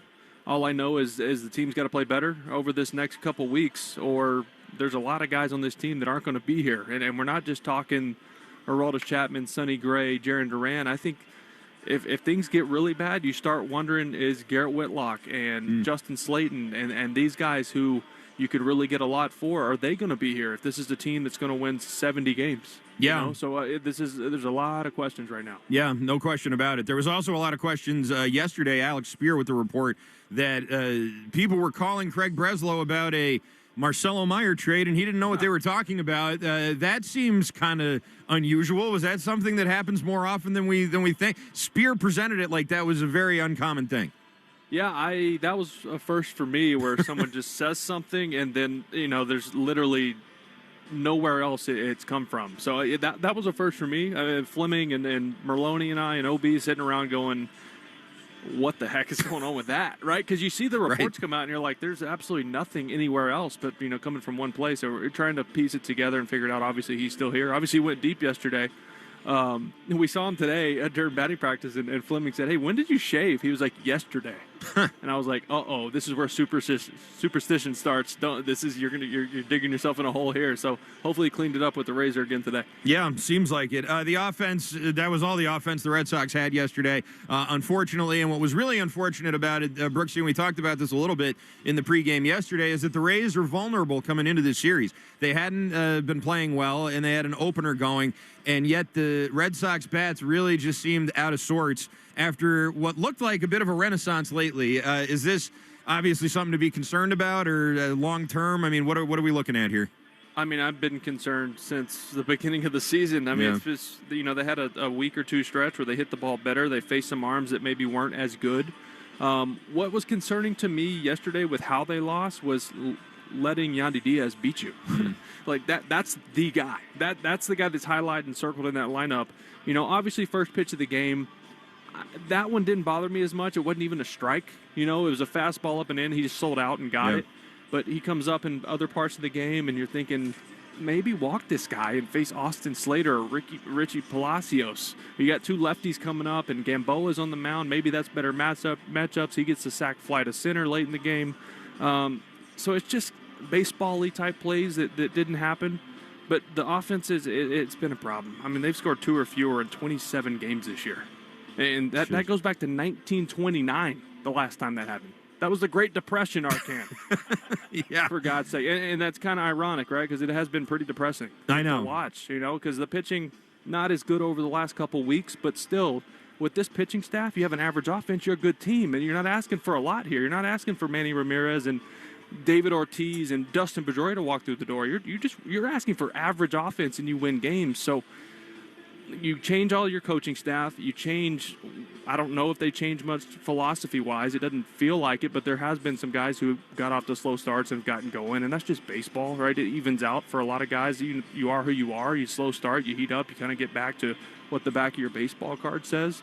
So that's why things have turned around a little bit offensively, but just not a lot of traffic, man. And it was a bullpen game yesterday, and you're expecting more, and it was just another frustrating night. Yeah, certainly was. There is talk, obviously. We heard it from Olney and other people about how this team is going to be looking to add right-handed power. I sort of look at this roster right now, and I feel like they need left-handed power more than they need right-handed power. Abreu's not really slugging anymore. Contreras is hitting home runs. Rafael has been good. Durbin's been better lately. Like, I feel like the righties are starting to perform a little bit, and the lefties are the ones that need maybe a little power upgrade. Where do you see that going? Is that something, like, who would you even want?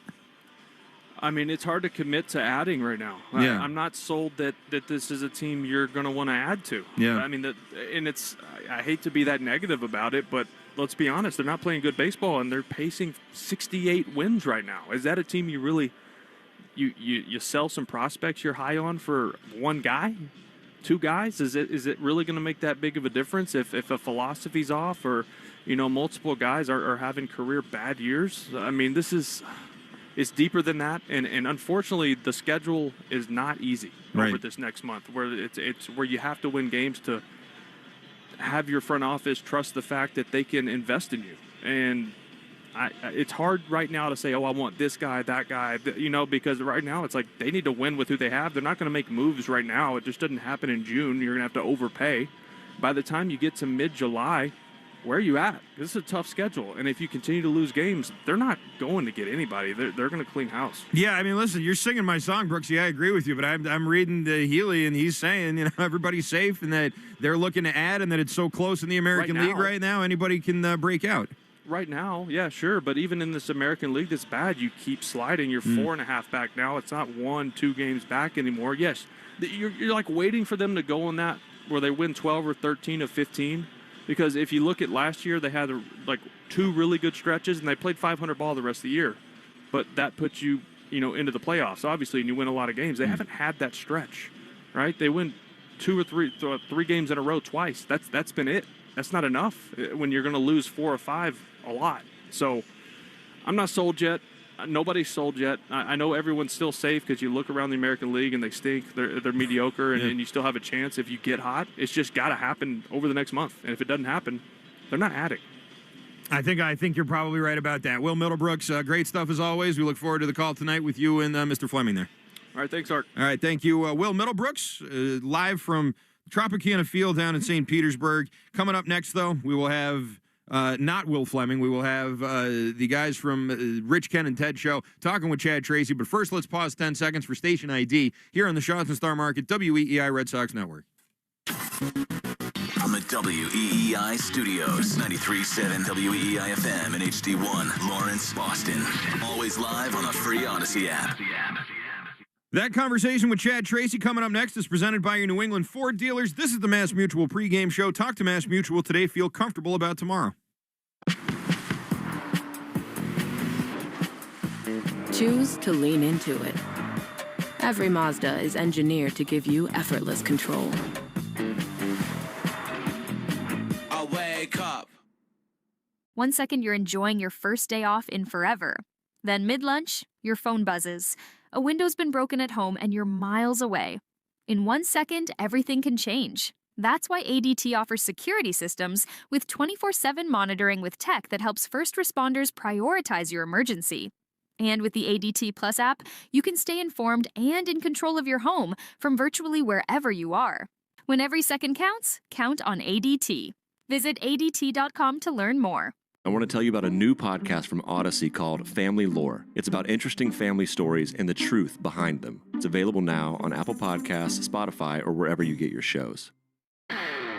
This is the story of the one who keeps multiple buildings running smoothly day after day. Plumbing that flows, HVAC that hums, cleaning supplies that keep surfaces sparkling.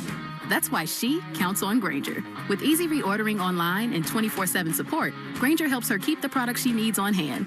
So shelves stay stocked and buildings stay ready. Call 1-800-GRAINGER, click Grainger.com, or just stop by. Grainger, for the ones who get it done. My name is Whitney Allen, and I'm a widow. My husband, Ryan, died. We never thought we'd ever have to use life insurance, but the unexpected happened. With Ethos, signing up was fast and 100% online. You can get a quote in seconds, apply in minutes, and get same-day coverage. No medical exams, and you can get up to $3 million worth of coverage. I'm grateful we were prepared. Get your free quote at ethos.com/radio. That's ethos.com/radio. Paid spokesperson. Time spent on application may vary. Online health questions required. Need a better answer to "I'm bored"? KiwiCo replaces free time with hands-on fun. With KiwiCo, kids get projects delivered right to the door so they can build, test, tinker, create, and actually see how things work. One day, it's science. Another day, art. Next thing you know, "I'm bored" turns into "Look what I made." Each KiwiCo crate comes ready to go with all the materials and instructions included. No planning, no supply run, no, wait, do we have glue? Just open the box and let curiosity take over. Whether your kid loves science, art, engineering, or making something from scratch, KiwiCo makes learning feel like play. Visit kiwico.com to learn more. KiwiCo. Seriously fun, hands-on learning. What's up, little psychos? I'm Investigator Slater, host of the Psychopedia podcast. Psychopedia is a true crime podcast delivering raw, real, and absolutely gripping episodes every single week. I dig deep to uncover fascinating details of heinous true crime cases while exploring criminology and psychology theories. I take you into the absolute darkest corners of the human psyche, my favorite territory, and present cases like you've never heard them before. Follow and listen to Psychopedia everywhere you get your podcasts. I'm Piera Palazzolo, VP of Digital Marketing for the American Management Association, a company focused on the management training skills needed to enhance the careers of business professionals. We did our research when it came to the best companies for website development and chose AmericanEagle.com. And we couldn't be happier. AmericanEagle.com worked closely with us to understand the front and back end requirements needed to launch an e-commerce website that could handle the complexities of running thousands of seminars nationwide. Our robust new website and improved SEO saw immediate increases in site traffic and web revenue. If you're in need of managerial effectiveness and success, visit our website at amanet.org. If you're in need of a website that provides an unparalleled consumer experience, I highly recommend AmericanEagle.com. Transform your business today. Dial 877-WEB-NOW-1 for a free digital consultation with AmericanEagle.com. Opportunity should be about more than opening doors. At Year Up United, it's about opening the world so everyone can find their way. Here, you can learn in-demand skills while earning a weekly stipend working with industry-leading companies. Companies that are looking for someone like you. And with an opportunity like that, there's nowhere to go but up. Learn more at yearup.org. More often, just download the Odyssey app. Now, back to Red Sox baseball on WEEI. Welcome back to the Mass Mutual pregame show. Talk to Mass Mutual today. Feel comfortable about tomorrow. Christian Arcand here with you as the Red Sox and the Tampa Bay Rays get ready to play Game 2 of 3 of this series down in Tampa. And before every game, we interview Red Sox manager Chad Tracy. Chad Tracy on WEEI is brought to you by your New England Ford dealers and employee pricing for all. You pay what we pay. Ford, the official vehicle of Major League Baseball, and that dirty water. Here with manager Chad Tracy is Rich Schertenleib, Ken Laird, and Ted Johnson. Chad, how's it going, my man? How you doing? Doing all right, guys. How are you? Hey, good. Obviously, we wish we were speaking with you on better circumstances. We, it was unfortunate last night how things went. Buster was telling us that his sources, that in his reporting about the Red Sox, they were reporting that the environment around the team and management were, in his words, terrible. How would you judge that assessment that Buster only had from his sources? I can only comment to you guys on the environment within our locker room, and it's fine. I heard a little bit of that back and forth, but I can assure you inside these doors with our staff, our players, that everybody's focus right now is on getting our team on a run. And for a lot of us, as you guys know, the day-to-day of this and all the other things we have to worry about on a day-to-day basis, like anything that's happening outside here isn't productive for us. So it's inside these walls as far as prep and everything, like this group is fine. They're together. We're still committed to getting this thing right. And that literally is where our focus lies. And quite frankly, it's where it has to lie. And the other stuff can just be a distraction. Chad, just a week ago, everybody was talking about, the bats seem to be turning around. These guys are getting hot with the bats, and comparatively speaking to how the season started. And then the last, 4 games, the bats have been quieted, only 1 walk in the last 4 games. What do you attribute that to? Yeah, you're not wrong about that. I mean, obviously, yeah, the last game in New York, you're facing Cam Schlitter. He's very good. You kind of go into a game like that knowing that this is going to be a tight ball game with Ranger on the mound for us. Like there are instances with certain guys where you kind of know this is not going to be an easy assignment, but you're right. And I do think that's part of a season too. Like we did have a long stretch there where the bats were going pretty good. Last night was not as good, and the guys know that. Usually when we're not walking, maybe we start expanding the zone a little bit too much.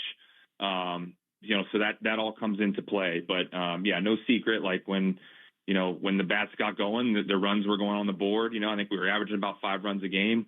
We got to continue to do that. It's just part of it, and you just got to keep turning the page and move to the next one. How about with Jarren Duran specifically, Chad? He had a hot streak there and now cooled off a little bit in June. Yep. Anything that you're seeing with his ABs? I think with JD, it's often like he always grinds on. When he was hot, he's being very decisive about what he's swinging at. When he's not, he's chasing a little bit more. That being said, like he had a pretty long stretch there. It's as a group, like that's the thing, is getting this thing going holistically, where if everybody's going, that one guy can maybe go through it for a little bit and the rest pick him up. So we got to do it as a group. It's not one guy. But it is part of baseball. I mean, you'd love to see a guy get on a hot streak and hit for 4 months straight. Usually it's not how it works. Individual guys are going to go through little spells, and the rest of the group has to help pick them up. So that's where we're at. And, he's going to get hot again. And when he does, it'll be good. So it's part of a season. So, Chad, I want to quickly circle back to what Ted was just saying a second ago about the offense. And obviously, the team could be hitting better, and you understand that. But yeah, but the walk stat is really interesting to me. So yesterday was the 4th straight game drawing just 1 walk, which is the longest streak of any team this season. Like, what do you think is behind that part of it? That for some reason stands out as being very strange. Sure, it does. I mean, you're not wrong about that. It's a fine line, right? You don't want hitters going up there looking to walk, right? And you get very passive in the zone, and you're taking strikes that you should hit. But that being said, walks do help create innings. Oftentimes with us, we're literally in spots on an even night. We're looking for one inning that can change the game because we play in such close games. So that's part of it. And if you're expanding outside the zone, it's going to be hard to walk. It's that simple. So that is something we're constantly focused on, is, for us, like our chase rate and how much we're chasing outside the zone. When we have spurts, we're not doing that. We get some walks, and you guys know those show up, and you look up and here comes a bases loaded inning, and there's another one, and you're giving yourselves big opportunities to score. So when you're not doing that, you get more games like last night where you kind of scatter 4 hits and scatter ABs, and you never really gave yourself a really good, significant chance to score. So we have to be better at that. The guys know that. We're focused on that. And for that stretch, we were scoring more runs. Chad, Brian Bayo was adamant that he is a starter and that he was just going through a slump and he was going to figure some things out in the big, on the big club. And then he was sent down to Triple A right after that. Just curious how that. Did you tell him that he was going down? How did that conversation go? And just your thoughts on Brian Bayo being sent down to AAA. Yeah, I think, and Brian, spoke the other day when he was in Worcester, and I think as a group, you guys heard his comments. It was an emotional meeting for a kid that's been, at times, in the past, especially last year, for a very long stretch, has been very good for us and means a lot to our organization. So it's never, ever easy to have a conversation like that. That being said, just felt like with all of the commentary around that day and the rotation, that spot, and where he's trying to get himself and the confidence we're trying to get him to have in himself, get it back. It just felt like for a stretch that maybe, this is probably better done right now in AAA, where he can take down some starts and help get himself in order. So, and for us, we believe in Brian Bayo. I do think he's going to come back here and help us. It just, that day became a little bit of a grind as far as whether it's Brian starting or an opener. Neither which scenario was going well. We tried, openers. Obviously, Brian was thriving a bit in that role, but we were having struggles opening the game and keeping runs off the board. So for the time being, it was just about our team, about the Red Sox, and also about what can we do to help Brian get on track. The combination of those things felt like that was the right time to do it. Chad, any good news on Roman Anthony? Nothing new yet. Nothing new yet. We're waiting. You mentioned in an interview recently, Chad, that you and Alex Cora have have talked to each other a handful of times since his firing. First of all, that's awesome. I love the fact that you guys have been in contact. Second, how often has that happened, and what did you guys talk about?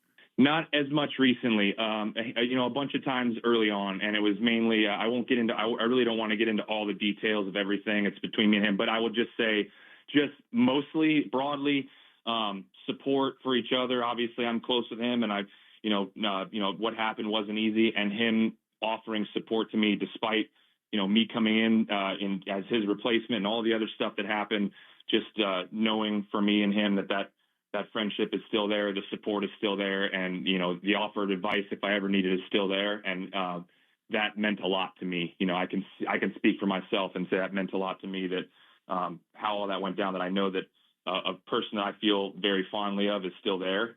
So it was mostly that, and I won't get into a lot of the other stuff, but we talked a handful of times in the initial couple of weeks. On the bright side, Marcelo Meyer home run yesterday, Chad. You see him breaking out here? Seen some signs? That's what we hope. It's obviously you guys see he's working hard. He's doing a little work with the toe tap to get his timing mechanism right. The swings have been better, so that's what you hope. You keep getting him in the lineup in the spots that are conducive for him and get him out there, and you hope that happens. If he starts to go with what we know he's capable of, and he starts to provide some of that thump, towards the bottom of the order that flips it over, obviously that would help. But yeah, good to see him do that last night. Particularly off a left-handed pitcher, but it was a welcome sight for sure. All right, finally, Chad, is Tropicana Field the worst stadium in the majors? It's interesting. The roof, obviously with the hurricane, the damage to the roof a couple of years ago, they redid the roof, and it's, I think just because it's new and maybe not as weathered, it's much brighter in the Trop than I remember. I've been here a lot of times. I grew up in Sarasota, so I've been to games here. I've been managed games here. Came in spring training a couple years back. They had spring training games here when the facility was messed up. So it's brighter. The sun lets through a lot easier, so it's brighter. Did they get rid of the catwalk that many of all of them, all of A, B, C, and D, all of them are still there. Okay. I don't know. All four of them. Part of the charm. How could you possibly? There's an enormous amount of ground rules that you have to be aware of here. Like if it hits that one in that spot, that's in play, and if it hits that one, it's a home run, and if it hits that one in foul territory, it's foul. So you just got to be very well aware if a ball goes up very high in the air that it may hit something. Well, let's hope you guys are able to hit that third beam and get a home run here and get the offense going. And, we're obviously 2 more games. Let's hope things get turned around soon. And, let's get some runs on the board. Right, Chad? That's the goal. Appreciate it, guys. All right, Chad. Thanks, Great talking to you. We'll talk to you again next week. We appreciate it. All right, thanks.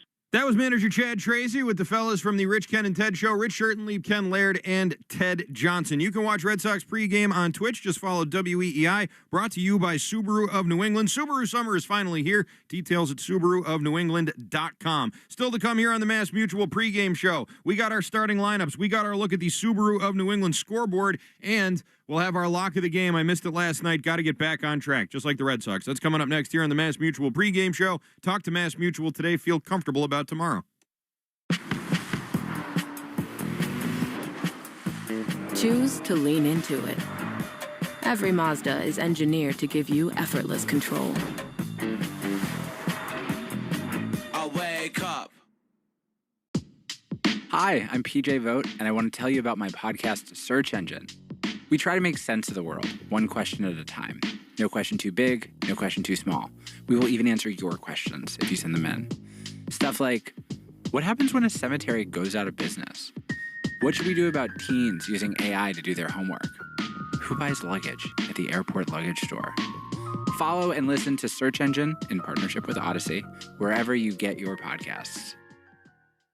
Send your taste buds back to the candy aisle for a taste of classic candy flavor with a Fruity Rainbow Extra Strength 5-Hour Energy Shot. The iconic flavors of your favorite fruity candy, juicy berry bursts, tangy citrus squeezes, and a tropical pop that tastes like your favorite fruity candy. Combined with the sugar-free 5-Hour Energy blend of B vitamins, nutrients, and a caffeinated kick. Get a Fruity Rainbow 5-Hour Energy Shot today.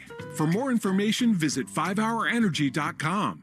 The all-new Amazon Ember Art line with Fire TV. Choose from 10 custom frames and over 2,000 free works of museum-quality art. Or display your own personal photos, all on a matte screen designed to look like the real thing. Brilliant 4K QLED immerses you in every moment, while Alexa Plus makes finding your next watch effortless. Find the perfect balance between art and entertainment. The Amazon Ember Art line with Fire TV. It's not just a smart TV, it's an art TV. Separate subscriptions may be required. Viewing experience is subjective and may vary with content. 1-877 Cars for Kids. KARS Cars for Kids. 1-877 Cars for Kids. Donate your car today. Call 877 Cars for Kids to reach a friendly live agent. Donation is super easy, and your car can be picked up as soon as tomorrow. Call us now or go to carsforkids.org. 7 Cars for Kids. Donate your car today. Did you know you can donate real estate too? Understanding power requires more than headlines. I'm Peter Hamby, host of The Powers That Be, a podcast from Puck examining politics, economics, and media to provide context, analysis, and clarity without sensationalism. We ask how power operates, who benefits, and what's at stake. If you want to move beyond breaking news to deeper understanding, join us on The Powers That Be. New episodes every weekday. Follow The Powers That Be wherever you get your podcasts.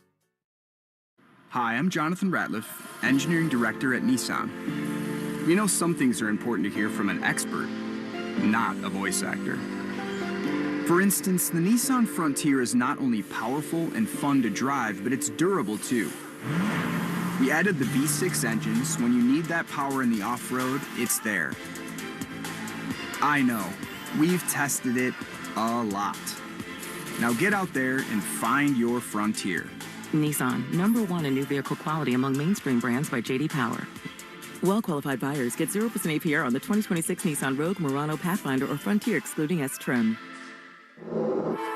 For J.D. Power 2025 US IQS award information, visit jdpower.com/awards. Awards based on 2025 model year. Example: 0 down payment, 60 months financing at $1,667 per month per thousand financed. Frontier S-Trim 1.9% APR for 60 months at $1,748 per month per thousand financed. Actual down payment may vary. Subject to in-MAC credit approval. Not all buyers qualify. Dealer contribution may affect actual price set by dealer. Contact dealer for details. N6/30/26.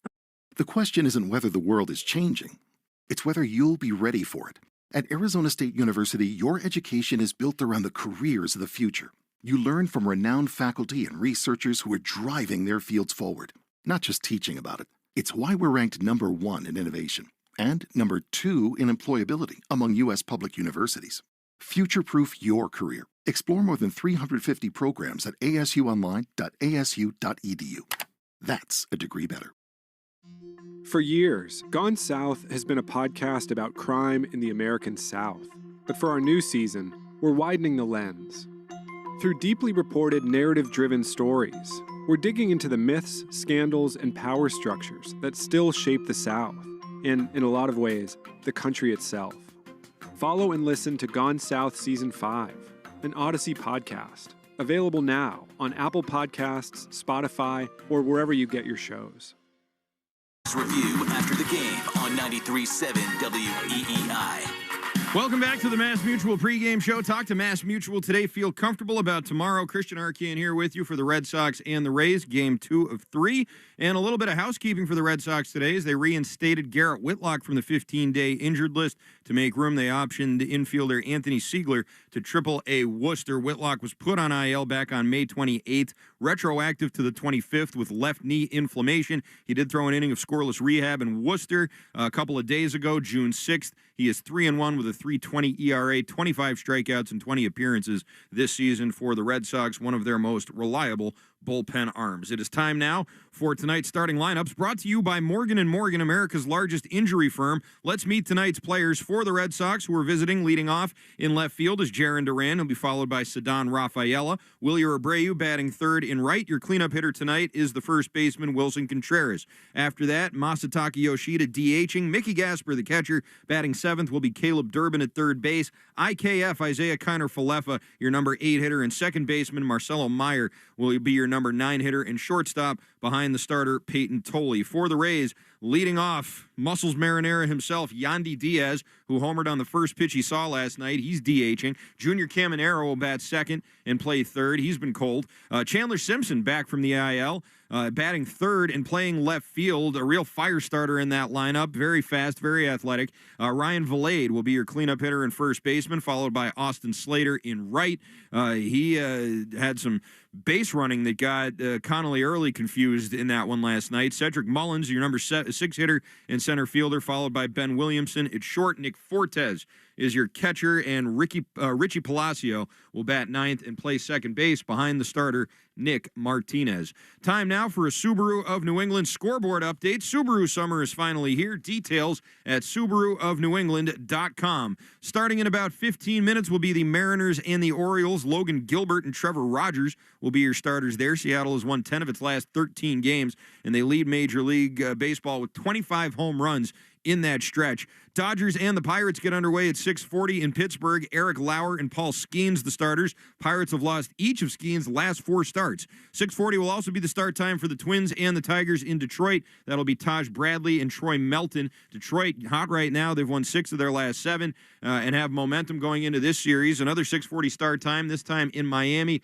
for the D-backs and the Marlins. I remember when they were both expansion teams. Zach Gallen and Max Meyer, your starters there. Meyer, a perfect 6-0 this season with a 2.81 ERA. Yankees and the Guardians getting underway at 6:40 in Cleveland. Garrett Cole and Slade Ciccone will be the starters. Garrett Cole, pretty good in his first 2 starts since returning from injury, where he owns an ERA of exactly 2 runs. 7:07 start time in Toronto. Phillies and the Blue Jays. Zach Wheeler and Dylan Cease, your starters. Wheeler coming into this one with a 2.31 ERA. Still one of the National League Cy Young frontrunners this year. 7:10 start time at Citi Field. Cardinals and the Mets. Dustin May and Freddie Peralta, your starters. Cards have won 4 straight coming into tonight. A 7:40 start time in Kansas City. Rangers and the Royals. Nathan Eovaldi, old buddy, and Stephen Kolek, who came over in that Freddie Fermin trade and has been awesome for the Kansas City Royals. He's allowed 3 earned runs or fewer in all of his starts this season. 7:40 start time in Chicago. Braves and the White Sox. Grant Holmes and Brandon Eisert, your starters. Atlanta, best record in baseball, 45-21. 8:40 start time. Rockies and Cubs in Denver. Colin Ray and Tomo Saganu. Chicago trying to bounce back. They were so good earlier this season and have really fallen off. The Astros and the Angels get underway at 9:38 in Anaheim. 9:40 start time for the Padres and the Reds out in San Diego. Chase Burns and Lucas Giolito, the starters. Burns 7-1 with a 2.05 ERA this year. He's been great. 9:45 start time in San Francisco. Nats and the Giants. Washington now up over 500 as they continue to surprise people in that National League wild card race. Brewers and the A's underway at 10:05 in Sacramento. Robert Gasser and JT Ginn. Milwaukee has won 4 in a row. They have one of the best records in baseball. Time now for the Interlock Metal Roofing Lock of the Game, presented by Interlock Metal Roofing. Visit interlockroofing.com and never re-roof again. I know, I'm cold. I'm going with a no-run first inning, Joe. I think Toley and Martinez are 2 very good young pitchers, and I think that at least in the first inning, so long as no one serves up another meatball to Yandy Diaz, I think it will be scoreless. So it's not great odds. It's minus 130 or 135, depending on where you get it at. But that's going to be my lock, and if you think I'm wrong, then go ahead and fade me. You've been listening to the Mass Mutual pregame show. Talk to Mass Mutual today. Feel comfortable about tomorrow. Don't move a muscle. Hang tight. Red Sox in action next. First pitch coming your way right here on the Shaws and Star Market, WEEI Red Sox Network. You've been listening to the Mass Mutual Red Sox pregame show. Mass Mutual. Talk to Mass Mutual today. Feel comfortable about tomorrow. The Red Sox are coming up next on the Shaws and Star Market WEEI Red Sox Radio Network.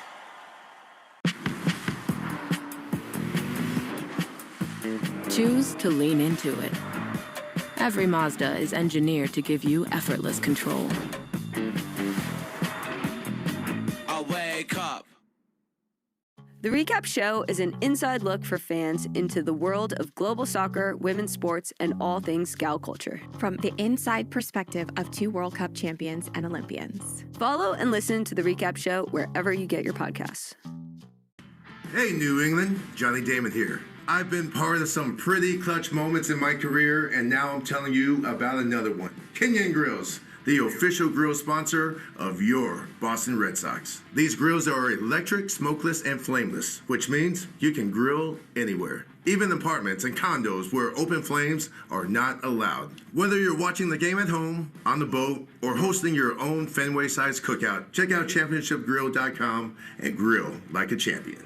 Legendary doesn't happen by chance. It happens because it's what BetMGM does. Sign up for BetMGM using bonus code KOSTOS, KOSTOS, and you could receive up to $1,500 back in bonus bets if you don't win your first bet.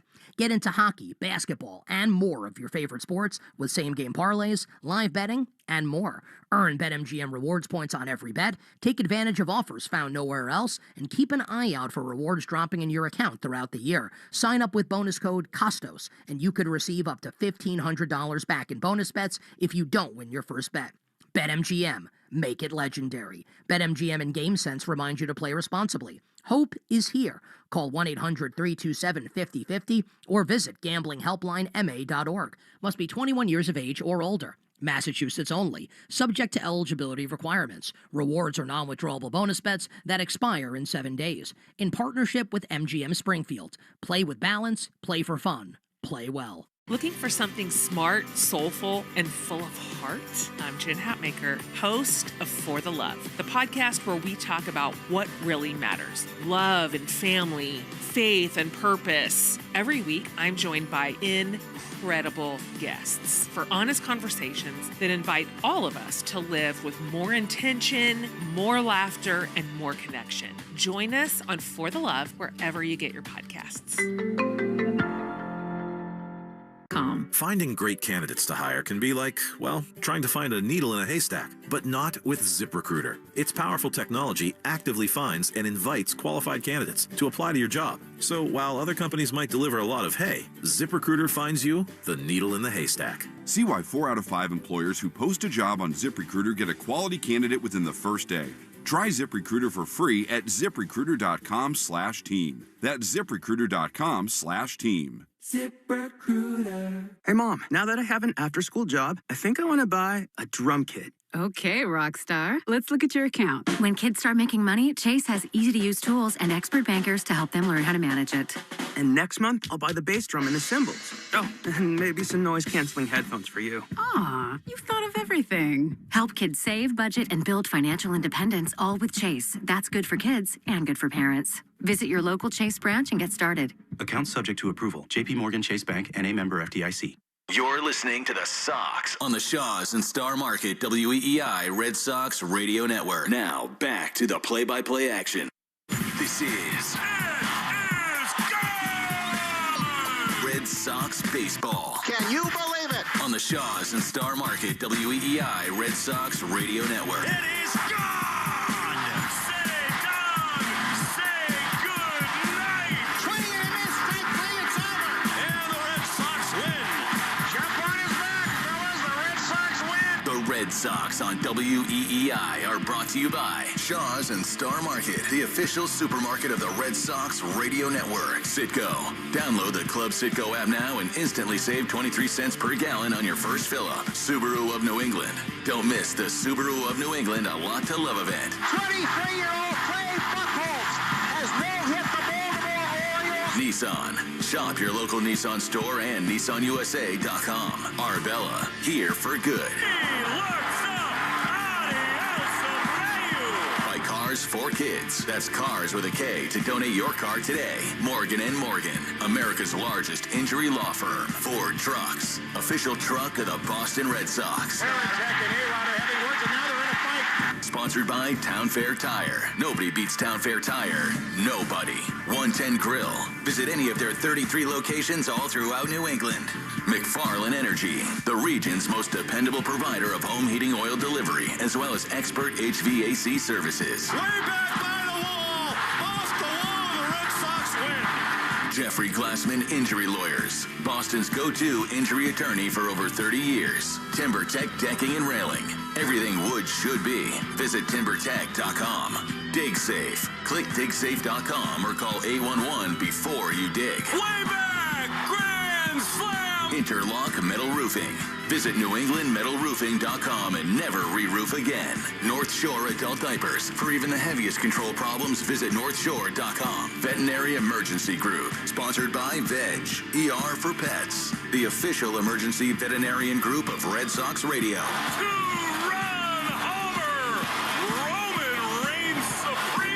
Now, with all the play-by-play action, here's Will Fleming and Will Middlebrooks. evening and welcome to Tropicana Field in St. Petersburg, Florida, where tonight the Red Sox play the middle game of a 3-game series with the Tampa Bay Rays. Last night, another frustrating loss. Sox have dropped 2 in a row and tried to turn things around against their AL East rival. Tonight, they'll hand the baseball to Peyton Tolley. On the other side, Nick Martinez, a resurgent renaissance season for the longtime right-handed veteran. The Sox have their work cut out tonight in St. Pete. Along with Will Middlebrooks, I'm Will Fleming. And Will, it feels like deja vu all over again. Every night we sit here and we say, the offense has to find a way to get going. It's not going to get easy against Nick Martinez tonight, who's been brilliant this season, but not to beat a drum over and over again. But how does this offense find a way to turn a corner? Well, Nick Martinez, what's interesting and what's tough at the same time is this offense needs to slug. They need to hit home runs. That's a big part of their success when they win. Nick Martinez is going to feast off of you if you're over-aggressive, right? So you need to get yourself into counts. They need to key off of his changeup. It's one of the best changeups in the whole game. Batter's hitting about 100 off of it. So you need to realize what he's going to try to do. That takes a lot of video work. It takes talking to guys who faced him, watching his previous starts, and come up with a game plan to really be gap to gap against this guy. You go up there trying to launch, he's going to beat you. We've seen it a lot in the past. Isn't it interesting, even with that great changeup, the Red Sox put a lot of left-handed hitters in the lineup today? Yeah, it's interesting because right-handed hitters hit about 45 points higher. You know, and I know this is a very high analytic-driven team, which is interesting when they do that because, to your point, lefties aren't as good because of the changeup, but we'll see what happens. Maybe they have a plan against it. I hope they do. You need more runs. I mean, Peyton Tolley's going to go out there and do his thing, which he has all season. You got to score him some runs early. Get on the board early. It's interesting. The Red Sox, you know, we all talk about the hits and the home runs and the slug, which is very important. I feel like when they walk 3 or more times in a game, they win. And last night they only walked 1 time. And to your point, with Nick Martinez on the mound, patience is kind of a virtue in this game. You feel like you got to let him make mistakes and not be overeager. That's also a tough thing with him. He has a 4% walk rate. He doesn't walk a lot of guys. He is in the zone, and his changeup's not some nasty pitch with movement. It's a straight change. It looks exactly like his fastball. It's just about, I don't know, 15, 20 miles an hour slower, 78 miles an hour. So you really have to stay up to the middle of the field. Lefties have to think left center on them. You just absolutely have to. It actually is kind of a throwback concept. It's the anti-Brian Bale. I mean, his fastball's around 93. His changeup is around 79 miles an hour. It makes it very hard for hitters to stay on top of it. Before we get to the lineups and set the scene, give you a little update on the injury report. Time now for the national anthem, which is brought to you by Ace Ticket. Ace Ticket always has the best deals on the Red Sox and all your favorites in sports and entertainment. Visit aceticket.com or call 1-800-MY-SEATS. Oh, say, can you see by the dawn's early light what so proudly we hailed at the twilight's last gleaming, whose broad stripes and bright stars through the perilous fight o'er the ramparts we watched were so gallantly streaming, and the rockets' red glare, the bombs bursting in air, gave proof through the night that our flag was still there. Oh, say does that star-spangled banner yet wave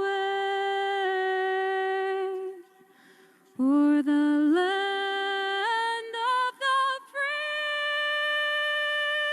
and the home of the brave?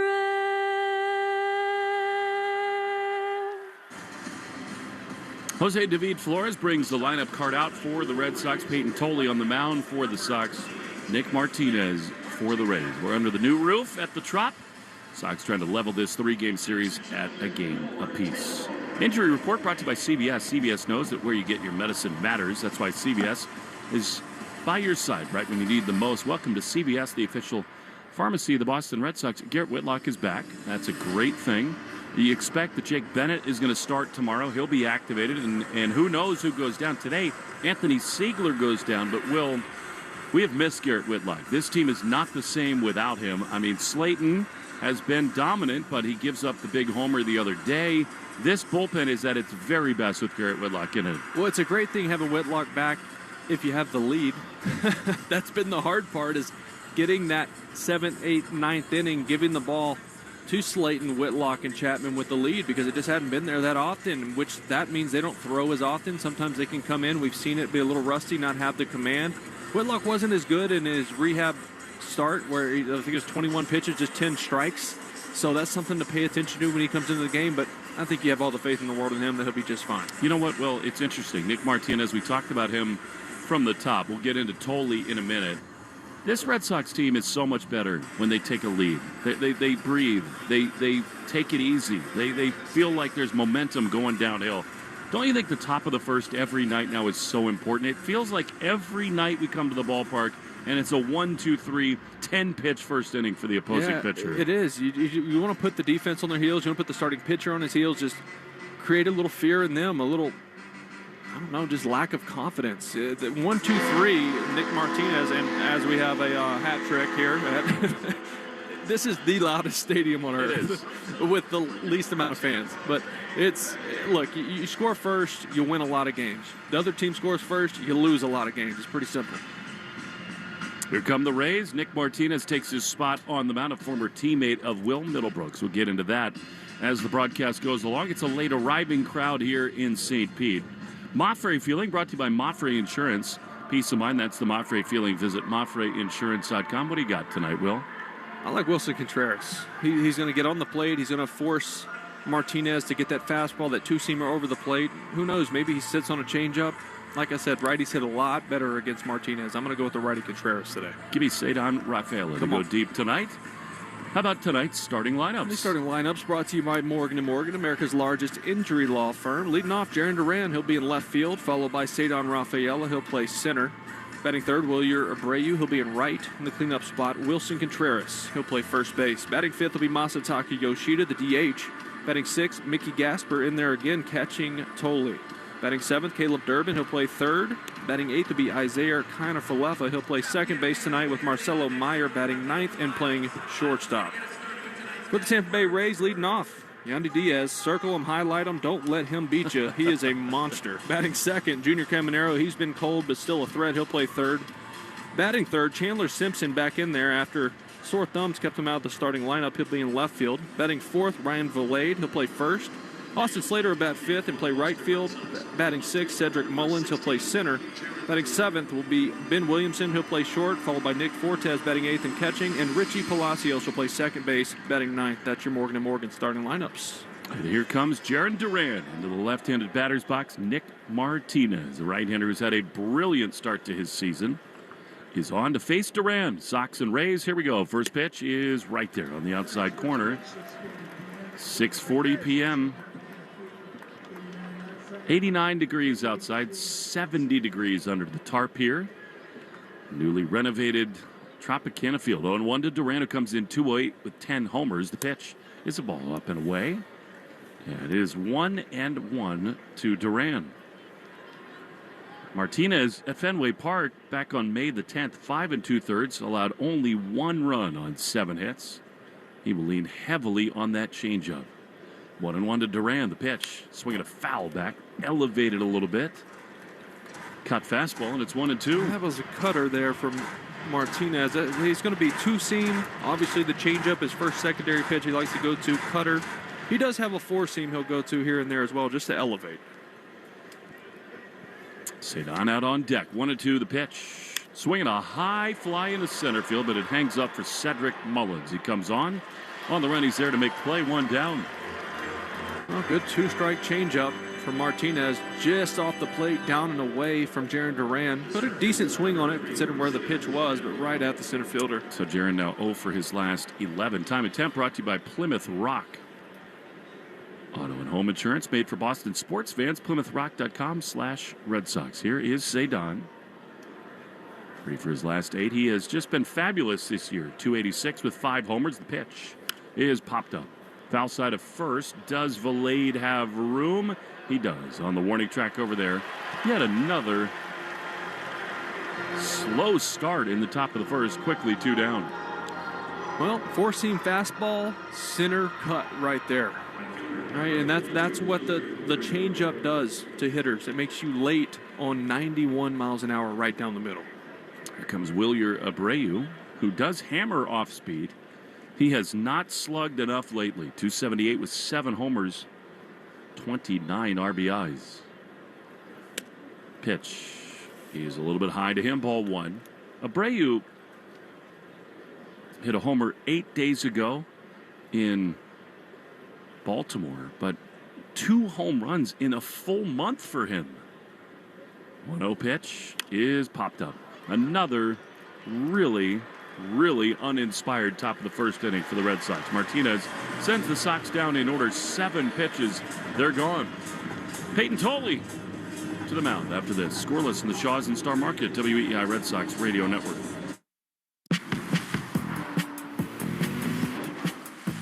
Choose to lean into it. Every Mazda is engineered to give you effortless control. I wake up. The Second World War is the largest event in human history. A 20-part series with Tom Hanks. No part of the globe was untouched. No life unchanged. Experience the ultimate account of World War II. Every single person had a story. These are the stories that make us who we are.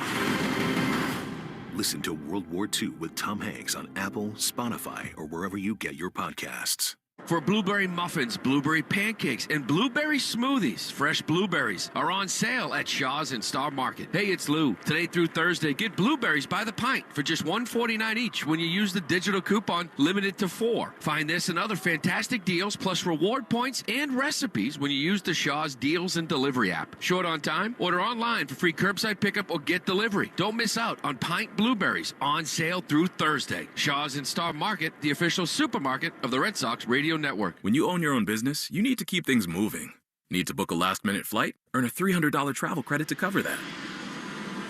Need to take a meeting before takeoff? Do it from the comfort of the Chase Sapphire Lounge by the club. Need to catch your breath before you board? Done. Chase Sapphire Reserve for Business, the business card that gives back all you put in. Visit chase.com/reserve business to learn more. Cards issued by JP Morgan Chase Bank, N.A. member FDIC, subject to credit approval. Terms apply. I'm not 18 anymore. I'm working, raising 2 kids, and I have little free time. That's why I chose University of Phoenix. I take 1 class at a time and log in on my schedule. University of Phoenix, built for real life.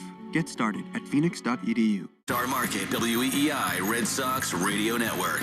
First pitch of the ball game from Peyton Tolley to Yandy Diaz is lined into right field, and Yandy does it again. Well, it stays in the ballpark tonight. 1 pitch and a base runner in the bottom of the first. That was a sinker 6 inches off the plate away. Breaks his bat, dunks it in.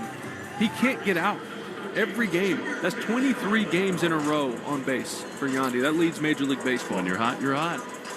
It is Diaz, Caminero, and Chandler Simpson. So thump and then speed for Tampa Bay and Kevin Cash. Man, how often has the first inning doomed the Red Sox? They go down on 7 pitches, and here now Tolley, who is a delight to watch. The pitch is a strike on the outside corner. Really good fastball. Roberto Ortiz is the home plate umpire. Jim Wolf at first, John Bacon at second, and the crew chief, Alan Porter, is at third. Tolley has been awesome. 3-2 with a 2.28. But that's only part of the story. The 0-1. That misses outside. I mean, last time he threw his 3 different varieties of fastball 90% of the time. Yeah. He was dominant, and he balked. He was hysterical after the game, saying there was not much brain there. Couple played up behind him. to Caminero. The pitch fouled off. He took a massive hack there, and it's 1-2. Yeah, I kind of want to stop calling Tolley's cutter a cutter. It's a slider. Yep. I mean, it has much bigger movement than a cutter, and it's 87 miles an hour. Last time 6 shutout innings against the Baltimore Orioles. 1-2. Pitch fouled back. He's not getting cheated, Caminero. Oh, and Tolley's velo's down a little bit here. He did get the extra day of rest because of the rain out there in the Bronx. So it pushed everyone back a day. He is so different when he's in the upper 90s versus 94, 95. Well, that tells me he's trying to pace himself, because normally he comes out, he's 98, 99 for 2 innings, and then it's 95. 1-2. At the belt he throws. And a high drive at a deep right center field. Back on it's Cedon, and he can't get it. It's off the wall. Cedon plays the carom. Over to third goes Diaz. He's held. Throw to second. They got him. Did they not? Marcelo cannot tag him. The throw beats Caminero there, but Marcelo just can't gather it in time to get him. And Junior Caminero stays on his belly. Is he okay? I don't think so. He might be hurt out there at second base. And here comes Kevin Cash and a trainer. It's a double for Junior Caminero. Cedon made a very strong throw to second base, but here come the Rays. They got him at second and third with nobody out. Yeah, I couldn't tell exactly what it was. I don't know if it was his wrist. I think his wrist might have got caught under him when he went to slide. He slid on the infield side. Yeah, they're looking at his left wrist. It got caught under him when he slid, flipped under. You see guys do that when they dive for balls in the outfield. We've seen it, guys that break wrist. It's a little scary. He's squeezing the hand. It seems like he's okay. He was down for a long, long time. But not a good start at all for Peyton Tolley. Well, the ball smoked, right? And Marcelo went out to get the hop. And with Caminero sliding on the inside part of the bag, there was no chance for Marcelo to put the tag on him in time. Peyton Tolley's going to play a little catch as Caminero continues to visit with the trainer. He stays in. Now, Will, tell me if I'm crazy. I mean, this is not a normal spot for a bunt. You got second and third, nobody up. But with Simpson, you got to look alive, don't you? You do. And the issue here, well, for the Rays, Yandy doesn't run well. So it would have to be a perfect bunt. Now, but as a defender, it's tough because you see bunt, you go, you automatically look home. If you hesitate at all, he's safe at first base. He is blazing down the line. Contreras crashes in at first. So too Durbin at third. The pitch, not even close. That was kind of a pitch out there. They were thinking about a back pick behind third base for Diaz, but it's ball one to Chandler Simpson, who comes in. 276 with 12 runs batted in. His speed is the definition of elite. The pitch, that's a strike right in the middle of the plate, and it's 1-1. He is 1 for his last 21, Chandler Simpson. If ever there were a spot for a strikeout, this is it for Peyton Tolley. Durbin and Contreras in at the corners, 1-1. Pitch. Line drive to third, caught by Durbin. It's going to be a double play. Beautiful. Diaz down the line, just what the doctor ordered, and they're 2 away. Can't really draw that up any better, this situation right here. Tolley with his hands in the air, celebrating the play. What a play by Durbin. Lays out. Obviously, Diaz nowhere to go. Even if he had come back to the bag there, I don't know if he's getting back in time. He breaks, and it was the wrong decision. Do you know what I love about Durbin in that spot, too? Not only is he thinking double play, he spun and thought triple play. Of course. All right, here is Ryan Valade now, 2 down with the runner at second base. Peyton Tolley trying to wiggle out of it. The pitch. That's a beauty. Fastball in there for strike one. Defensive alignment brought to you by James Hardy. Hardy Siding is America's #1 brand of siding. Contreras at first. Izzy at second. Meyer at short with, as you now know, Durbin at third. Cedon in center. Willier in right. And Jaron Duran in left. 0-1. Pitch. Fouled off. Right back to the screen, and it's 0-2. Well, the velo ticking up a little bit here with runners in scoring position. Talk about Tolley trying to pace himself, work deeper into the game, not tire out as early. I think in some ways we're underselling how awesome Peyton Tolley has been to start his career. 0-2 is a little bit high. He's the first guy since Chris Sale in 2018 to start his career in the way that he has. We're talking about one of the best four-seam fastballs in the game. and he just throws it over and over again. Why not?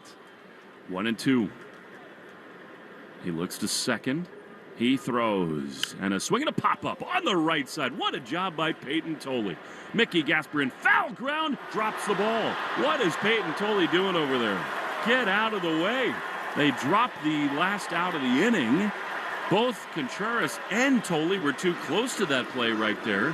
And a stay of execution for Ryan Valade. Yeah, normally you'd say it's Contreras' ball, but with the righty Valade, who's heavy pull on the ground, he was way over almost towards second base, so he couldn't get there quite in time. Mickey Gasper was there. It was going to be a tough one with the roof here. He's there. I'm not sure what Tolley's doing. He's got to get out of the way, doesn't he? Yeah, look, Gasper's probably not calling that ball because he's not expecting Tolley to be right on top of him.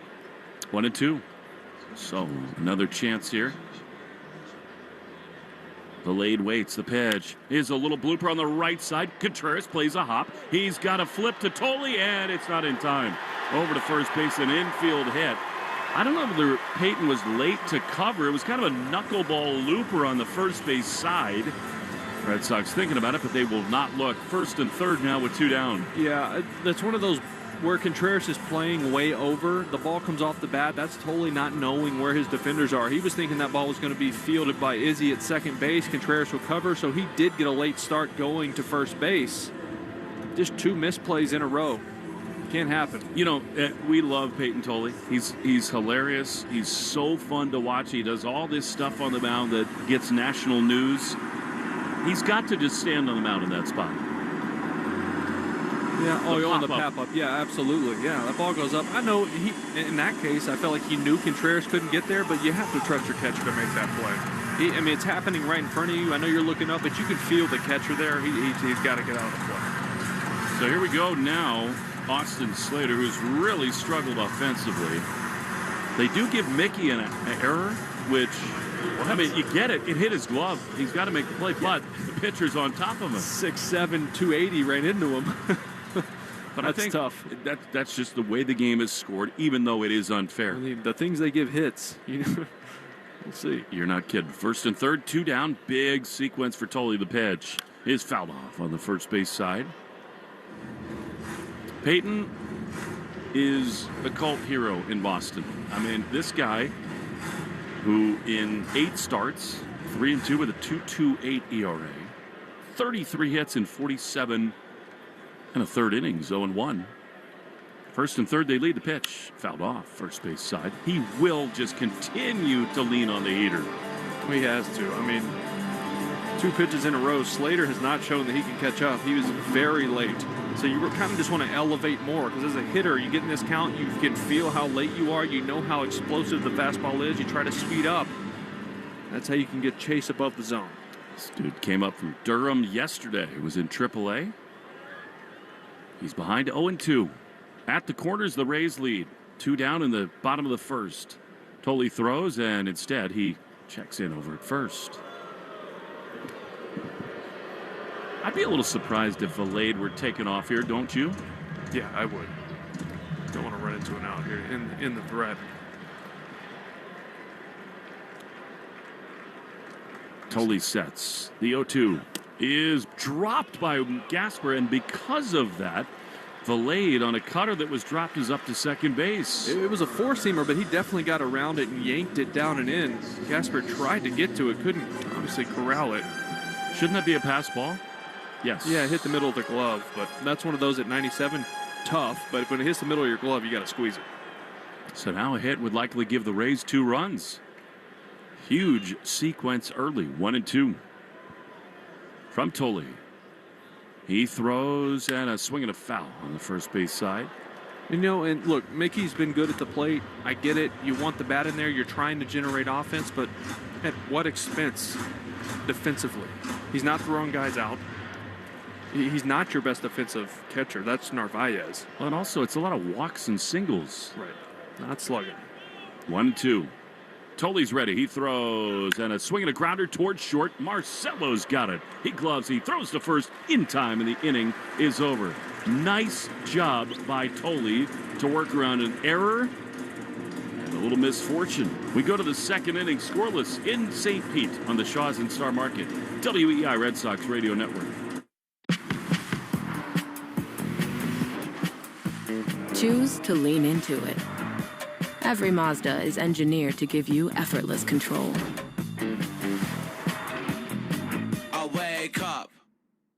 1 second, you're enjoying your first day off in forever. Then mid-lunch, your phone buzzes. A window's been broken at home and you're miles away. In 1 second, everything can change. That's why ADT offers security systems with 24/7 monitoring with tech that helps first responders prioritize your emergency. And with the ADT Plus app, you can stay informed and in control of your home from virtually wherever you are. When every second counts, count on ADT. Visit ADT.com to learn more. How We Made Your Mother is a rewatch podcast that looks back episode by episode at the hit TV show How I Met Your Mother. It's hosted by me, Josh Radnor, along with series co-creator and my friend Craig Thomas. Follow How We Made Your Mother wherever you get your podcasts.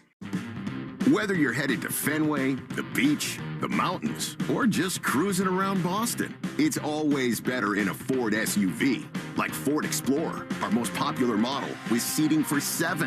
Or get out there and off-road in Ford Bronco and Bronco Sport, both equipped with GOAT modes to handle any kind of terrain. Check out our lineup of award-winning SUVs at your New England Ford dealers, official vehicles of Major League Baseball. Jeffrey Glassman Injury Attorneys have been Boston's go-to injury attorneys for over 30 years. If you've been hurt in a car or work accident, you've got to get Glassman. Call all sevens at 617-777-7777. That's 617-777-7777. We're right back to the Sox on the Shaws and Star Market WEEI Red Sox Radio Network. The Arbella Insurance Foundation is dedicated to striking out cancer by supporting the Jimmy Fund. For every strikeout from a Red Sox pitcher during the 2026 season, the Arbella Insurance Foundation will donate $50 to the Jimmy Fund. Here for the Jimmy Fund, here for good. Hopefully Wilson Contreras is here for good. He takes a ball down and in. 1-0. Nick Martinez has been a revelation for these Rays. It's just amazing. Everyone comes here with Kyle Snyder and gets better. All of them. 1-0. Here's a check swing. That did not look like a swing from Wilson. It was not, and it's 2-0. Yeah, it's kind of scary, though. Like, you come here and you're successful, but they overuse you, and so many times they blow out. Oh, they get hurt so often here. 2-0. Martinez creeping up the mound. Pitch. Wilson rips one foul on the third base side. He's got a really weird delivery. Like, he walks up the mound, and then he steps toward first, and then kind of in a flash, he comes home. How would you deal with that as a hitter? Well, he rocks a little bit, and he can use it to his advantage because he can quick pitch you at times. Yeah. So he'll pick his spots with that. 2-1. Here's a check swing. Did he go? No. Breaking ball low, and it's 3-1. Oh, he called it on the pitch. He did? Wait, what? That's absurd. That's what Wilson's saying. Wilson didn't even challenge it because they checked down. He didn't think there was any chance of it being in the zone. That's way below the strike zone. But how does Roberto Ortiz not at least get a chance to say that was a swing or not? 2-2. Yeah, he called it on the pitch. Here's the pitch, and it is fouled off end of the bat. I don't get that at all. First pitch brought to you by Jeffrey Glassman Injury Lawyers, Boston's go-to injury attorney for over 30 years. Hurt in a car work accident, got to get Glassman. All sevens after 6-1-7. No score, top 2. Sox and Rays. Contreras has been their best hitter. He swings and misses here at a changeup, and he is gone. Second inning brought to you by Amvutra. Ask your doctor about Amvutra and visit amvutra.com.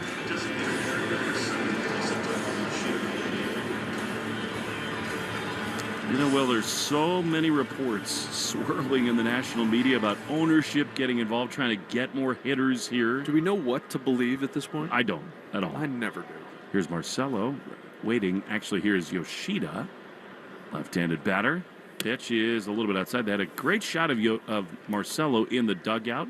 Hit the homer last night. He's introduced a toe tap. He's trying to find a little more timing at the plate. I like it. It's about staying in his lower body, using his legs more. 1-0 to Yoshida. Ground ball on the right side. Coconut flakes flying on a grounder to second, and in time 2 down. We take 10 seconds for station ID on the Shaws and Star Market, WEEI Red Sox Radio Network. From the WEEI studios, 93.7 WEEI FM and HD1, Lawrence, Boston. Always live on the free Odyssey app. No score, top 2. Nick Martinez rolling again. Here's Mickey Gasper from the left side. The pitch is a little bit outside. That's ball 1. He's only thrown 16 pitches. Something about early in games, Will. The Red Sox just are not patient enough. 1-0, the pitch. Check swing. Did he go? No. Fastball misses down and in. It's 2-0. I don't like how early in games they look surprised by the starting pitcher's best pitch. Right. That all these advanced meetings and all the numbers, and shouldn't they tell you that? This is his best pitch. Think about one thing. 2-0 to Mickey. Pitch. High pop-up. It's going to end the inning. The second baseman, Palacios, back over the shortstop, Williamson, and Ben Williamson's there to make the play. Not on the catwalk, baby. We go to the bottom of the second. No score. Sox and Rays in the Shaws and Star Market, WEEI Red Sox Radio Network.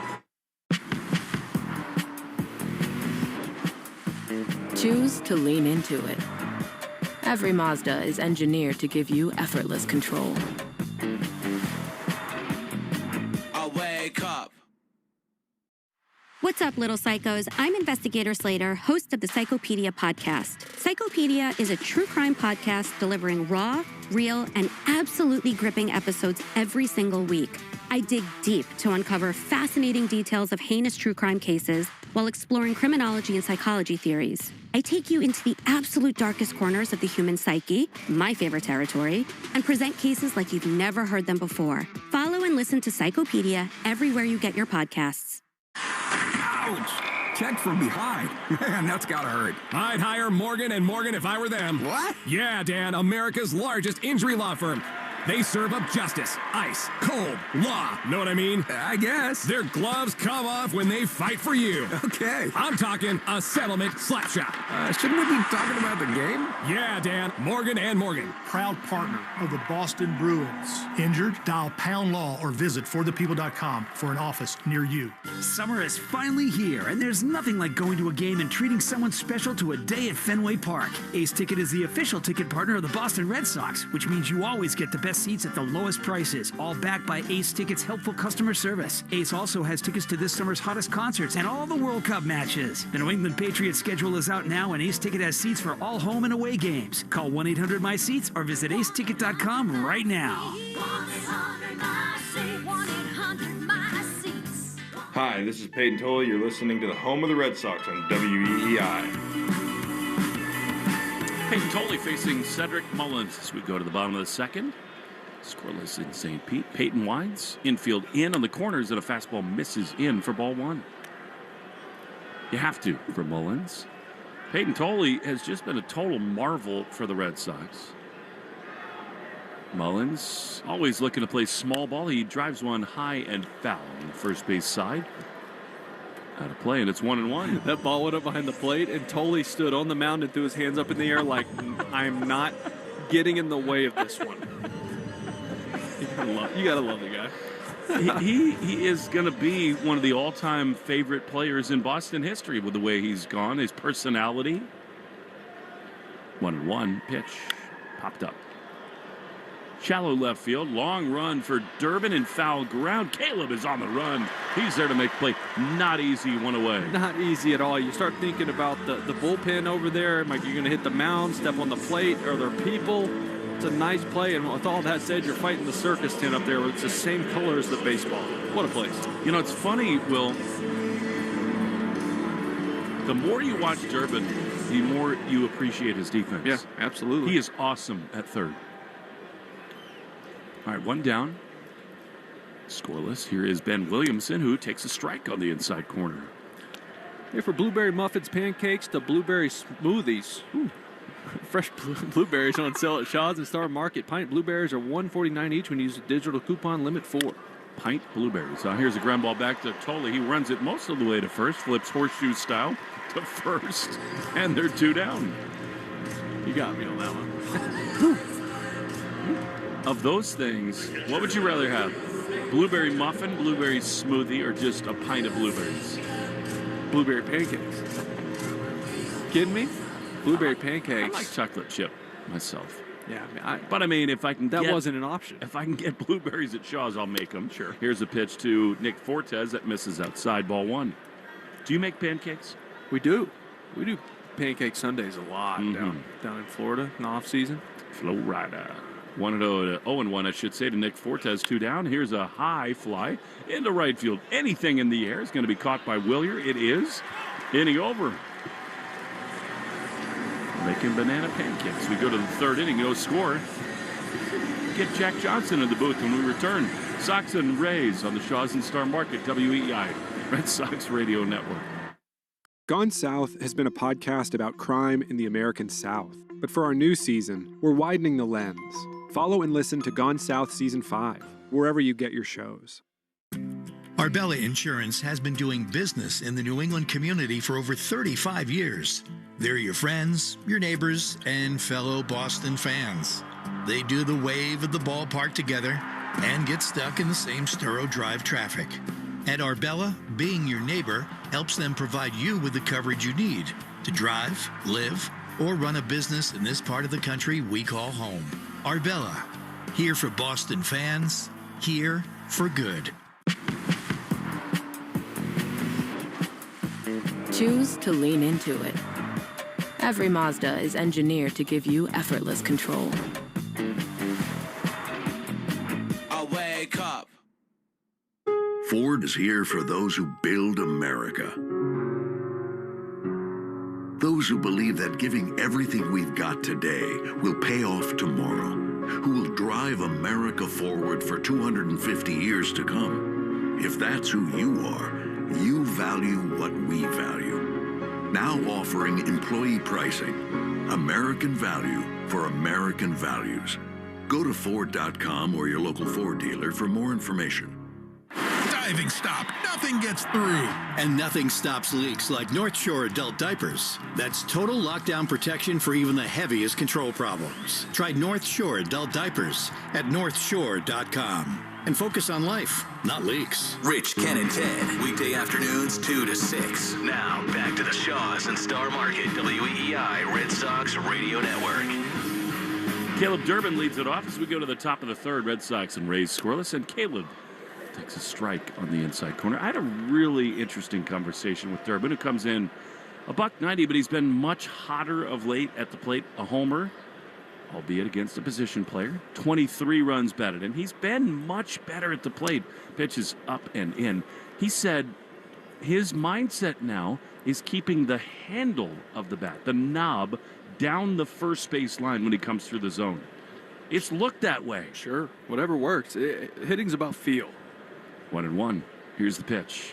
And he takes a ball. The way I look at it, too, is a middle-of-the-field approach cleans up minor deficiencies in your swing. If you're trying to pull the ball, there's one pitch you can hit, and that's it. 2-1. Pitch is ripped into the gap in left center field, but it's going to hang up. I mean, that's another great swing. Simpson is there to make play. Whatever he's thinking, whatever he's doing, well, it's working. But a loud first out in this third. Yeah, it only has to make sense to one person. If that's the feel and the thought and everything lines up that way mentally for him, stick with it. Subaru Summer is finally here. Details at SubaruofNewEngland.com. He just looks so much more comfortable at the plate. He just looks a lot more compact to the baseball. He's short and quick to the ball. Here's Isaiah Kiner-Falefa. 1 down in the top of the third. The pitch is outside. Fastball. Isn't it amazing? Like, anybody who's ever played golf and stood on a tee box and thought, let's just simplify it. That's what Caleb Durbin is doing right now at the plate. One idea. 1-0. Is ripped down the left field line. Extra bases for Kiner-Falefa. He rounds first. He is into second. He was awesome in batting practice. That is a missile. And the Red Sox have a hit. A one-out double from Isaiah Kiner-Falefa. Yeah, well, he got a cutter, middle, and rifled this down the left field line. 105 off the bat. Stand-up double. See if Marcelo can find some more hard contact.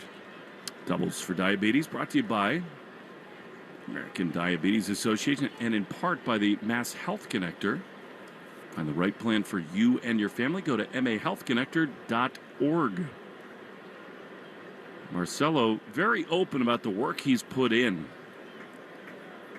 Homered last night. Runner at second. The pitch is a strike on the inside corner. Did you ever, I know you did, but toe tap, leg lift, how often did you tweak? I didn't tweak a lot because I didn't have a big leg kick till later on in my career where I was trying to generate more pop. I was a down early guy. Makes a lot of sense. 0-1 to Meyer. Swing and a miss. And now that's the pitch that's gotten him. Changeup has really been a problem for him, and it's 0-2. You have to, and this goes back to watching video and preparing for the game. Nick Martinez, more times than not, if he throws you a first pitch cutter or fastball in as a left-handed batter, he's going to go to that changeup. He is setting it up. 0-2. Kiner Falefa at second. The pitch. Swinging a ground ball up the middle, and it's handled there by Williamson. He throws to first. Good swing there by Marcelo. More loud contact on the play. Kiner Falefa over to third, but 2 down. Just 0-2 right down the middle two-seamer. Just thinking he could blow it past him because he was going to be looking changeup. Marcelo was on time. He hit it hard. It was 106 off the bat, right up the middle, and Williamson just waiting on him.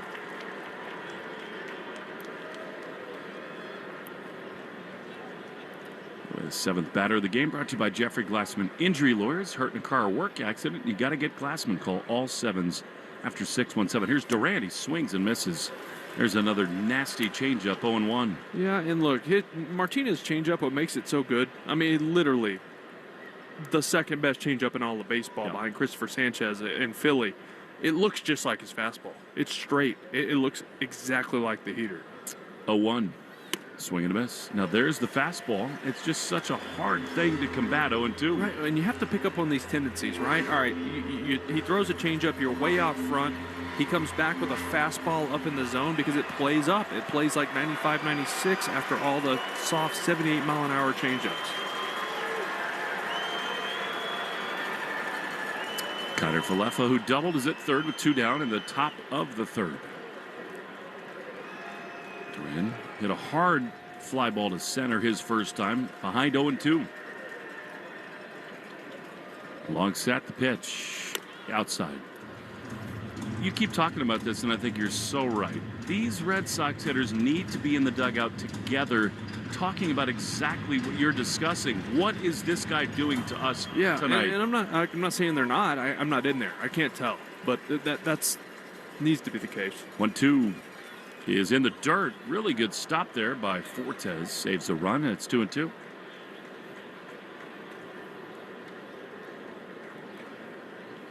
Martinez likes to go to the big breaking ball a lot. He'll work deep into counts, fastball, changeup, his normal stuff, and then he'll try to surprise guys. He will mix in that big curveball at times just to shock you. 2-2 to Duran. Scoreless game. The pitch is a ground ball. Line drive into center field. A base hit. Duran gets the Red Sox on the board. A big 2-out hit. And they lead it 1-0. What a great at-bat that is from JD. Just a phenomenal two-strike approach. He didn't try to do too much. Martinez threw his best changeup. Down and away, off the plate. It was a ball. He's looking for it, aware of it, realizing he can at least foul off the fastball if he needs to, and sinks his backside into this, drives it into the center for RBI. Don't you think Cedon is going to sell out on the first pitch right here? I do.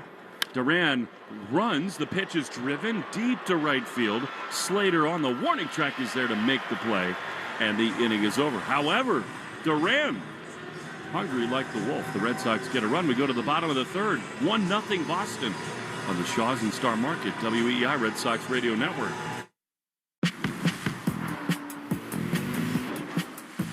Choose to lean into it. Every Mazda is engineered to give you effortless control. I wake up.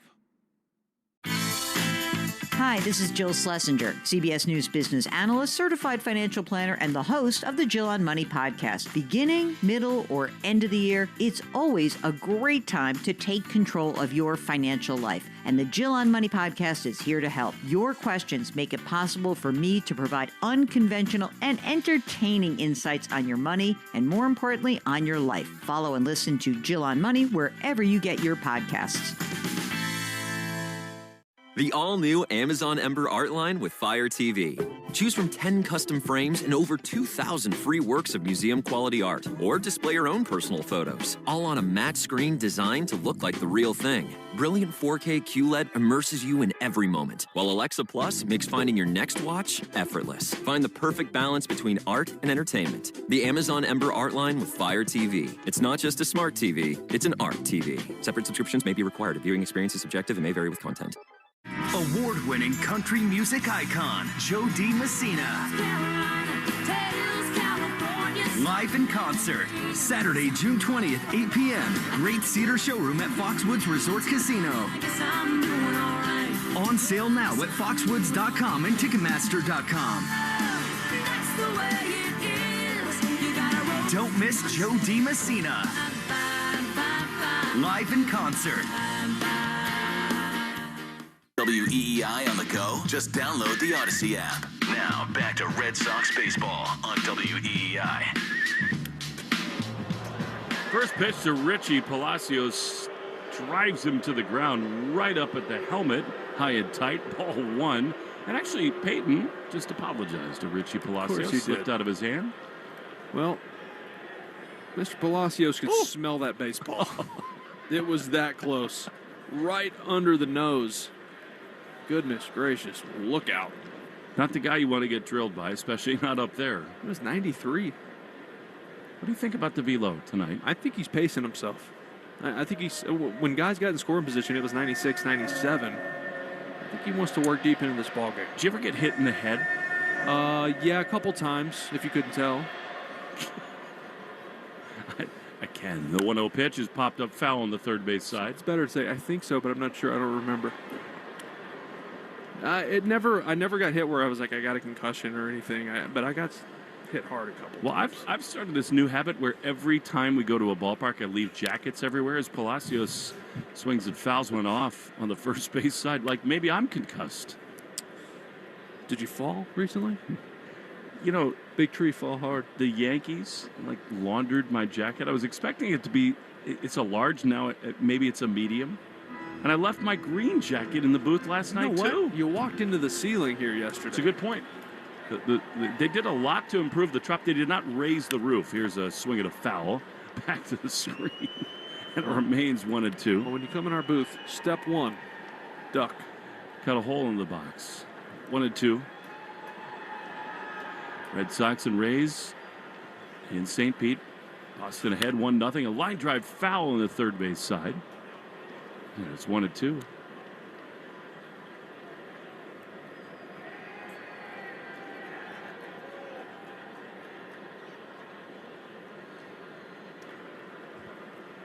Tolley covers his face with that black glove. Into the wind, he throws. And he misses just outside. You know, it's interesting. Last time he threw 95 pitches, 90 of them were four-seamers, sinkers, or cutters. That was a rare curveball there. 2-2. Popped up. Foul and out of play on the third base side. Well, it's one of those things, too. If it ain't broke, don't fix it. He's shoving the way he's going about business. That's how good his four seam is. You see it up to 100 miles an hour when he's really going, but his extension makes it play up even more than that. 2-2. He winds, he throws. Swing and a miss. Adios. Cutter. And amazingly, that's Peyton's first strikeout. He's through the first trip around the order scoreless with one down. Here's Yandy Diaz. That was a good cutter right there. I'm going to start calling it a slider. I mean, that has got big time left to right break away from that batter. This is the guy that scares me the most. Singled his first time, and he takes a strike on the outside corner. Peyton, unsurprisingly, was hilarious on the MLB Network when we were in New York with Mark DeRosa and Lauren Shahadi. The 0-1 pitch is fouled off on the first base side. Out of play into the seats. It's 0-2. I mean, after the balk last time, he said, I had no brain. I just totally blew it. Then Jared Jones said he watched Tolley do it, and he balked himself. I mean, Peyton literally has a chance to become like one of the faces of baseball with his stuff and his personality. He also said one of his biggest life accomplishments was eating a 72-ounce steak. timed. 0-2. It's skied into shallow right field. Coming on Abreu, big league can of corn. He's there to make the play. 2 down. I can't remember which city it's in, but it's called like the Big Tex or something, of course, right? It's a 72-ounce porterhouse steak. You have X amount of time to finish it. It's got a salad, rolls, Get your other picture on side. the wall. Yeah, and he's like, I got it cooked pretty rare, so it'd be really easy to chew. And he got through it. He said that he did it once, didn't finish it in time. Here's Junior Caminero strike on the outside corner. Yeah, so he did it once, didn't finish in time. He said he thought about it for 3 years. Went back, got it done. You know, we all need our goals, don't we? The 0-1 pitch is swung on and missed. I really mean this. He's one of my favorite people I've ever known in baseball. Yeah, he's great. Just a genuine human being, but he's throws 100, and he's just a big teddy bear. Well, you feel like you know his mom, Gina, who he lost. He's been so open about that schedule. He just embodies everything that she was. Yeah, it's so true. And he's taken it and truly lives by how she wanted him to live, which I think is really special. You're so pretty on the outside of his glove. 0-2. Pitch is inside. I tell people this all the time because now he's becoming kind of a national phenomenon.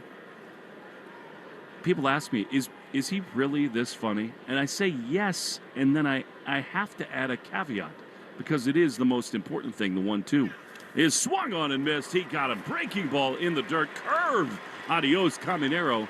And we'll get to that caveat when we return. Peyton is smiling. Gina would love that. We go to the 4th inning. Red Sox lead 1-0 on the Shaws and Star Market.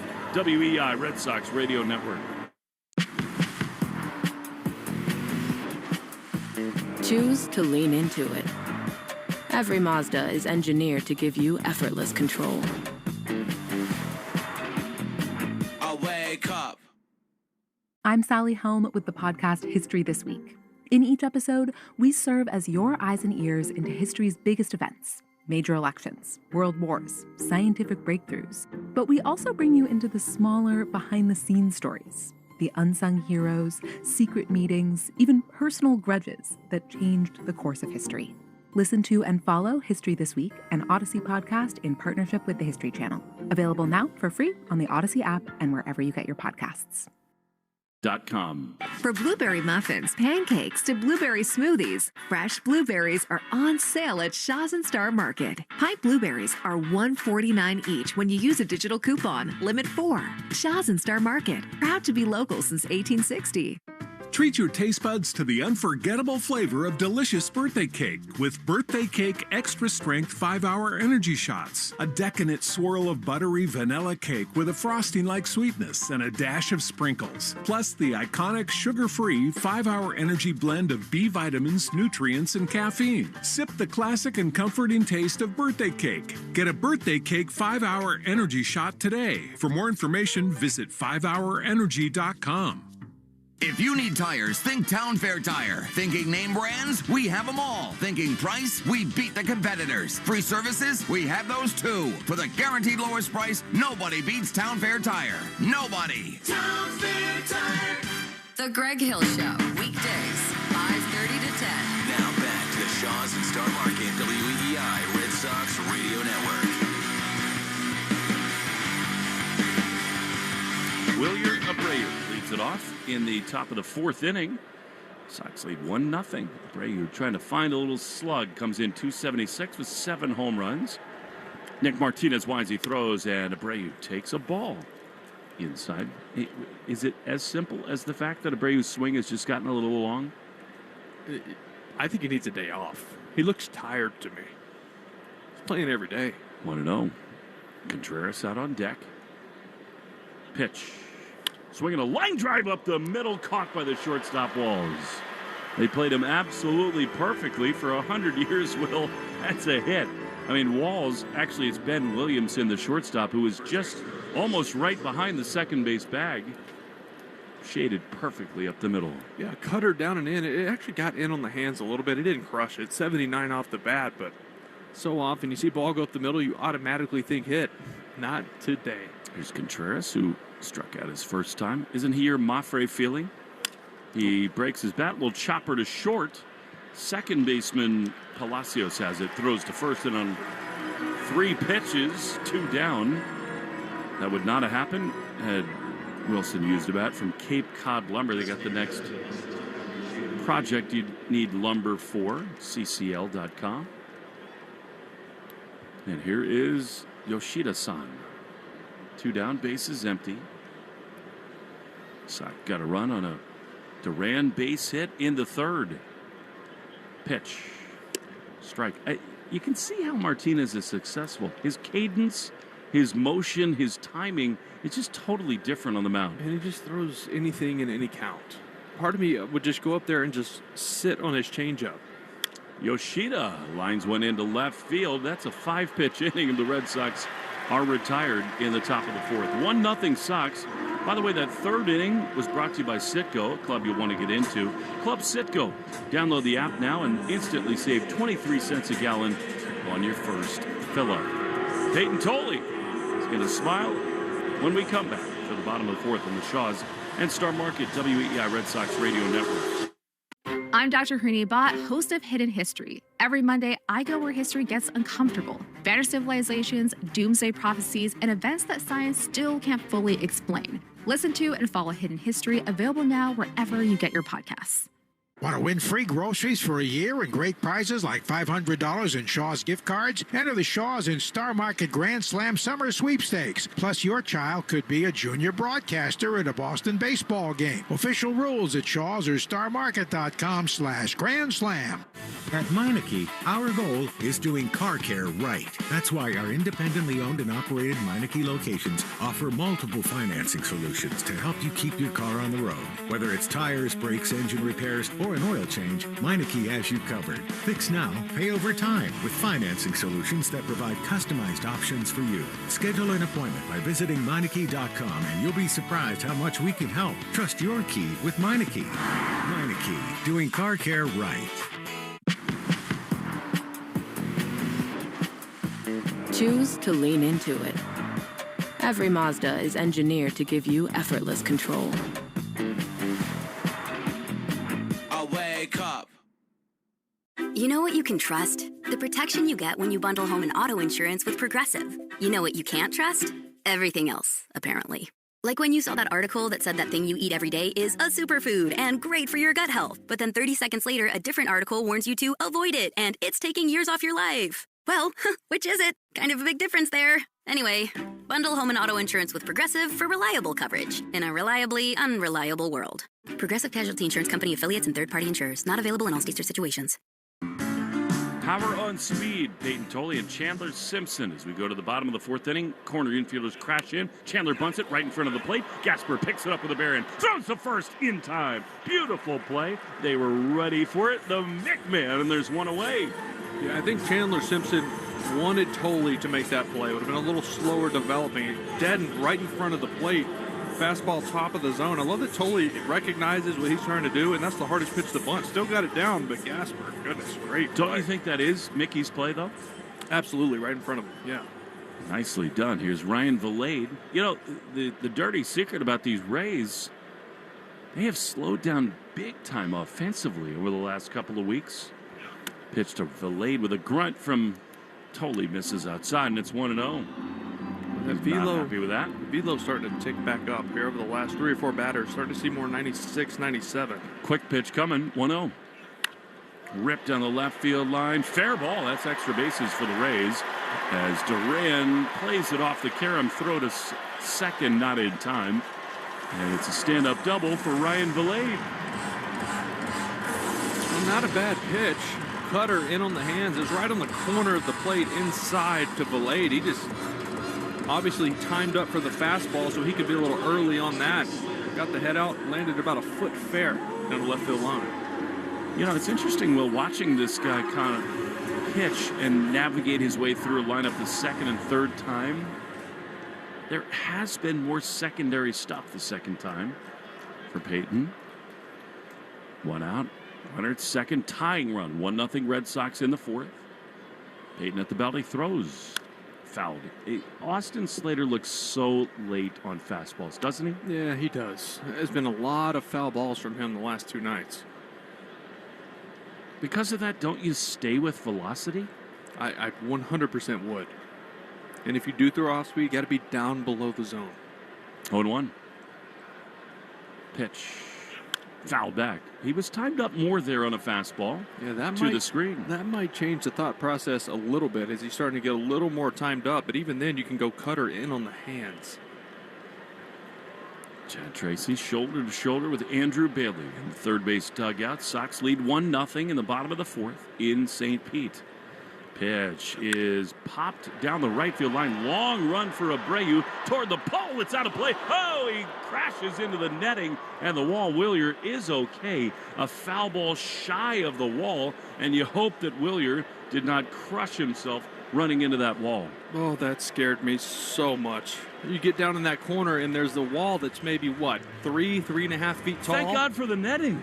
Yeah, he's flipping over it. He's aware of it. He knows his surroundings and the dimensions of the field, but that was nearly full speed. He's lucky he didn't blow a knee out. That was scary. Yeah.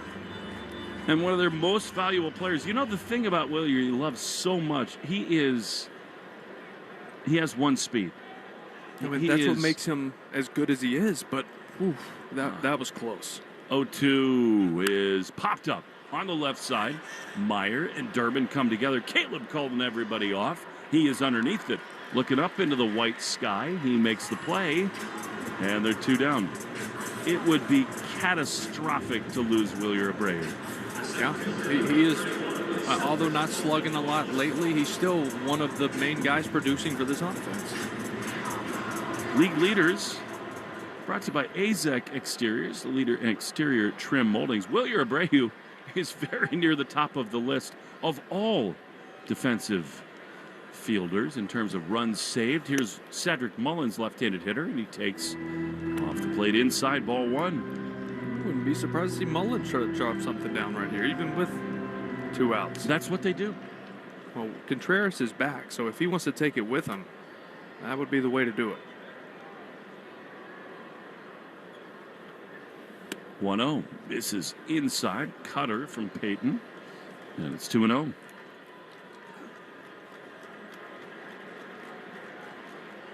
What a year Yordan Alvarez is having for the Houston Astros. 2-0. Strike. He just pumped that in there. That was a full take from Cedric Mullins. 2-0. My heart rate's still up from Willier going into the wall. That scared me. Cannot lose him. 2-1. Peyton sets. He throws. And Mullins swings and misses at a fastball, and it's 2-2. Throw it again. Don't do him a favor. Off speed in the zone here is doing Mullins a big-time favor. He looked like he had no chance against that fastball. Palacios, he did go to the breaking ball to strike him out, but I like sticking with the cheese up in the zone right here. 2-2. Runner at second, 2 down. The pitch is outside. He yanked that one a little bit. The count is full. Humped up a little bit. It was 97. Just trying to get it top rail of the zone, and he pulled it. Kyle Schwarber has 23 home runs. Of course he does. 3-2. Pitch is swung on a ground into the right side of base hit. Willie with a big arm. They're going to send the runner from third. Throw home is not in time. Head first slide, and we're tied at 1. Oh, great throw by Willier. Just a tick late. The speed of Valade. Went to the 2-seamer right there. Just hit 94 miles an hour, but it was middle. Just a place you can't go, even against a guy who's struggling in Cedric Mullins. He finds the hole on the right side. Willier just not in time. It was a really good throw. As great as Tolley has been, you said it, Will, that is literally right in the middle of the strike zone. And here now Ben Williamson with a chance to give the Rays a lead. Go-ahead run at second base. 1-1 in the fourth. Tolley takes a deep breath. He throws. And he just misses inside. Red Sox won a challenge. I thought that was a strike. That's close in the inner corner. I think they're going to get it, don't you think? Gasper says yes, and the verdict is strike. There we go. That challenge brought to you by Dana Farber. When the challenge is cancer, Dana Farber hits it out of the park. I love how the Red Sox have become more aggressive on challenges. Tied at 1 in the bottom of the 4th. 0-1 pitch. Popped up foul on the first base side. The Red Sox and WEI brought to you by your New England Ford dealers and employee pricing for all. You pay what we pay. Ford, the official vehicle of Major League Baseball and that dirty water.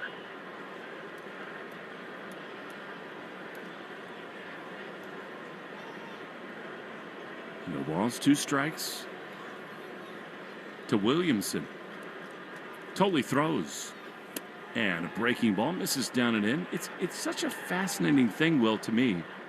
As he tries the second and third time through to mix in secondary stuff, he can be a little bit more vulnerable, as great as Tolley has been. Oh, well, these guys start to time up his fastball, so he does have to figure that out. 1-2, pitch. High in the air into left field, way back on it. Durant, he can't get it, and the Rays are going to take the lead.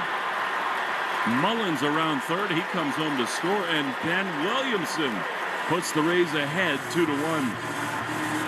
Four-seam fastball down and in, right on the corner, 96 miles an hour.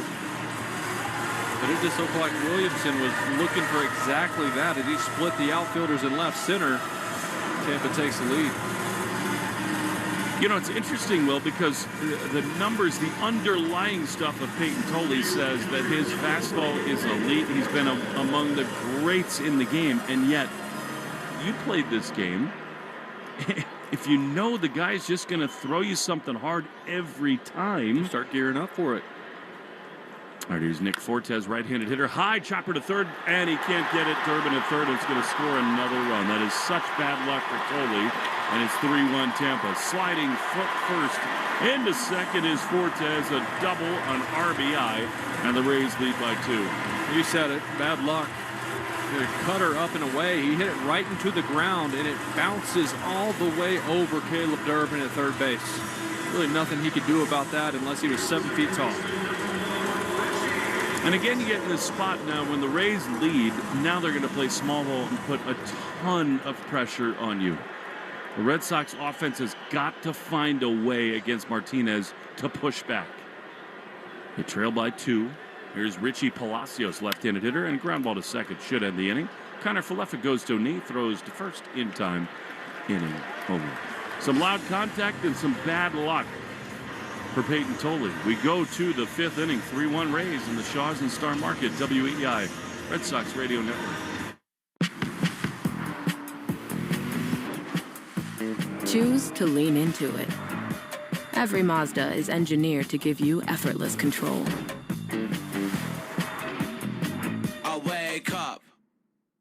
How We Met Your Mother is the How I Met Your Mother rewatch podcast with me, Josh Radnor, and series co-creator Craig Thomas. Follow How We Met Your Mother wherever you get your podcasts. Diving stop. Nothing gets through.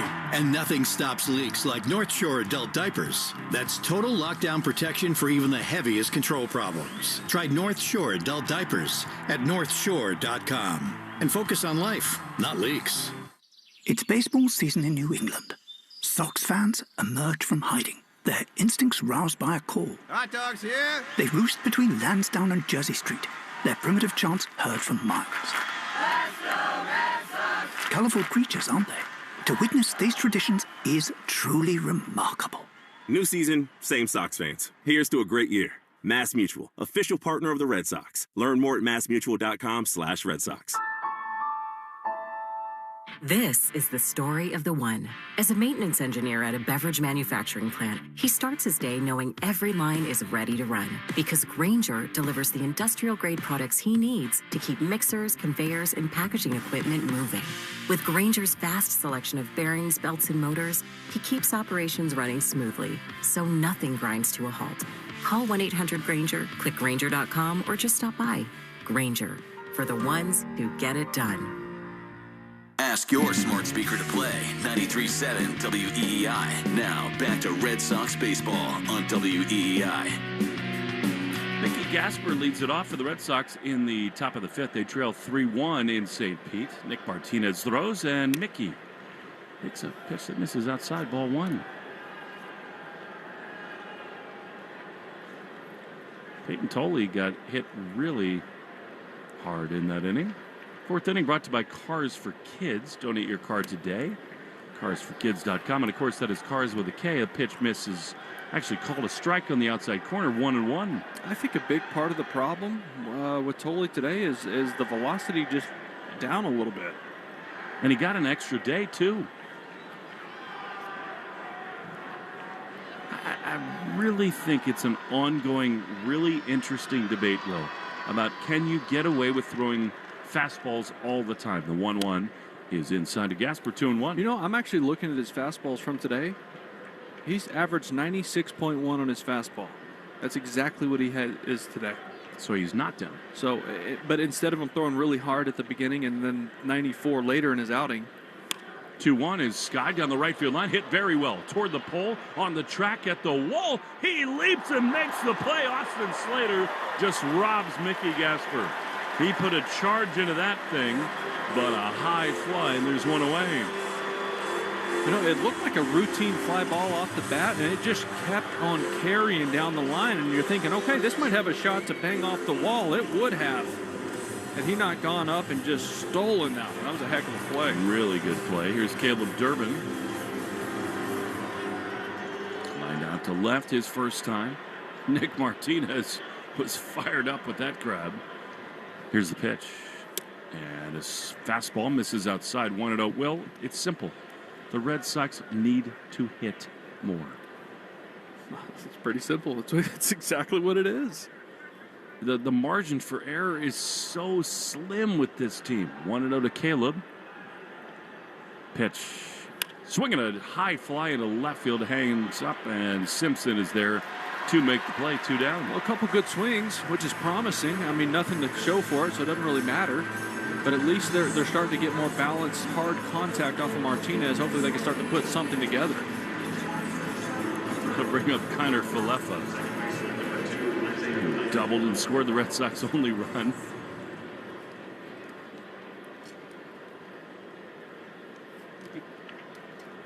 (3-1) Tampa.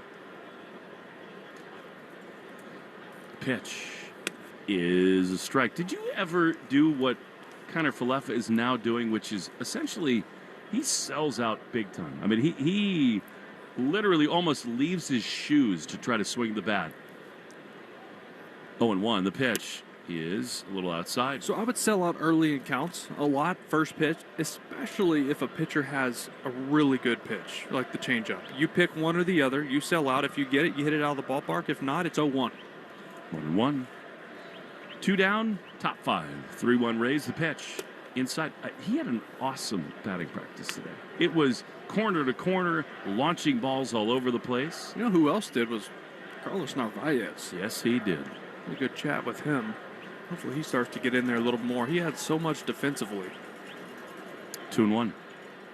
Martinez throws and a high pop on the first base side. Will it get out of play? Yes, it will.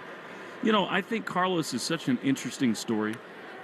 And, you know, last year he came onto the scene. He was the leader of this team behind the plate. And he still very much wants to be the guy that leads defensively. It's hard when your team's not hitting, right? And you're searching for offense. 2-2. To Kiner Falefa for the pitch. Swinging a line drive into left field, but again, right at Chandler Simpson. Inning over. We go to the bottom of the 5th. Tampa 3, Red Sox 1 on the Shaw's and Star Market, WEI Red Sox Radio Network. And another red light. Awesome. I'm already really late. Maybe I go a few over. It's not that bad, right? Ugh, but imagine getting pulled over. Or worse, crashing my car or not being able to stop in time for someone crossing. Yeah, way worse than being fashionably late. Next time I'll leave earlier to avoid the rush. Better late than never. Speeding wrecks lives. It's not a game.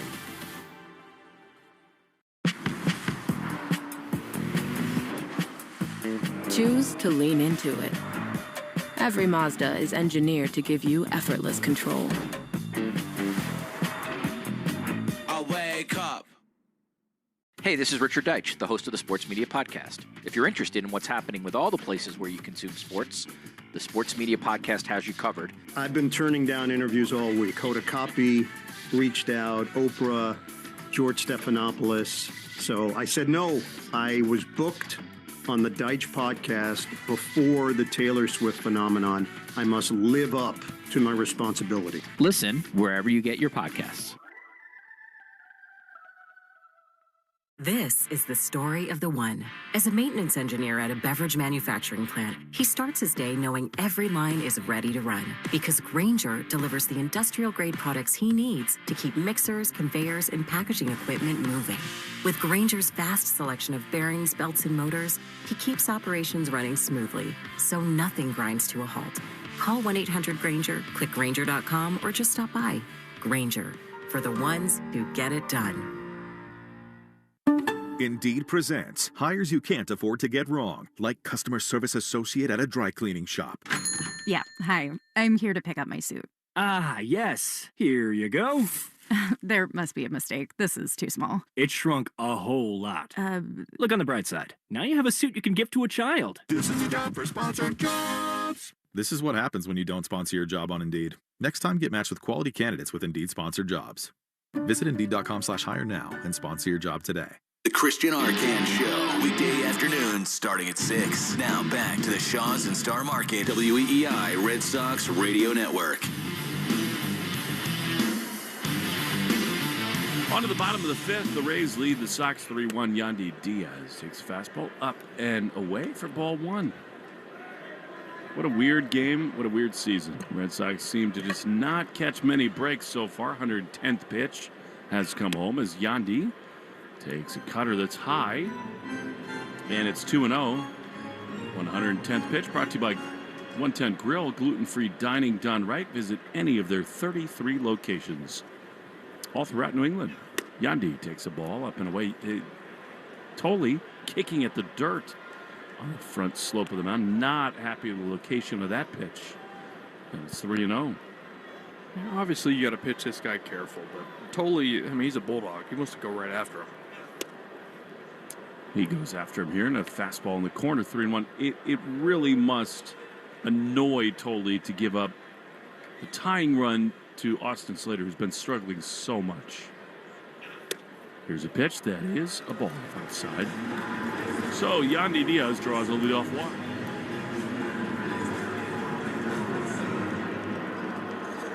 I don't think if there's anybody in this lineup you're okay walking, it's Yandy, the way he's been swinging it. Now, you got to be careful with this guy.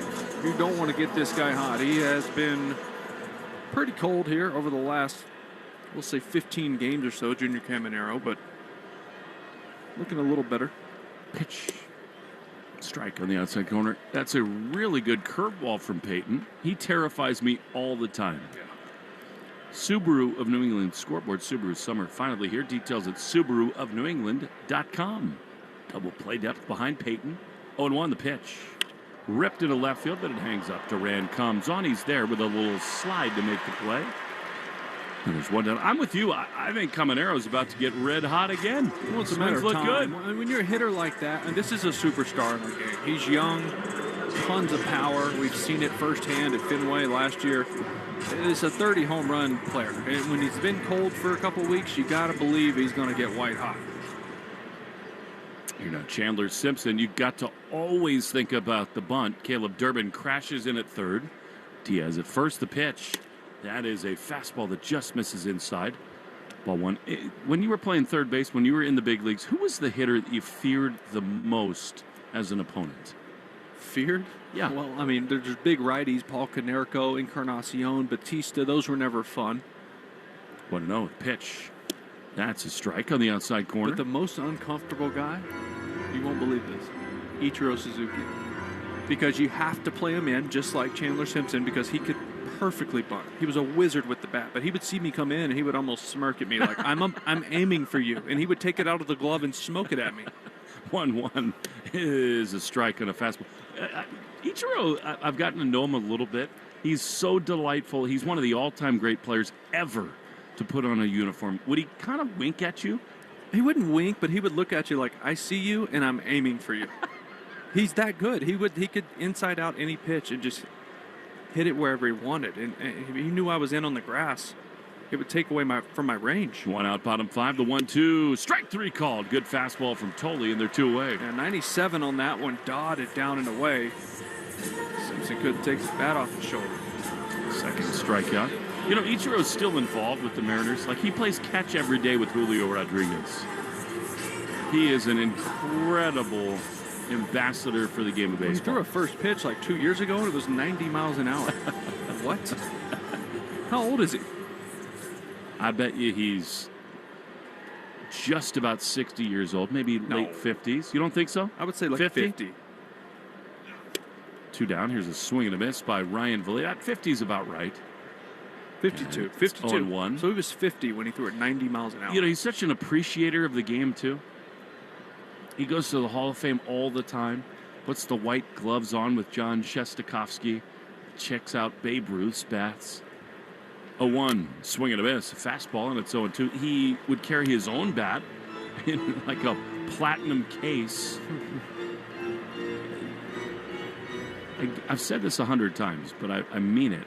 Read Joe Posnanski's book, The Baseball 100, and his entry on Ichiro is the best. Here's a fastball that misses inside from Tolle, and it's 1-2. Who's on deck? Brought to you by Azek Exteriors. Leaders in exterior trim moldings. By the way, Austin Slater is on deck. 3-1 Rays, bottom 5. Pitch. High pop into shallow center field. Cedon over to his right. He's there to make the play, and the inning is over. Sox needed to get the bats out. 3-1 they trail after 5 on the Shaws and Star Market, WEI Red Sox Radio Network. Choose to lean into it. Every Mazda is engineered to give you effortless control. I wake up. Life can feel overwhelming, but you don't have to go through it alone. On my podcast, From the Heart with Rachel Brathen, I share openly and vulnerably about everything life brings us and what we can learn by living with our hearts a little bit more open. Every Friday, a new episode brings you a new story with topics on self-care, motherhood, healing, and more. You are enough, just the way you are. And this podcast is a reminder of that. Follow and listen to From the Heart with Rachel Brathen wherever you get your podcasts. CBS knows where you get your medicine matters. It matters every day and every night. It matters that we're not just in your community, but we're part of it, making sure everyone feels welcomed and rewarded. It matters that we're here for what the doctor prescribed, and also just what the doctor ordered. Welcome to CVS, the official pharmacy of the Boston Red Sox. This is the home of the Sox, WEEI. And today's Red Sox code word of the game is the Rays. Make sure to enter your code word in the member portal today to claim your points. THERAYS as Marcelo takes a strike. Breaking ball in there. And it's 0-1. We were talking about Ichiro Suzuki and the great book written by Joe Posnanski, The Baseball 100. 0-1 to Marcelo, who homered last night. Tonight he grounded out to short his first time. 3-1 Rays, the pitch. A little blooper to shallow left field, and it is going to be caught by Simpson on the run. A little sliding catch. And there's one down. I really cannot tell baseball fans enough. Get and buy and read that book. He talks about how unique Ichiro was. I'm just going to give you a little bit of what Joe wrote about Ichiro and how he set the table for that discussion about the great baseball players of all time as Jaron Duran, the leadoff hitter, digs in. Martinez winds, he throws, and a fastball misses inside. He says he uses the word unique too much, which is true. Like, unique means you are one of a kind. He's setting the scene for describing Ichiro, who really was his own player. And unlike anything we'd ever seen, the 1-0 to Duran is a high fastball. And he said, you can call it unique, but Stan Musial had a similar passion for the game. So did Pete Rose, Vlad Guerrero, Bob Gibson, Dale Murphy, Willie Mays, Tom Seaver, and Raul Ibanez, along with a few hundred other people. 2-0 to Duran. The pitch is a strike on the inside corner. And this is the part that I love about Joe Posnanski's description of it. Ichiro. He said, Tony Gwynn resembles Wade Boggs, who resembles Rod Crew. Jose Altuve resembles Dustin Pedroia, who resembles Joe Morgan. 2-1 is popped up. Foul side of third. It'll get out of play and make it 2-2. Chris Sale resembles Randy Johnson, who resembles Sandy Koufax, who resembles Lefty Grove. Albert Pujols resembles Jeff Bagwell, who resembles Dick Allen, who resembles Jimmy Fox. The big differences between these players, Joe wrote, and yet no one in the history game was quite like Ichiro. 2 balls, 2 strikes to Jarren Duran. 1 out, bases empty in the top of the 6th. Pitch. Swing and a miss. He got him with a sinking fastball. I think maybe Duran keying on the changeup there. And they're 2 down.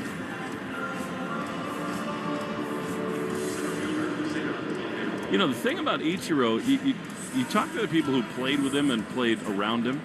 If he wanted to, he could have had 35, 40 home run seasons. You watched him. Oh, his batting practice was spectacular. Here's Cedon Rafaela.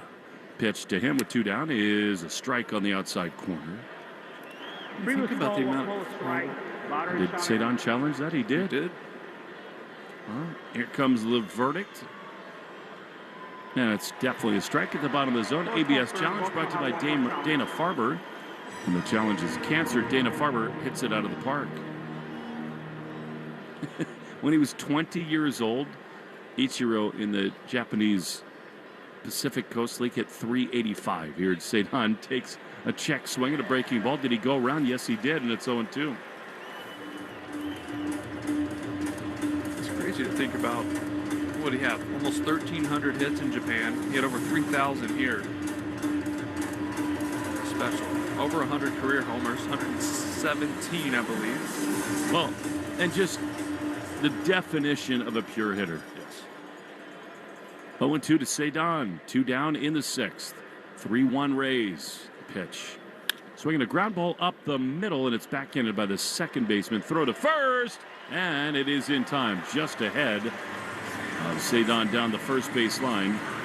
Tampa goes to the bottom of the 6th, leading it 3-1 on the Shaw's and Star Market WEEI Red Sox Radio Network. Choose to lean into it. Every Mazda is engineered to give you effortless control. I wake up.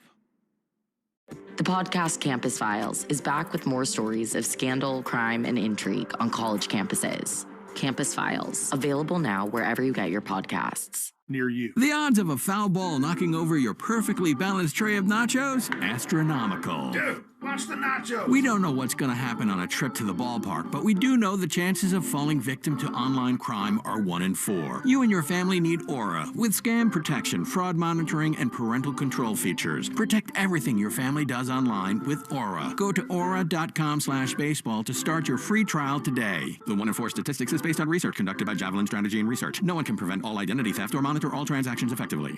Progressive presents ways to save money that aren't bundling your home and auto insurance with Progressive. Thanks again for taking me to the game, man. I can't wait to get in there. By the way, what's in the bag? Oh, I bring my own hot dog and peanuts. Saves a ton. Savvy. And what about the beach chairs? Why buy seats when you can save big and bring your own? We can't get in without tickets. Tickets? What do you think the portable TV is for?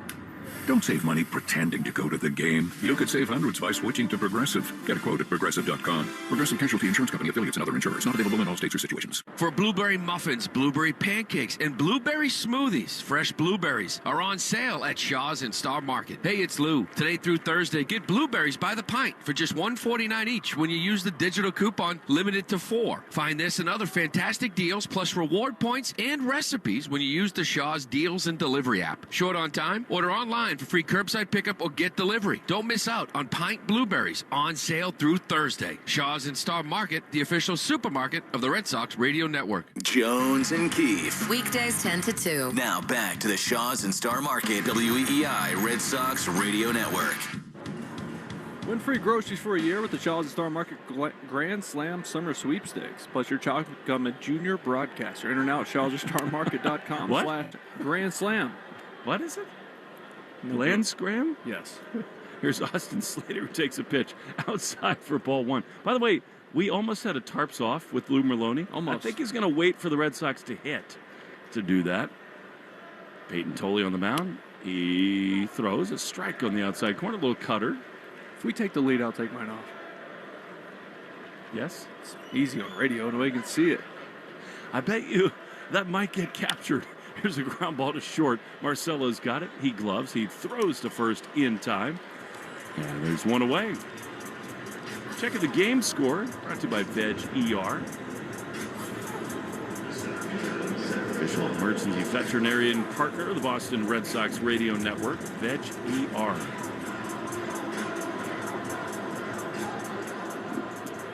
Seems like Kevin Cash gets the most out of every team that he ever manages.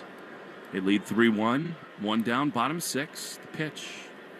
That's a strike, not called one on the outside corner. Mickey's going to challenge. Didn't that look like it was right on the outside corner? Yeah. And the verdict is about to come in. Yeah, strike on the top of the corner. I just think with the Rays players, they have so many players that, number one, they buy in. Well, what do we got here? Kevin Cash is arguing about this. What?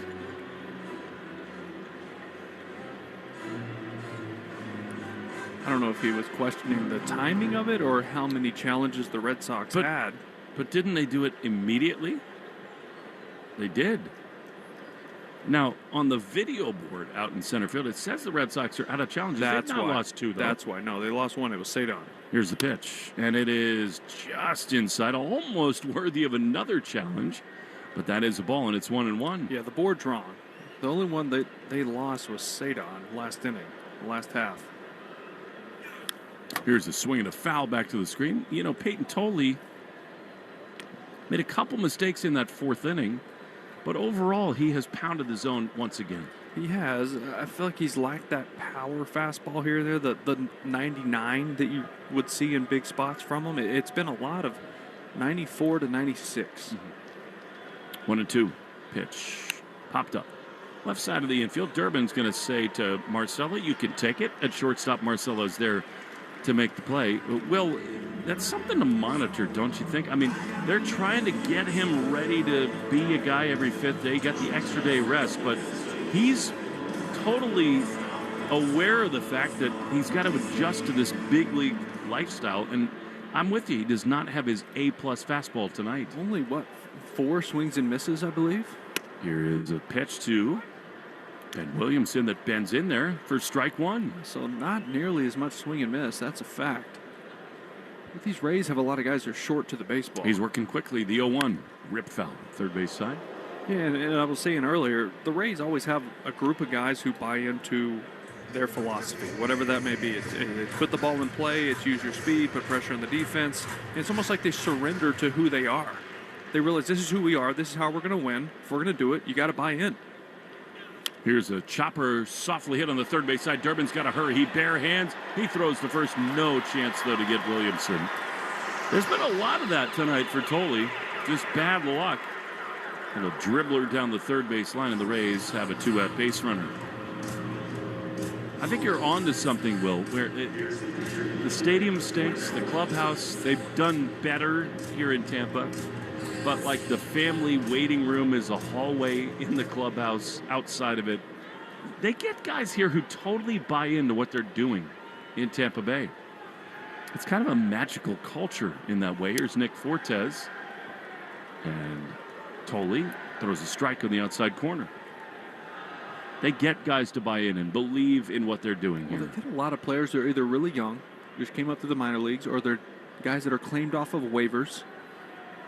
Here is a pitch that misses just outside. And they're fighting for their careers. They get a chance here, and they almost only have the option of buying in. But that's part of having a really good manager who can preach that.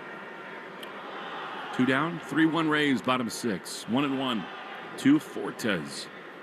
Right-handed hitter. Runner goes, pitch is fouled off. He had that bag stolen easily. We take 10 seconds for station ID on the Shaw's and Star Market. WEI Red Sox Radio Network. From the WEEI studios, 93.7 WEEI FM and HD1, Lawrence, Boston. Always live on the free Odyssey app.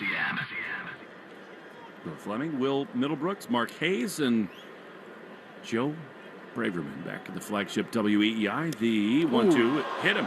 That was a curveball that missed horribly into the right-handed hitter. Fans boo, but in no way is that what Tolley was trying to do. If you had to pick one pitch from Peyton Tolley to hit you, it's his curveball. Let's be honest.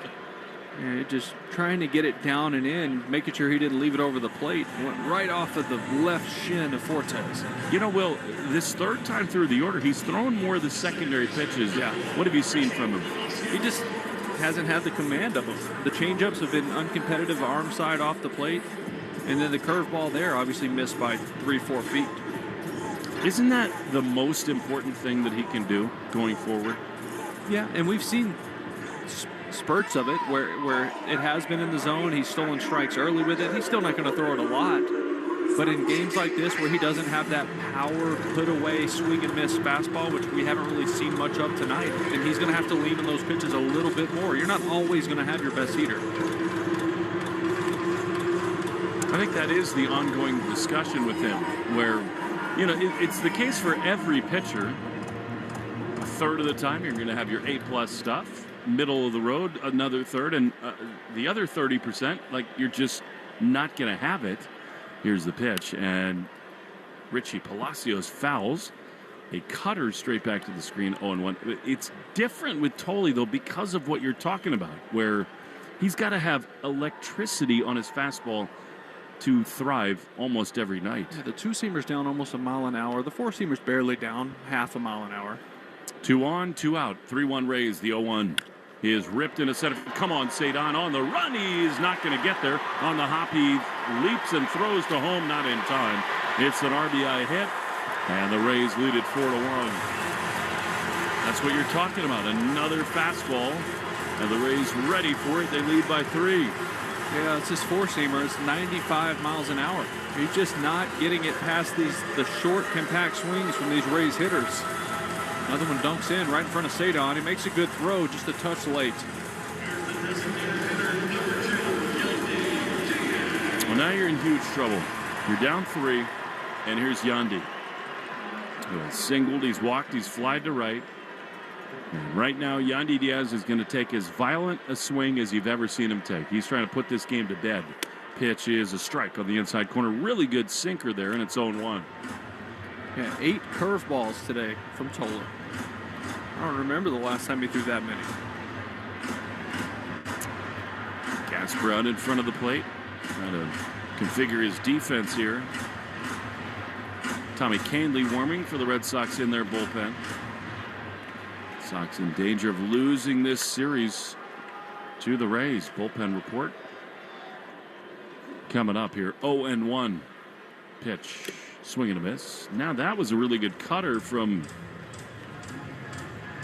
Peyton Tolley, and it's 0-2. Interlock Metal Roofing. Visit interlockroofing.com and never re-roof again. 0-2. A run in. 4-1 Rays. Pitch. High fly into center field. Cedon's got a beat on it. He comes on. He makes the play, and the inning is over. Red Sox could use some offense. They trail 4-1. We go to the 7th after this on the Shawson Star Market, WEEI Red Sox Radio Network. Choose to lean into it. Every Mazda is engineered to give you effortless control. I wake up. Create a space you can't wait to be in. It all starts at Frank Webb Home. With personal service and expert guidance at our local showrooms, we can help you find the bath, kitchen, and lighting solutions you need to enhance your space. With more selection and more expertise. Personal service to help you find your personal style. Visit frankwebb.com to schedule a free consultation in one of our 48 showrooms across the Northeast. Make yourself at home at Frank Webb Home. The podcast Campus Files is back with more stories of scandal, crime, and intrigue on college campuses. It is not hard to destroy a college. It's almost like a university under siege. Listen to and follow Campus Files, available now wherever you get your podcasts. Hi, I'm Jonathan Ratliff, Engineering Director at Nissan. We know some things are important to hear from an expert, not a voice actor. For instance, the Nissan Frontier is not only powerful and fun to drive, but it's durable too. We added the V6 engine, so when you need that power in the off-road, it's there.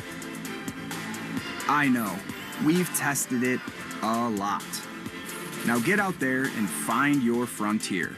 Nissan, #1 in new vehicle quality among mainstream brands by J.D. Power.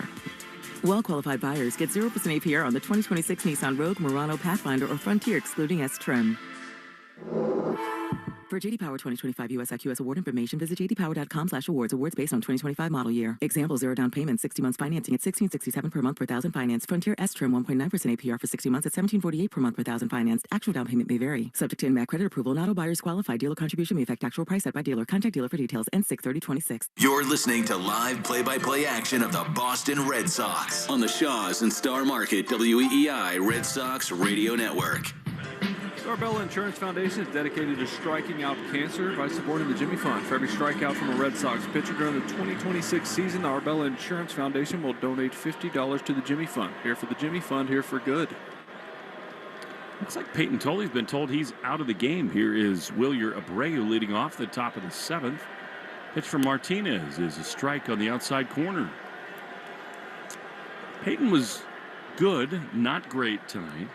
I feel like he threw more strikes, but just didn't have the swing and miss power stuff. He threw 94 pitches, 71 strikes.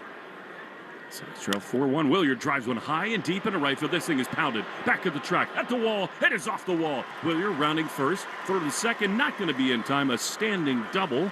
More slug from Wilyer and a leadoff two-base hit in the top of the 7th inning. He got a cutter down and in. He hit it well. He didn't click it by any means. It was 1-on-1 off the bat. Just missed the sweet spot and just missed a homer, making this a 2-run game, but you'll take a leadoff double anytime. And here comes Kyle Snyder, the slowest walker to the mound of any pitching coach in Big League Baseball. He sped it up with the pitch clock, though, because now he's on a timer. Before this, it was half this speed. I mean, crawling out there to give his guys time.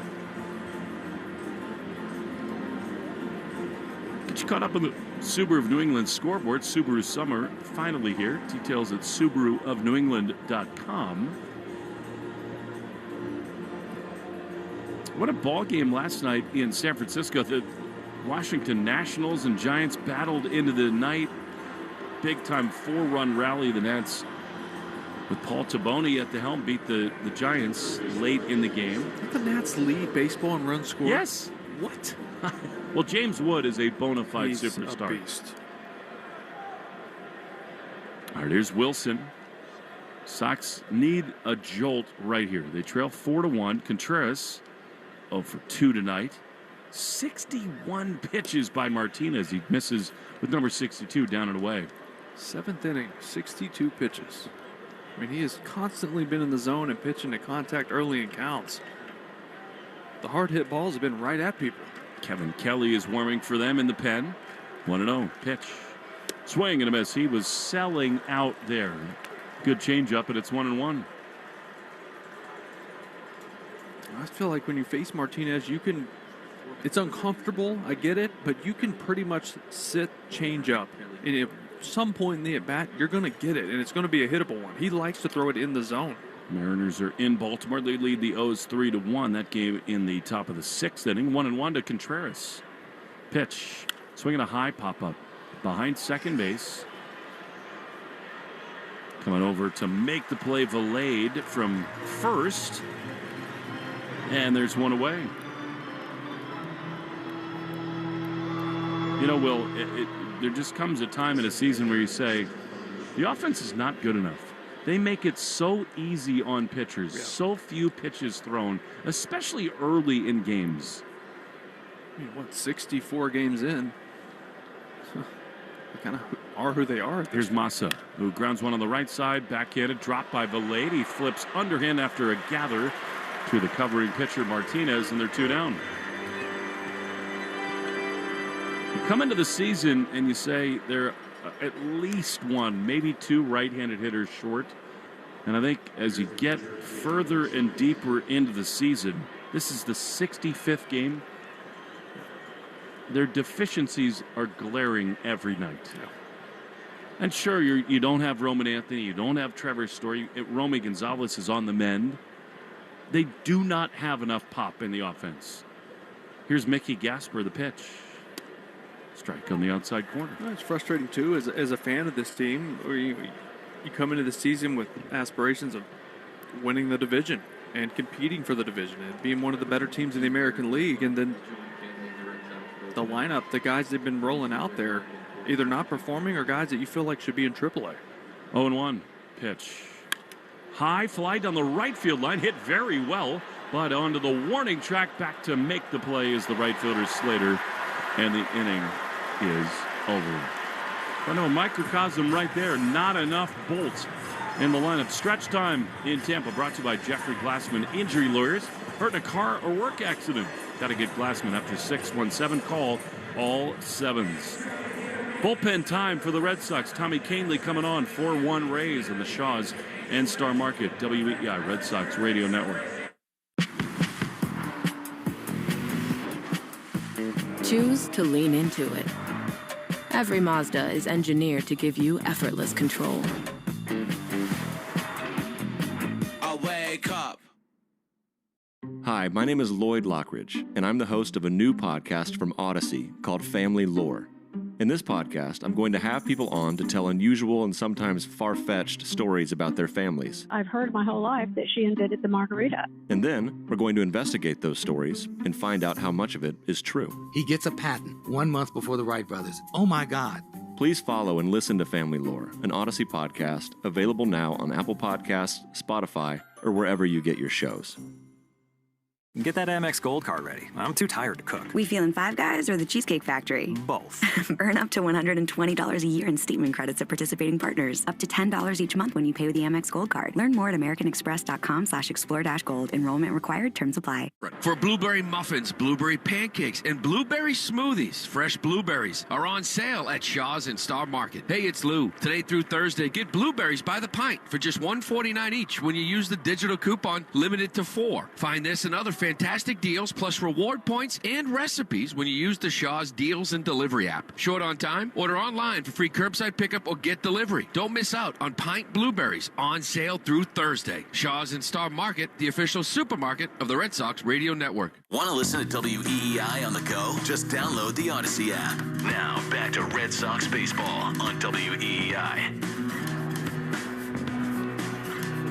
Tommy Kahnle is on for the Red Sox. Stay done for Peyton Tolley as Junior Caminero takes a slider for strike one on the outside corner. I was going to correct you because I was expecting it to be a changeup from Kahnle. It was a slider. He throws that so often. Less this year so far. A 1 pitch. Swing and a miss. That was the cambio. It's 0-2. Rivalry Report, sponsored by Riverwalk Spacious Senior Apartments on River Springs 32-acre New York City campus overlooking the Hudson River. Yankees tied at 2. 6th inning of their game. Junior Caminero behind 0-2. Pitch. A bit low. Change up. And it's a ball and 2 strikes. What a frustrating stretch. What a frustrating season this has been for the Red Sox. The margin for error is so slim for this team. 1-2. Pitch. Ground ball hard up the middle, backhanded by the second baseman, Kiner Falefa. He gloves. He throws to first in time. Caminero, I think he's hobbled a little bit. He was not running down the first base line at all. 1 away. He better be, because otherwise that's just tired. He's going to play the game the right way. But who knows? He could be dealing with something.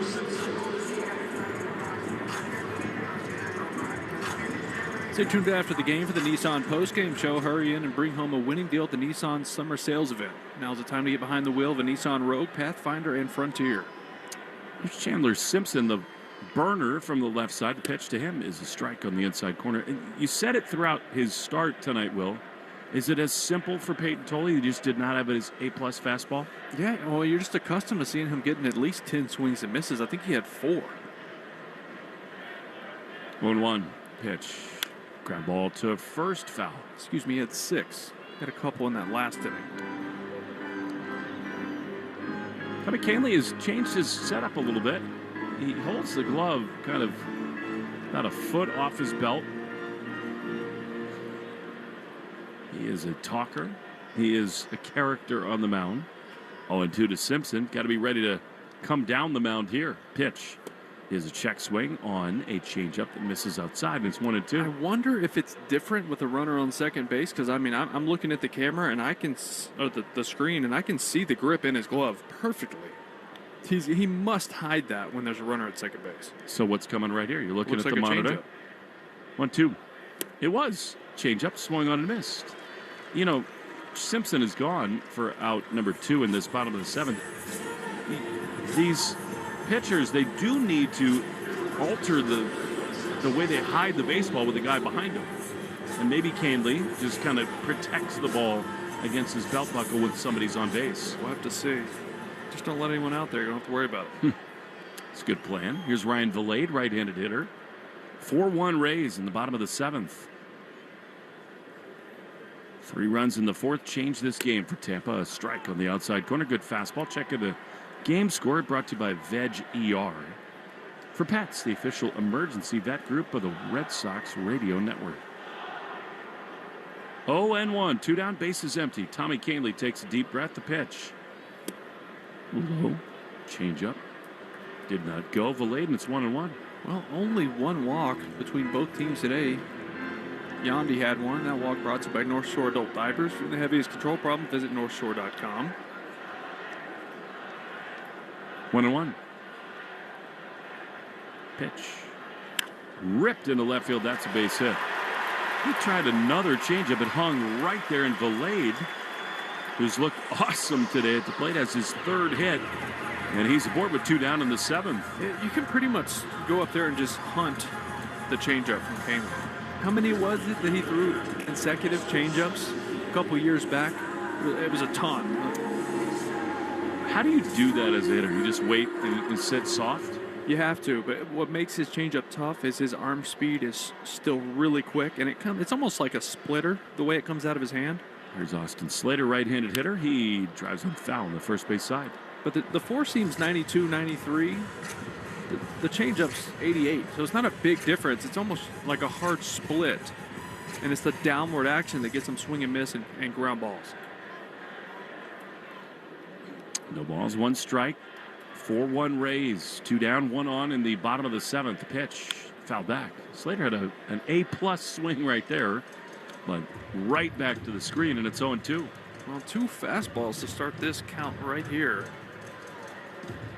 He's got to be thinking, Slater does, got to think he's going to be going changeup here, but I like just stay up top with the heater. Slater 0 for 2 tonight. The 0-2.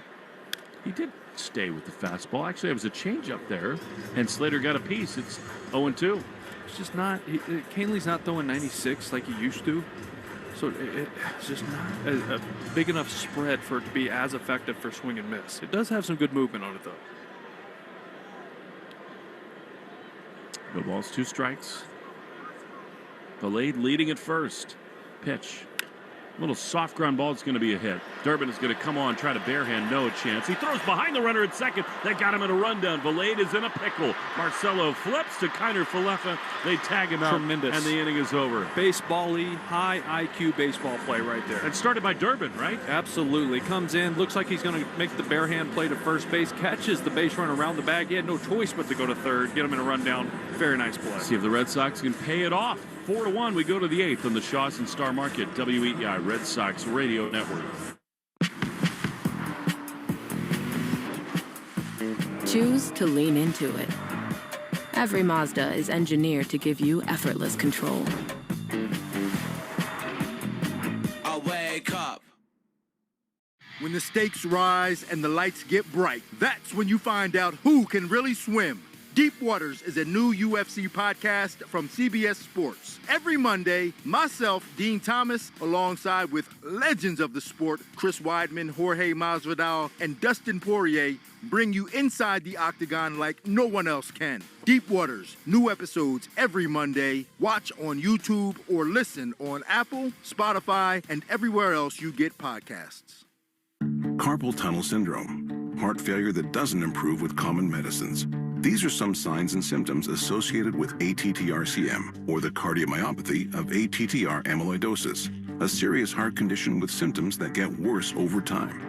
Amvuttra, vutrisiran, is a prescription medicine given by a healthcare provider that treats ATTR-CM in adults to reduce heart-related death, hospital stays, and urgent visits. In a clinical study, Amvuttra was proven to help people live longer and have fewer heart-related hospital stays and urgent visits over 3 years compared to placebo. Amvuttra lowers the amount of vitamin A in your blood, which can affect vision. Other side effects include pain in the arms or legs, pain in the joints, and shortness of breath. These are not all the possible side effects of Amvuttra. For prescribing information, call 1-833-256-2748 or learn more at amvuttra.com. Ask your doctor about Amvuttra for ATTR-CM. This is Caleb Durbin. You're listening to the home of the Red Sox, WEEI. Go to the top of the 8th inning. Caleb Durbin takes the first pitch fastball outside from Nick Martinez, and it is 1-0. Durbin tonight is lined twice sharply to left field. 4-1 Rays lead the pitch. Ripped into left field. That's a base hit. Caleb Durbin looks spectacular at the plate. It's a leadoff hit in the top of the 8th. I don't want any pushback from anybody who says anything else. He is locked in at the plate. Yeah, I mean, even his outs have been loud. All right, I love that he made that really nice play to end the bottom of the 7th and then comes up and gets a smoke job single to left. That ball was hit hard. It's a really big start to a big inning here. Rays have double-barreled action going in their bullpen. Here's Isaiah Kiner-Falefa, who has doubled and lined out to left himself. The pitch is a ball outside, 1-0. This Marcelo's up. Clevenger just got up. He's not going to be ready for Marcelo, so I would think Martinez will get at least Meyer. 1-0. Top 8, the pitch is ripped into center field. That's 6 down for a base hit. Great base running by Durbin. He went halfway, and he's up to second, and here we go. The Red Sox bring the tying run to the plate with nobody out in the top of the 8th. I thought maybe you might get a mound visit here just to give those arms a little extra time to get ready. Don't rule it out yet. Well, there it is, right there. He takes forever. He looks down to first. He jogs, so it is Kelly and Cam Boozer, the left-hander. Yeah. He's warming to the pen. Good time for a toe tap bomb for Marcelo, by the way. Stay tuned after the game for the Nissan post-game show. Hurry in and bring home a winning deal at the Nissan Summer Sales Event. Now's the time to get behind the wheel of the Nissan Rogue, Pathfinder, and Frontier. It is amazing to me how different a hitter Caleb Durbin is right now. Everything is hit hard. Confidence is everything, and then just that little tweak. Not only to his game approach, but how he attacks batting practice. He's hitting balls all over the park. His body staying to the middle of the field. He's not pulling off things. And when he gets a pitch in to pull, he pulls it the correct way. Here we go with Marcelo. I thought was kind of an open book after the game last night. I think he's been humbled a little bit. Sure. Toe tap homer last night. 2 on, none out. Pitch is a ball. You've played this game well at the highest level. How hard is it to kind of try to come through struggles for the first time? Well, it helps when you hit a homer, right? You feel a lot better the next day, but you just have to respect the work and just keep grinding. 1-0, the pitch is swung and grounded to first, off the bag! It's a fair ball! It's going to score at least 1 run. Durbin comes home. Right behind him, Kiner-Falefa hits into the Rays bullpen. Cello, a 2-run double, and it's 4-3. I mean, this ball's not hit hard by any means. It goes right off of the corner of the first base bag and kicks down into the Rays bullpen. Bounced around down there before it was corralled by the right fielder. 2-run score. Here we go. We got us a ball game. And that's going to do it. Kevin Cash is coming out. He's going to get Martinez off the mound. With the left-hander Duran, it's certainly going to be Clevenger. No, it's not. It's Kevin Kelly coming onto the mound. Tell you what, Martinez was phenomenal all night. And then right here in the 8th, they get him. Well, we'll talk about strategy here. Whether or not Duran's thinking about squaring around against Kelly, small ball possibilities all over the place. Sox within a run. Pitching change brought to you by JetBlue. Proud to be the official airline of Boston Sports. Get your tickets at jetblue.com or call 1-800-JET-BLUE. Kevin Kelly onto the mound after this. 2 runs in, the tying run at second with nobody out in the top of the 8th on the Shaws and Star Market. WEEI Red Sox Radio Network. Ford is here for those who build America. Those who believe that giving everything we've got today will pay off tomorrow.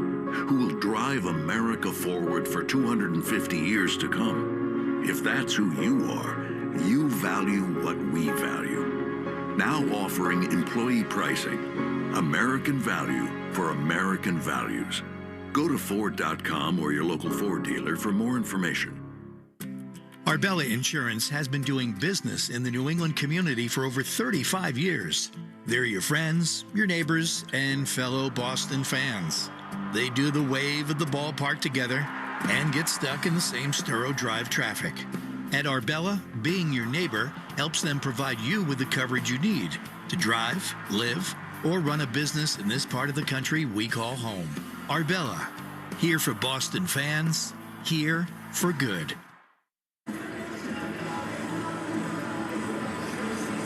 For blueberry muffins, pancakes, to blueberry smoothies, fresh blueberries on sale at Shaw's and Star Market. Pint blueberries are $1.49 each when you use the digital coupon. Limit 4. Save more with 4U digital coupons. Will Fleming? I love the 4U digital coupon. What a spot this is for Jarren Duran. Left-handed hitter, Kevin Kelly. Second straight night on the mound with the tying run in scoring position. It is essential that Duran at least makes a productive out here. The pitch is a strike on the inside corner. Sinkers, sweepers. Kelly does have a changeup as well. Got to find something to hit to the right side. That sinker in right there was a good one to do it. Graham wanted to see one. How about Marcelo Meyer? A homer yesterday. Big 2-run double today. 0-1 the pitch. Is a check swing. He did not go. Alan Porter says no. No, it's 1-1. Duran was awesome for a week. He carried the offense. He has cooled off big time. This is a spot where he's got to at least pull something on the right side. 1-1. The pitch is pulled on the right side and a beautiful swing. It is gloved over there at first by Valade, but over to third goes Marcelo. Super productive out. Tying run at third with 1 down. It wasn't hit softly by any means. I thought that might have a chance to get down the line. Valade there to glove it, but a productive out nonetheless. Here we go with Cedon. And Will, I think we've talked about this for 2 months. Cedon has matured. He has really come into his own as a hitter. This is an essential spot to him to keep that approach going. Tying run at third, the pitch. Swinging a ground ball up the middle, infield in, smoked, and a throw to first. Cedon retired. He charged that ball, but they're 2 down. I mean, he did everything he was trying to do there, right? Get something over the plate. He smokes it. Just right at the second baseman, almost 106 off the bat. You've got to be kidding me. Horrible luck. I mean, they played it perfectly. The Rays spray chart had the second baseman, Palacios, in on the grass almost right behind the mound. All right, here's Willier now. 4-3, 2 down in the ninth. In the eighth, I should say. The pitch is high with a fastball, 1-0. Well, Willier, we've talked about it already, but he's gotten long. He's swinging way too hard. Trying to do a little too much. You want to see him just get to the middle of the field. Find a way just to drive him in right here. 1-0. Pitch. Swinging a ground ball up the middle. Handled by the shortstop, Williamson. He throws to first in time, inning over. Unlucky for the Red Sox. They get 2 in, but they trail by 1. To the bottom of the 8th we go. 4-3 Tampa on the Shaws and Star Market. WEEI Red Sox Radio Network. Choose to lean into it. Every Mazda is engineered to give you effortless control. I wake up. It is not hard to destroy a college. Last season, the podcast Campus Files brought you stories of fraternity drug rings, stolen body parts, campus cults, and more. And now, Campus Files is back for another season. There's a guy screaming into his phone. He's like, I just saw Charlie Kirk get assassinated right in front of me. Every week is a new episode and a new story. It was so chaotic. It's almost like a university under siege. Listen to and follow Campus Files, available now wherever you get your podcasts. Boston's got more ways to hit it out of the park this summer with daily flights from Boston to Amsterdam, Barcelona, Dublin, Edinburgh, London, Madrid, Milan, and Paris. Plus, only JetBlue gives you free high-speed Wi-Fi and large seatback touchscreen TVs with tons of entertainment and farm-fresh meals, all included for a low fare. Plus, beer, wine, and liquor included for 21 plus. Ready for a real game changer? Book your own suite in Mint, JetBlue's award-winning take on premium travel. If Europe is in your playbook, JetBlue has more destinations for Red Sox Nation. Let's go. Book now at JetBlue.com. Carter's has your family covered for every summer first. First steps, first swim lesson, or first sleepover. Our clothes help kids and parents have their best summer ever, thanks to comfy design and easy dressing details. Generations of families have trusted our must-haves for babies, toddlers, and kids, designed to shine season after season. Visit Carters.com to shop the latest styles or find a Carter's store near you. Boston sports with you wherever you go. Download the Odyssey app. Now, back to Red Sox baseball on WEEI.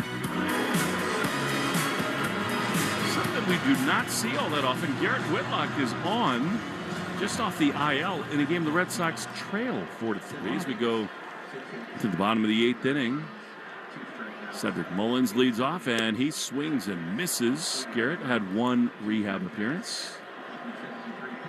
Excellent couple of walks with the Worcester Red Sox, and it's a swing through its own one to Mullins. Well, they want to keep this close. They feel like they have a chance. 0-1, swing and a miss. Blew him away with a fastball. This is something Alex Cora would never do, ever. He would not put Whitlock in trailing in a game. Yeah, part of this, too, could just be Whitlock hasn't thrown. They want to get him out there on the mound. You know, since he just had that one outing in Worcester on a rehab start. Rays have action in their bullpen. Baker going again as the fastball misses high. And it is 1-2. Can I tell you something a little nauseating? Sure. Trailing after 8 innings, the Red Sox are 0-34. Not good enough. No heroics. Pitch is loop foul on the third base side. 0-34. 0-34 when trailing going into the 9th. They will have Contreras, Yoshida, and Gasper scheduled to hit. 1-2. Pitch. It has to be a strike. It is, but it's dropped by Gasper. And Mullins is going to be safe. Drop third strike. That's got to be a pass ball. Mickey's got to catch that baseball. And that is not the way to reintroduce Garrett Whitlock to the game. Catch the ball. Lead off pass ball. What on earth? That's him trying to frame a pitch that doesn't need to be framed. Trying to do a little too much back there. It hits the glove. All right, leadoff man aboard. Here is Ben Williamson, and this is the thing, Will. It's a one-run game. You know these Rays. They're thinking small ball now. Yeah, I want to see Durbin in a little bit more. And also maybe Garrett needs to pick the pitch. Is a strike on the outside corner. The stuff looks great from Whitlock. He looks sharp again. Yeah, 95 on the sinker. Some good movement on that. Changeup has some depth. It's always a good pitch for him. I'm sorry. Narvaez needs to catch more than Gasper does. He does. 0-1. Swing and a miss. That is slider. I know the Red Sox are scratching and clawing for offense, but Mickey walks and gets singles. They need their everyday catcher to pair with these pitchers. They do. 0-2. Whitlock is ready. He throws, and he misses outside. Mickey's a cool story. He does give you quality at-bats. Carlos Narvaez is on a lot of levels an elite defensive catcher at the major league level. I think you owe it to the pitchers to give him a lot of run. I got Mullins running here. 1-2. He's not going. The pitch is fouled off on the first base side. Out of play. And again, this is not a commentary on Mickey Gasper. You understand what the Red Sox are doing. They're trying to find anything they can do. But that position is so important. 1-2, runner goes. Pitch is lined to the center field. Chance for a double play. Cedon makes the play. Can he get it to first in time? Yes, he can. It is in time. Double play. A line out, and Mullins unaware completely. They're 2 away. Well, Mullins got a tremendous jump. and had this back stolen and just hit way too hard right at Cedon. He gets him by a step and a half. One hop throw to Contreras. That was money. The doctor ordered. You were just hoping it didn't hit the base runner because it got real close. Yes. All right, 2 down. Baker continues to warm for the Rays. Here is Nick Fortes, right-handed hitter. And he takes, pitch that's outside for ball 1. Attendance brought to you by Crispy Crunchy Chicken. Official fried chicken of the Red Sox. Find a location at crispycrunchy.com. Just about 15 grand here today as a fastball. Whitlock looks awesome on the inside corner, and it's 1-1. Jumping out of his hand. That was a two-seamer at the bottom of the zone. It was just like a dart.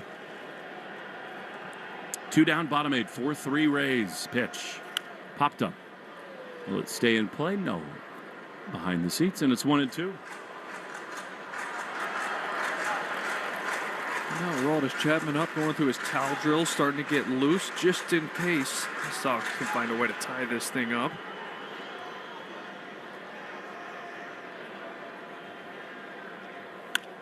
Here is a line drive into right field. That is a base hit off of Whitlock. Nick Fortes is aboard with 2 down in the bottom of the 8th. You know what? Whitlock threw that exactly where he wanted it. About 2 balls above the strike zone. Fortes just went up there and slapped it to right. That's a good piece of hitting.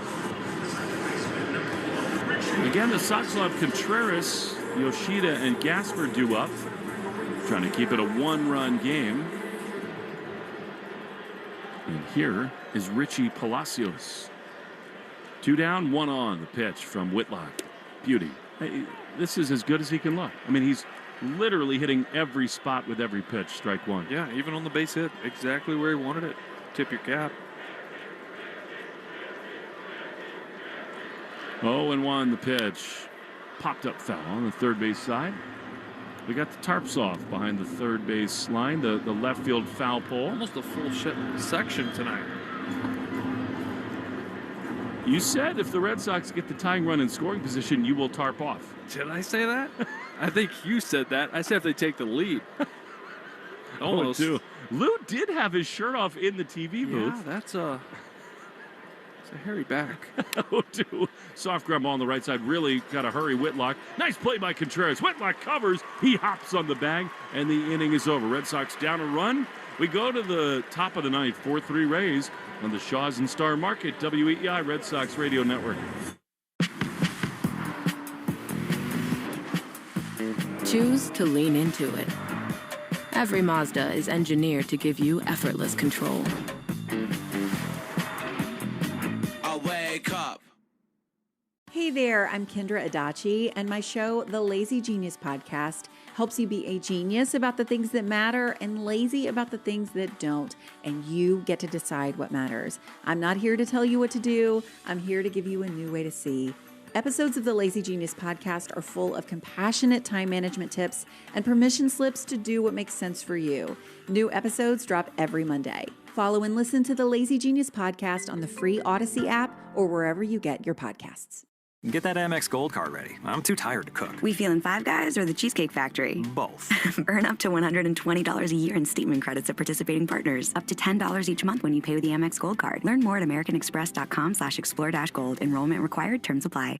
Drivers who switch to Progressive could save hundreds just by bundling home and auto insurance. Because you can't go wrong saving money. Unless you spend it on a guitar, never learn to play it, but lie and say that you did. Then someone hands you a guitar at a party and asks you to play, so you decide to improvise this. Well, don't you know that but that's not it. Dreams are fun and also good. Yep, you can't go wrong. Bundling and saving money with Progressive. Well, depends on how you spend it. Progressive Casualty Insurance Company, affiliates, and third-party insurers. Not available in all states or situations. During this call to the bullpen, your New England Ford dealers remind you that this is the perfect time to check out all their great Ford truck offers at Ford.com/local. You'll find special deals on Ford F-150, built Ford tough and smarter than ever. The legendary Super Duty, our most capable heavy-duty pickup, and the versatile Maverick, ready for your next adventure. Visit Ford.com/local and see why now's the time to buy or lease your new Ford truck. We're right back to the Sox on the Shaws and Star Market WEEI Red Sox Radio Network. 4-3 Rays. We go to the top of the ninth. Stay tuned after the game for the Nissan post-game show. Hurry in and bring home a winning deal at the Nissan Summer Sales Event. Now is the time to get behind the wheel of the Nissan Rogue, Pathfinder, and Frontier. Here's Brian Baker. 17 saves on the season. Wilson Contreras swings and pops it up. On the infield, the second baseman is underneath it. Palacios is there to make the play. One pitch, one out in the top of the ninth. Oh, you were really hoping to get that leadoff guy on somehow. Carps are off down the left field line for the Rays. Here's Yoshida. And then Gasper. Pitch. Massa takes a strike on the inside corner. Could use one of those walks from the Rays right here. Be brought to you by North Shore Adult Diapers. Some control problems would be nice from the Rays. They would. The 0-1 is outside. A control issue there. And it's 1-1. 17 saves. This is his 29th appearance. Left-handers hitting 163. Pitch. Way outside. Not close. 2-1. Just need a mistake. He's got one of those fastballs that just disappears at the top of the zone. He's going to use that changeup to lefties. Already seen that here against Yoshida. It is basically a two-pitch mix. 2-1. Massa takes a ball down and in. If he walks, they will pinch run. They got options off the bench. Probably Nate Eaton, I would think. You know, and Gasper's on deck. He's just missed 2 homers today. He's fallen out to the wall twice. 3-1 to the Macho Man. Pitch is rip foul. I like that he's in swing mode there. Just a little late on a fastball. And it's 3-2. Just feel like that's a sin for a hitter. Hitters count. You can't be late on the fastball. You got to be ready for it. 3-2. One down, top 9. 4-3 Rays. Here's the pitch, and it is swung on and grounded to first. Handled there by Valade. He steps on the first base bag himself, and they're 2 down. And now the Red Sox final hope is Mickey Gasper.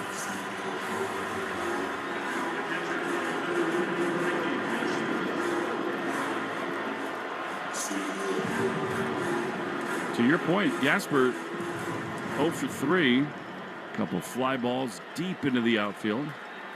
Trying to get the Red Sox engaged in the ninth. The pitch is outside.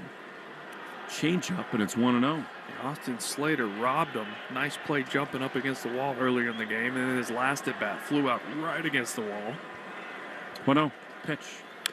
Chopper foul on the first base side. And it's 1-1 just in case. Chapman is up and throwing in the Red Sox bullpen. 4-3 Tampa.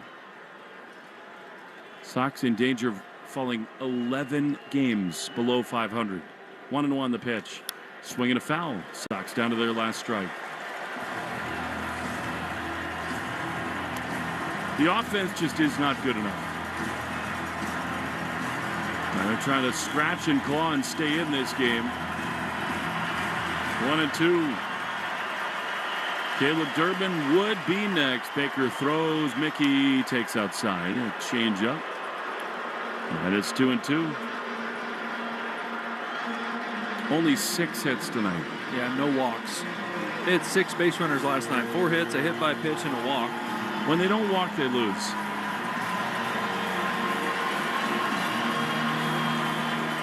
Two balls, 2 strikes. Gasper waits. Baker sets. Into the wind he goes. He throws, and Mickey takes a ball outside. Gasper will give you this. He draws a full count, and again, same story. If Gasper walks, Eaton's coming on to pinch run for him. 100%. 3 balls, 2 strikes, 2 down, top 9, 4-3 Rays. Baker arches his back into the wind. He throws. Mickey swings and grounds one to first. It's going to end the game. Valade's got it. He steps on first, so the Red Sox have lost the series, and they've lost the road trip. 4-3 the final. Again, offense not nearly good enough. Tampa wins it 4-3. Sox try to salvage the finale tomorrow. How many times can you say it? They need more at the plate. Nissan postgame show's next on the Shaw's and Star Market WEEI Red Sox Radio Network. choose to lean into it. Every Mazda is engineered to give you effortless control. I wake up. Soy Janie, madre en Rhode Island. Llevo 5 años luchando para que nuestras familias tengan acceso a buenas escuelas públicas. Y yo soy Natasha. También defiendo los derechos de nuestras familias. Y lo hago por experiencia personal. Cuando mi hija comenzó en una escuela charter, cambió todo. Por primera vez, sentí que ella tenía las mismas oportunidades. Está aprendiendo muchas cosas y desarrollando su aprendizaje. Hoy día, los políticos en Rhode Island están considerando una propuesta de ley que eliminaría nuevas escuelas charter públicas permanentemente. Están tratando de cancelar 2 escuelas que ya han sido aprobadas por el Estado. El 83% de los padres y votantes latinos en Rhode Island apoyan las escuelas charter. Nuestros hijos no pueden esperar. Visita detenlaespera.com y dile a tu legislador que vote en contra de esta propuesta dañina. Pagado por Stop the Wait Rhode Island, detenlaespera.com. Lemonade! Fresh squeezed lemonade! Lemonade? Oh, nuts. Is your business struggling to be seen? Not reaching the right customers? Yeah. Odyssey's here to help. Your one-stop shop for digital marketing. Wait, really? With targeted digital media, plus SEO, SEM, social, OTT, and more, we help your business reach the right audience and drive results. Whoa, hey, one at a time. Stop missing out on valuable customers. Visit digitallocalads.com to learn more about our local advertising solutions. That's digitallocalads.com. Okay, people, line starts here. Our market, WEEI Red Sox Radio Network. This is the Nissan postgame show. Nissan makes cars that thrill. Experience the thrill for yourself today. Shop NissanUSA.com. 4-3, Rays beat the Red Sox. Welcome to the Nissan postgame show. Christian Arcan's got you for most of the postgame here tonight. Peyton Tolley was on the mound for the Red Sox. Nick Martinez, changeups, fastballs. He beguiled the Sox until they really erupted late in the game, but not enough offense yet again. Red Sox are now 11 games under 500. And Will Middlebrooks, as we begin the Nissan postgame show, it's the same old song. Yeah. The offense is not good enough, period. They only struck out twice, right? But that's who Nick Martinez is. A lot of weak contact with that changeup fastball combination. Just not. Honestly, there were some hard hit balls. There were several lineouts. Mickey robbed of a couple doubles on the wall, but it's just not happening right now. 6 base runners. You're 2 for 9 with runners in scoring position. 2 for 9, right? And you really don't do much till that 8th inning. But I think we're forgetting also Peyton Tolley wasn't himself. 6 swing and miss. He didn't really have that power put away swing and miss fastball that we're so accustomed to seeing. He gives up 4. Really didn't expect to see that either. You know, the Red Sox get 3 runs tonight on 6 hits. 4 hits last night. You cannot come to Tampa. They have been bad. When the Red Sox came to town, they've dropped 7 of 10 games. It's not like there's some juggernaut. Yandy Diaz has had big hits, and they manufacture a few runs here today. 10 hits in 2 games, Will. 12 base runners in 2 games. They're trying to find a way out of this thing, right? And they've changed staff. They're trying to find a new approach, and there are signs that maybe there's some hope and optimism with some of these hitters like Durbin and even Marcelo, who has the big 2-run hit off the first base bag. At some point, though, the back of your baseball card is what it is. Right. And they've not gotten enough. And again, I said this last night, and it is true. They need more from Wilyer Abreu, period. Full stop. Jarren Duran and Wilyer, the last few games, have just not done enough to help them. But overall, there's too much pressure on those guys at the top of the order. So that's a great point. And yes, you'd like to get more out of those guys, but how nice would it be to not have to lean that heavily on 2 guys, 3 guys? You're lacking star power on this team. Roman Anthony was supposed to be that. Slow start. Now he's hurt. We don't know when he's back. Trevor Story, you're waiting for a big month from him because he can carry you for weeks at a time. He's hurt for another 6 to 8 weeks at this point. Don't know what you're going to get when he comes back from a hernia surgery. It's just There's not enough hitters in this lineup that opposing pitchers look at and say, I have to pitch this guy different because this guy's after him. There's not a lot of fear outside of Contreras. And we said that out of spring training, didn't we? Yeah. You know, I mean, that is the bottom line of this. You're without Story, you're without Anthony, but there does have to, in my opinion, there has to be a long investigation, a long period of thought into did Craig Breslow get enough offense on this team to compete in this immediately aggressive American League East? So the answer is no. Well, you know, obviously the answer is no. But, you know, this is a organization that invests big time into the projections of players and what they've done and what the numbers and the computers tell you they're going to do this year. Those computers have been wrong on most of these guys. Contreras overperformed what they thought. Great. Willier has been a really good player, not slugging like you thought. Sadon taking a big step forward and becoming really a complete player. That's not enough. Everyone else is underperforming. When that many guys are underperforming and you have a star player slow start and then hurt, you're not going to be in a good spot. You're not going to consistently score 5 runs a game. And you're seeing that. You're seeing 1, 2. We got 3 today, but Peyton Tully, who's been phenomenal, gives up 4. Just how it's going. So now this gauntlet on the schedule where we know that the season is going to get decided, right? Like they go to New York, they come to Tampa Bay. They're now 1-3, got a 1-10 start tomorrow. Jake Bennett's going to come up. I mean, he's going to make the start tomorrow, assuming he didn't kind of get hurt playing catch in AAA Worcester today.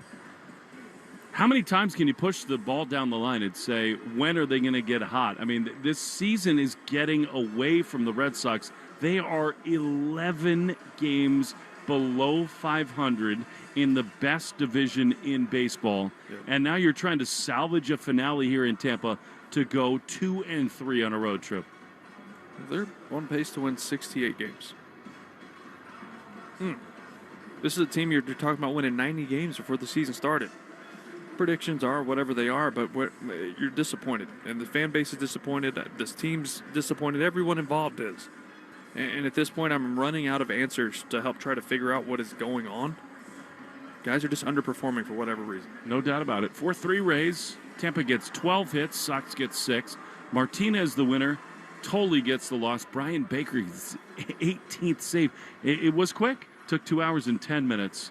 And the Red Sox, yet again, have lost a series to the Tampa Bay Rays. They have not won a game in 5 opportunities against Tampa Bay this season. 4-3 the final.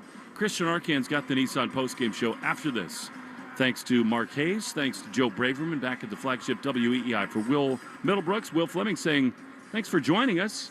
Better luck tomorrow at 1:10. Mass Mutual Red Sox pregame show can be heard beginning at 12:10. Talk to you then on the Shaw's and Star Market, WEEI Red Sox Radio Network. Choose to lean into it. Every Mazda is engineered to give you effortless control. I wake up. The all-new Amazon Ember art line with Fire TV. With Alexa Plus, 10 custom frames and over 2,000 free works of museum-quality art. The Amazon Ember art line with Fire TV. It's not just a smart TV, it's an art TV. Separate subscriptions may be required. Viewing experience is subjective and may vary with content. Okay, I have to tell you. I was just looking on eBay where I go for all kinds of things I love, and there it was. That hologram trading card. One of the rarest. The last one I needed for my set. Shiny like the... designer handbag of my dreams. One of a kind. eBay had it, and now everyone's asking, ooh, where'd you get your... windshield wipers. eBay has all the parts that fit my car. No more annoying. Just beautiful. Millions of finds, each with a story. eBay. Things people love. From the trusted team behind 48 Hours, welcome to Case by Case, your weekly update on the biggest true crime stories unfolding right now. Nick Reiner remains in custody without bail. Luigi Mangione accused of stalking and gunning down United Healthcare CEO Brian Thompson. From high-profile trials and stunning evidence to major breaks in cold cases, we'll follow it all case by case. Follow and listen to 48 Hours Case by Case wherever you get your podcasts. Star Market, WEEI Red Sox Radio Network. from the WEEI studios. 93.7 WEEI FM and HD1, Lawrence, Boston. Always live on the free Odyssey app.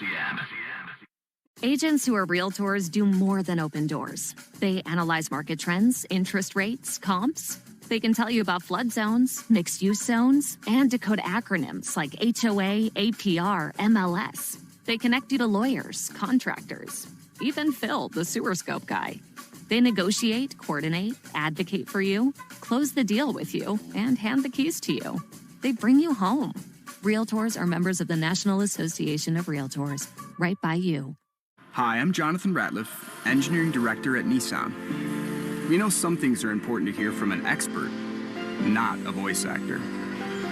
For instance, the Nissan Frontier is not only powerful and fun to drive, but it's durable too.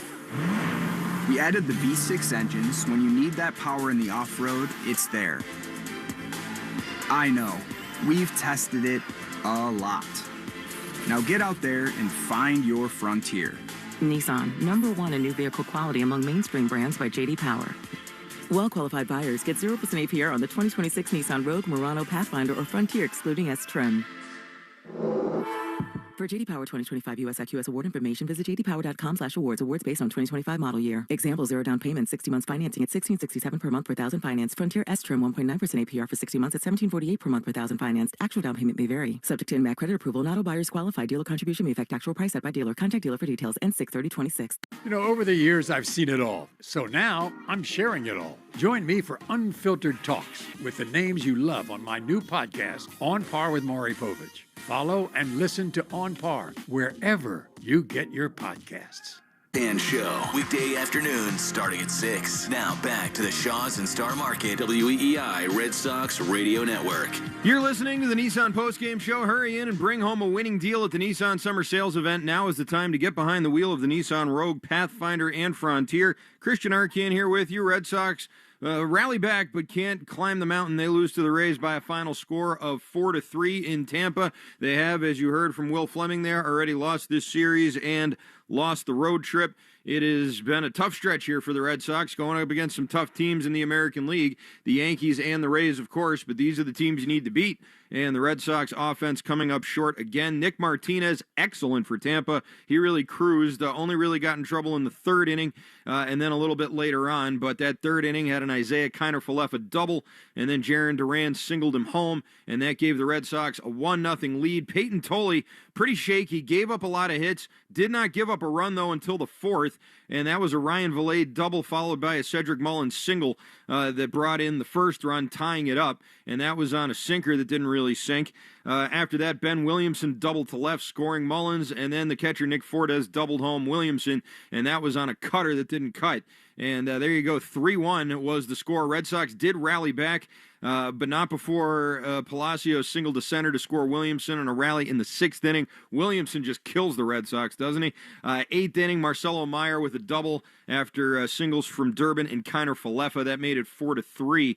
But then, unfortunately, after Jarren Duran grounded him over to third, Ceddanne Rafaela and Wilyer Abreu both grounded out up the middle, and that ended the threat. Garrett Whitlock in the eighth inning. Not bad, his first look since coming off of the IL. Ninth inning, 1-2-3, Contreras, Yoshida, and Gasper out. Gasper, a brutal night behind the plate as well. We'll get into all of that in just a moment. The Arbella Insurance Foundation, dedicated to striking out cancer by supporting the Jimmy Fund. Tonight, Red Sox pitchers had 5 strikeouts, meaning another $250 to the Jimmy Fund to help strike out cancer. Arbella, here for the Jimmy Fund, here for good. For every double the Red Sox hit, we donate $50 to the American Diabetes Association, brought to you in part by the Massachusetts Health Connector. If you need health insurance, go to mahealthconnector.org and find the right plan for you and your family. 3 doubles tonight. That brings our total up to 108, and the total money up to $5,400. For every 4-bagger the Red Sox hit this season, Red Sox Radio Network donates $40 to Cars for Kids. We're making our donation. You should too. Call 1-877-CARS-FOR-KIDS or go to carsforkids.com and donate your car today. That's Cars with a K. No home runs in this game. In the Red Sox, with the loss, fall to 11 games under 500. 27-38. They are back to 500 on the road. They had been having some success away from Fenway. They are now 17-17 away from Fenway Park, which they will be back on Friday, but not before playing tomorrow, a getaway day game in the afternoon. We'll tell you more about that in just a minute. We'll have the Subaru of New England post-game scoreboard, our player of the game, and our McFarland Energy play of the game. At least it was quick. It was over in 2 hours and 10 minutes, so the suffering wasn't too long-lasting. Still not the result that you want. You're listening to the Nissan post-game show. Hurry in and bring home a winning deal at the Nissan Summer Sales Event. Now's the time to get behind the wheel of the Nissan Rogue, Pathfinder, and Frontier. We'll be right back.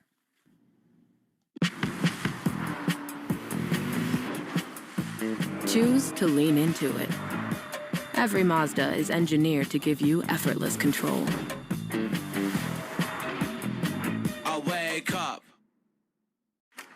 From taco night in Tulum to sushi in Tokyo, every bite is rewarding and post-worthy with Amex Gold's 4 times membership rewards points at restaurants worldwide.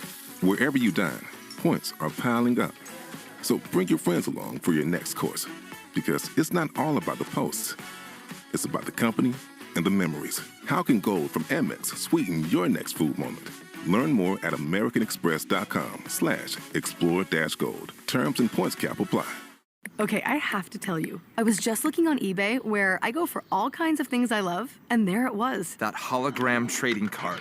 One of the rarest. The last one I needed for my set. Shiny like the... Designer handbag of my dreams. One of a kind. eBay had it, and now everyone's asking, ooh, where'd you get your... Windshield wipers. eBay has all the parts that fit my car. No more annoying...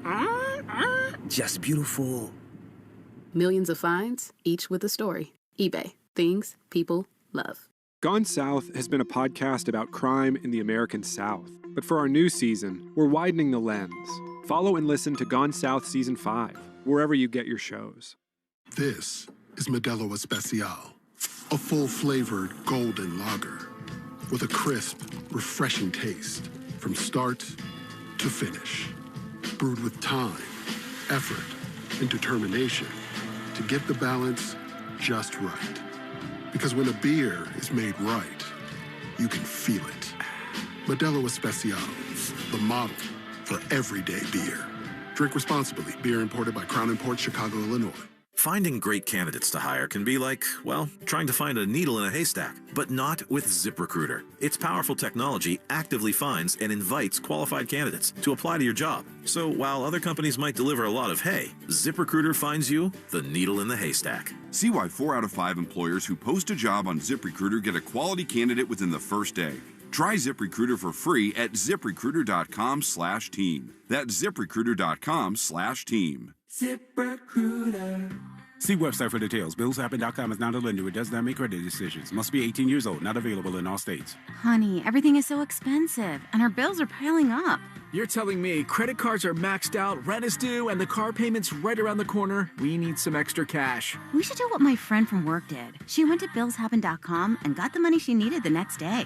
Our credit is not great. Are you sure that would work for us? BillsHappen.com is one of the largest personal loan networks. They can help people with all credit types get up to $5,000. Sounds like it's going to be a hassle. My friend said it was super easy. She did it right from her phone during her lunch break. If you have a regular source of income, you can be approved for a loan for up to $5,000, and your cash can hit your bank account the next day. BillsHappen.com's lenders have millions of dollars to lend, regardless of your credit history. Guess what? I went to BillsHappen.com, and we're getting our money tomorrow. Wow, that's fast. Problem solved. If you need extra cash, go to BillsHappen.com. That's BillsHappen.com. BillsHappen.com. After the game on 93.7 WEEI. 1-2 pitch. High in the air into left field, way back on it. Durant, he can't get it, and the Rays are going to take the lead. Mullins around third. He comes home to score, and Ben Williamson puts the Rays ahead 2-1. Ben Williamson, suddenly a Red Sox killer, that guy. He was good in that early series. He was good again tonight. 2 for 4 with a run batted in, and what you just heard right there was the play of the game. You're listening to the Nissan postgame show. Hurry in and bring home a winning deal at the Nissan Summer Sales Event. Now is the time to get behind the wheel of the Nissan Rogue, Pathfinder, or Frontier. And yes, that is your McFarland Energy play of the game. Upgrade your air conditioning system before the summer rush at McFarlandEnergy.com. Cedric Mullins got things started with a single, and then there was Williamson with the double, and Nick Fortes with an RBI double that inning as well, making it 3-1. Richie Palacios would have what was actually the game-winning run, RBI single in the sixth to make it 4-1. And then Marcelo Meyer with the double there. Looked like the Red Sox were primed to tie the game. Could not quite do it, though, as this offense just coming up small again. 2 for 9 with runners in scoring position, which for this group isn't bad. They did leave 3 on base as they managed only 6 hits, only 4 in the game yesterday. For the 3 runs, the Rays with 12 hits in this one for 4 runs as they left 8 on base, but were 5 for 10 with runners in scoring position. Peyton Tolley takes the loss. His final line, 6 innings, 4 runs on 9 hits with a walk and 3 strikeouts. Nick Martinez gets the win to improve to 6-2. Tolley falls to 3-3. Martinez needed just 73 pitches to go 7 innings, 3 runs on 6 hits, no walks, 2 strikeouts. That actually made his ERA go up a little bit. It was 2.29 coming into this. It's now 2.43. Peyton Tolley up to 2.70. Not a great performance from him with the 9 hits. Certainly not there. Let's get to our player of the game, presented by Volvo Cars, the official luxury vehicle of the Boston Red Sox. Visit your local New England Volvo retailer and take advantage of our limited time offers today. Could have given it to Williamson there. He did have a good game. Could have given it to Fortes as well. He was 2 for 1 with a run batted in. But let's go ahead and give it to Ryan Valade, the cleanup hitter, who was 3 for 4 with a run scored. Just couldn't keep him off the base paths in this one, and it came back to bite you in a game where you needed every run.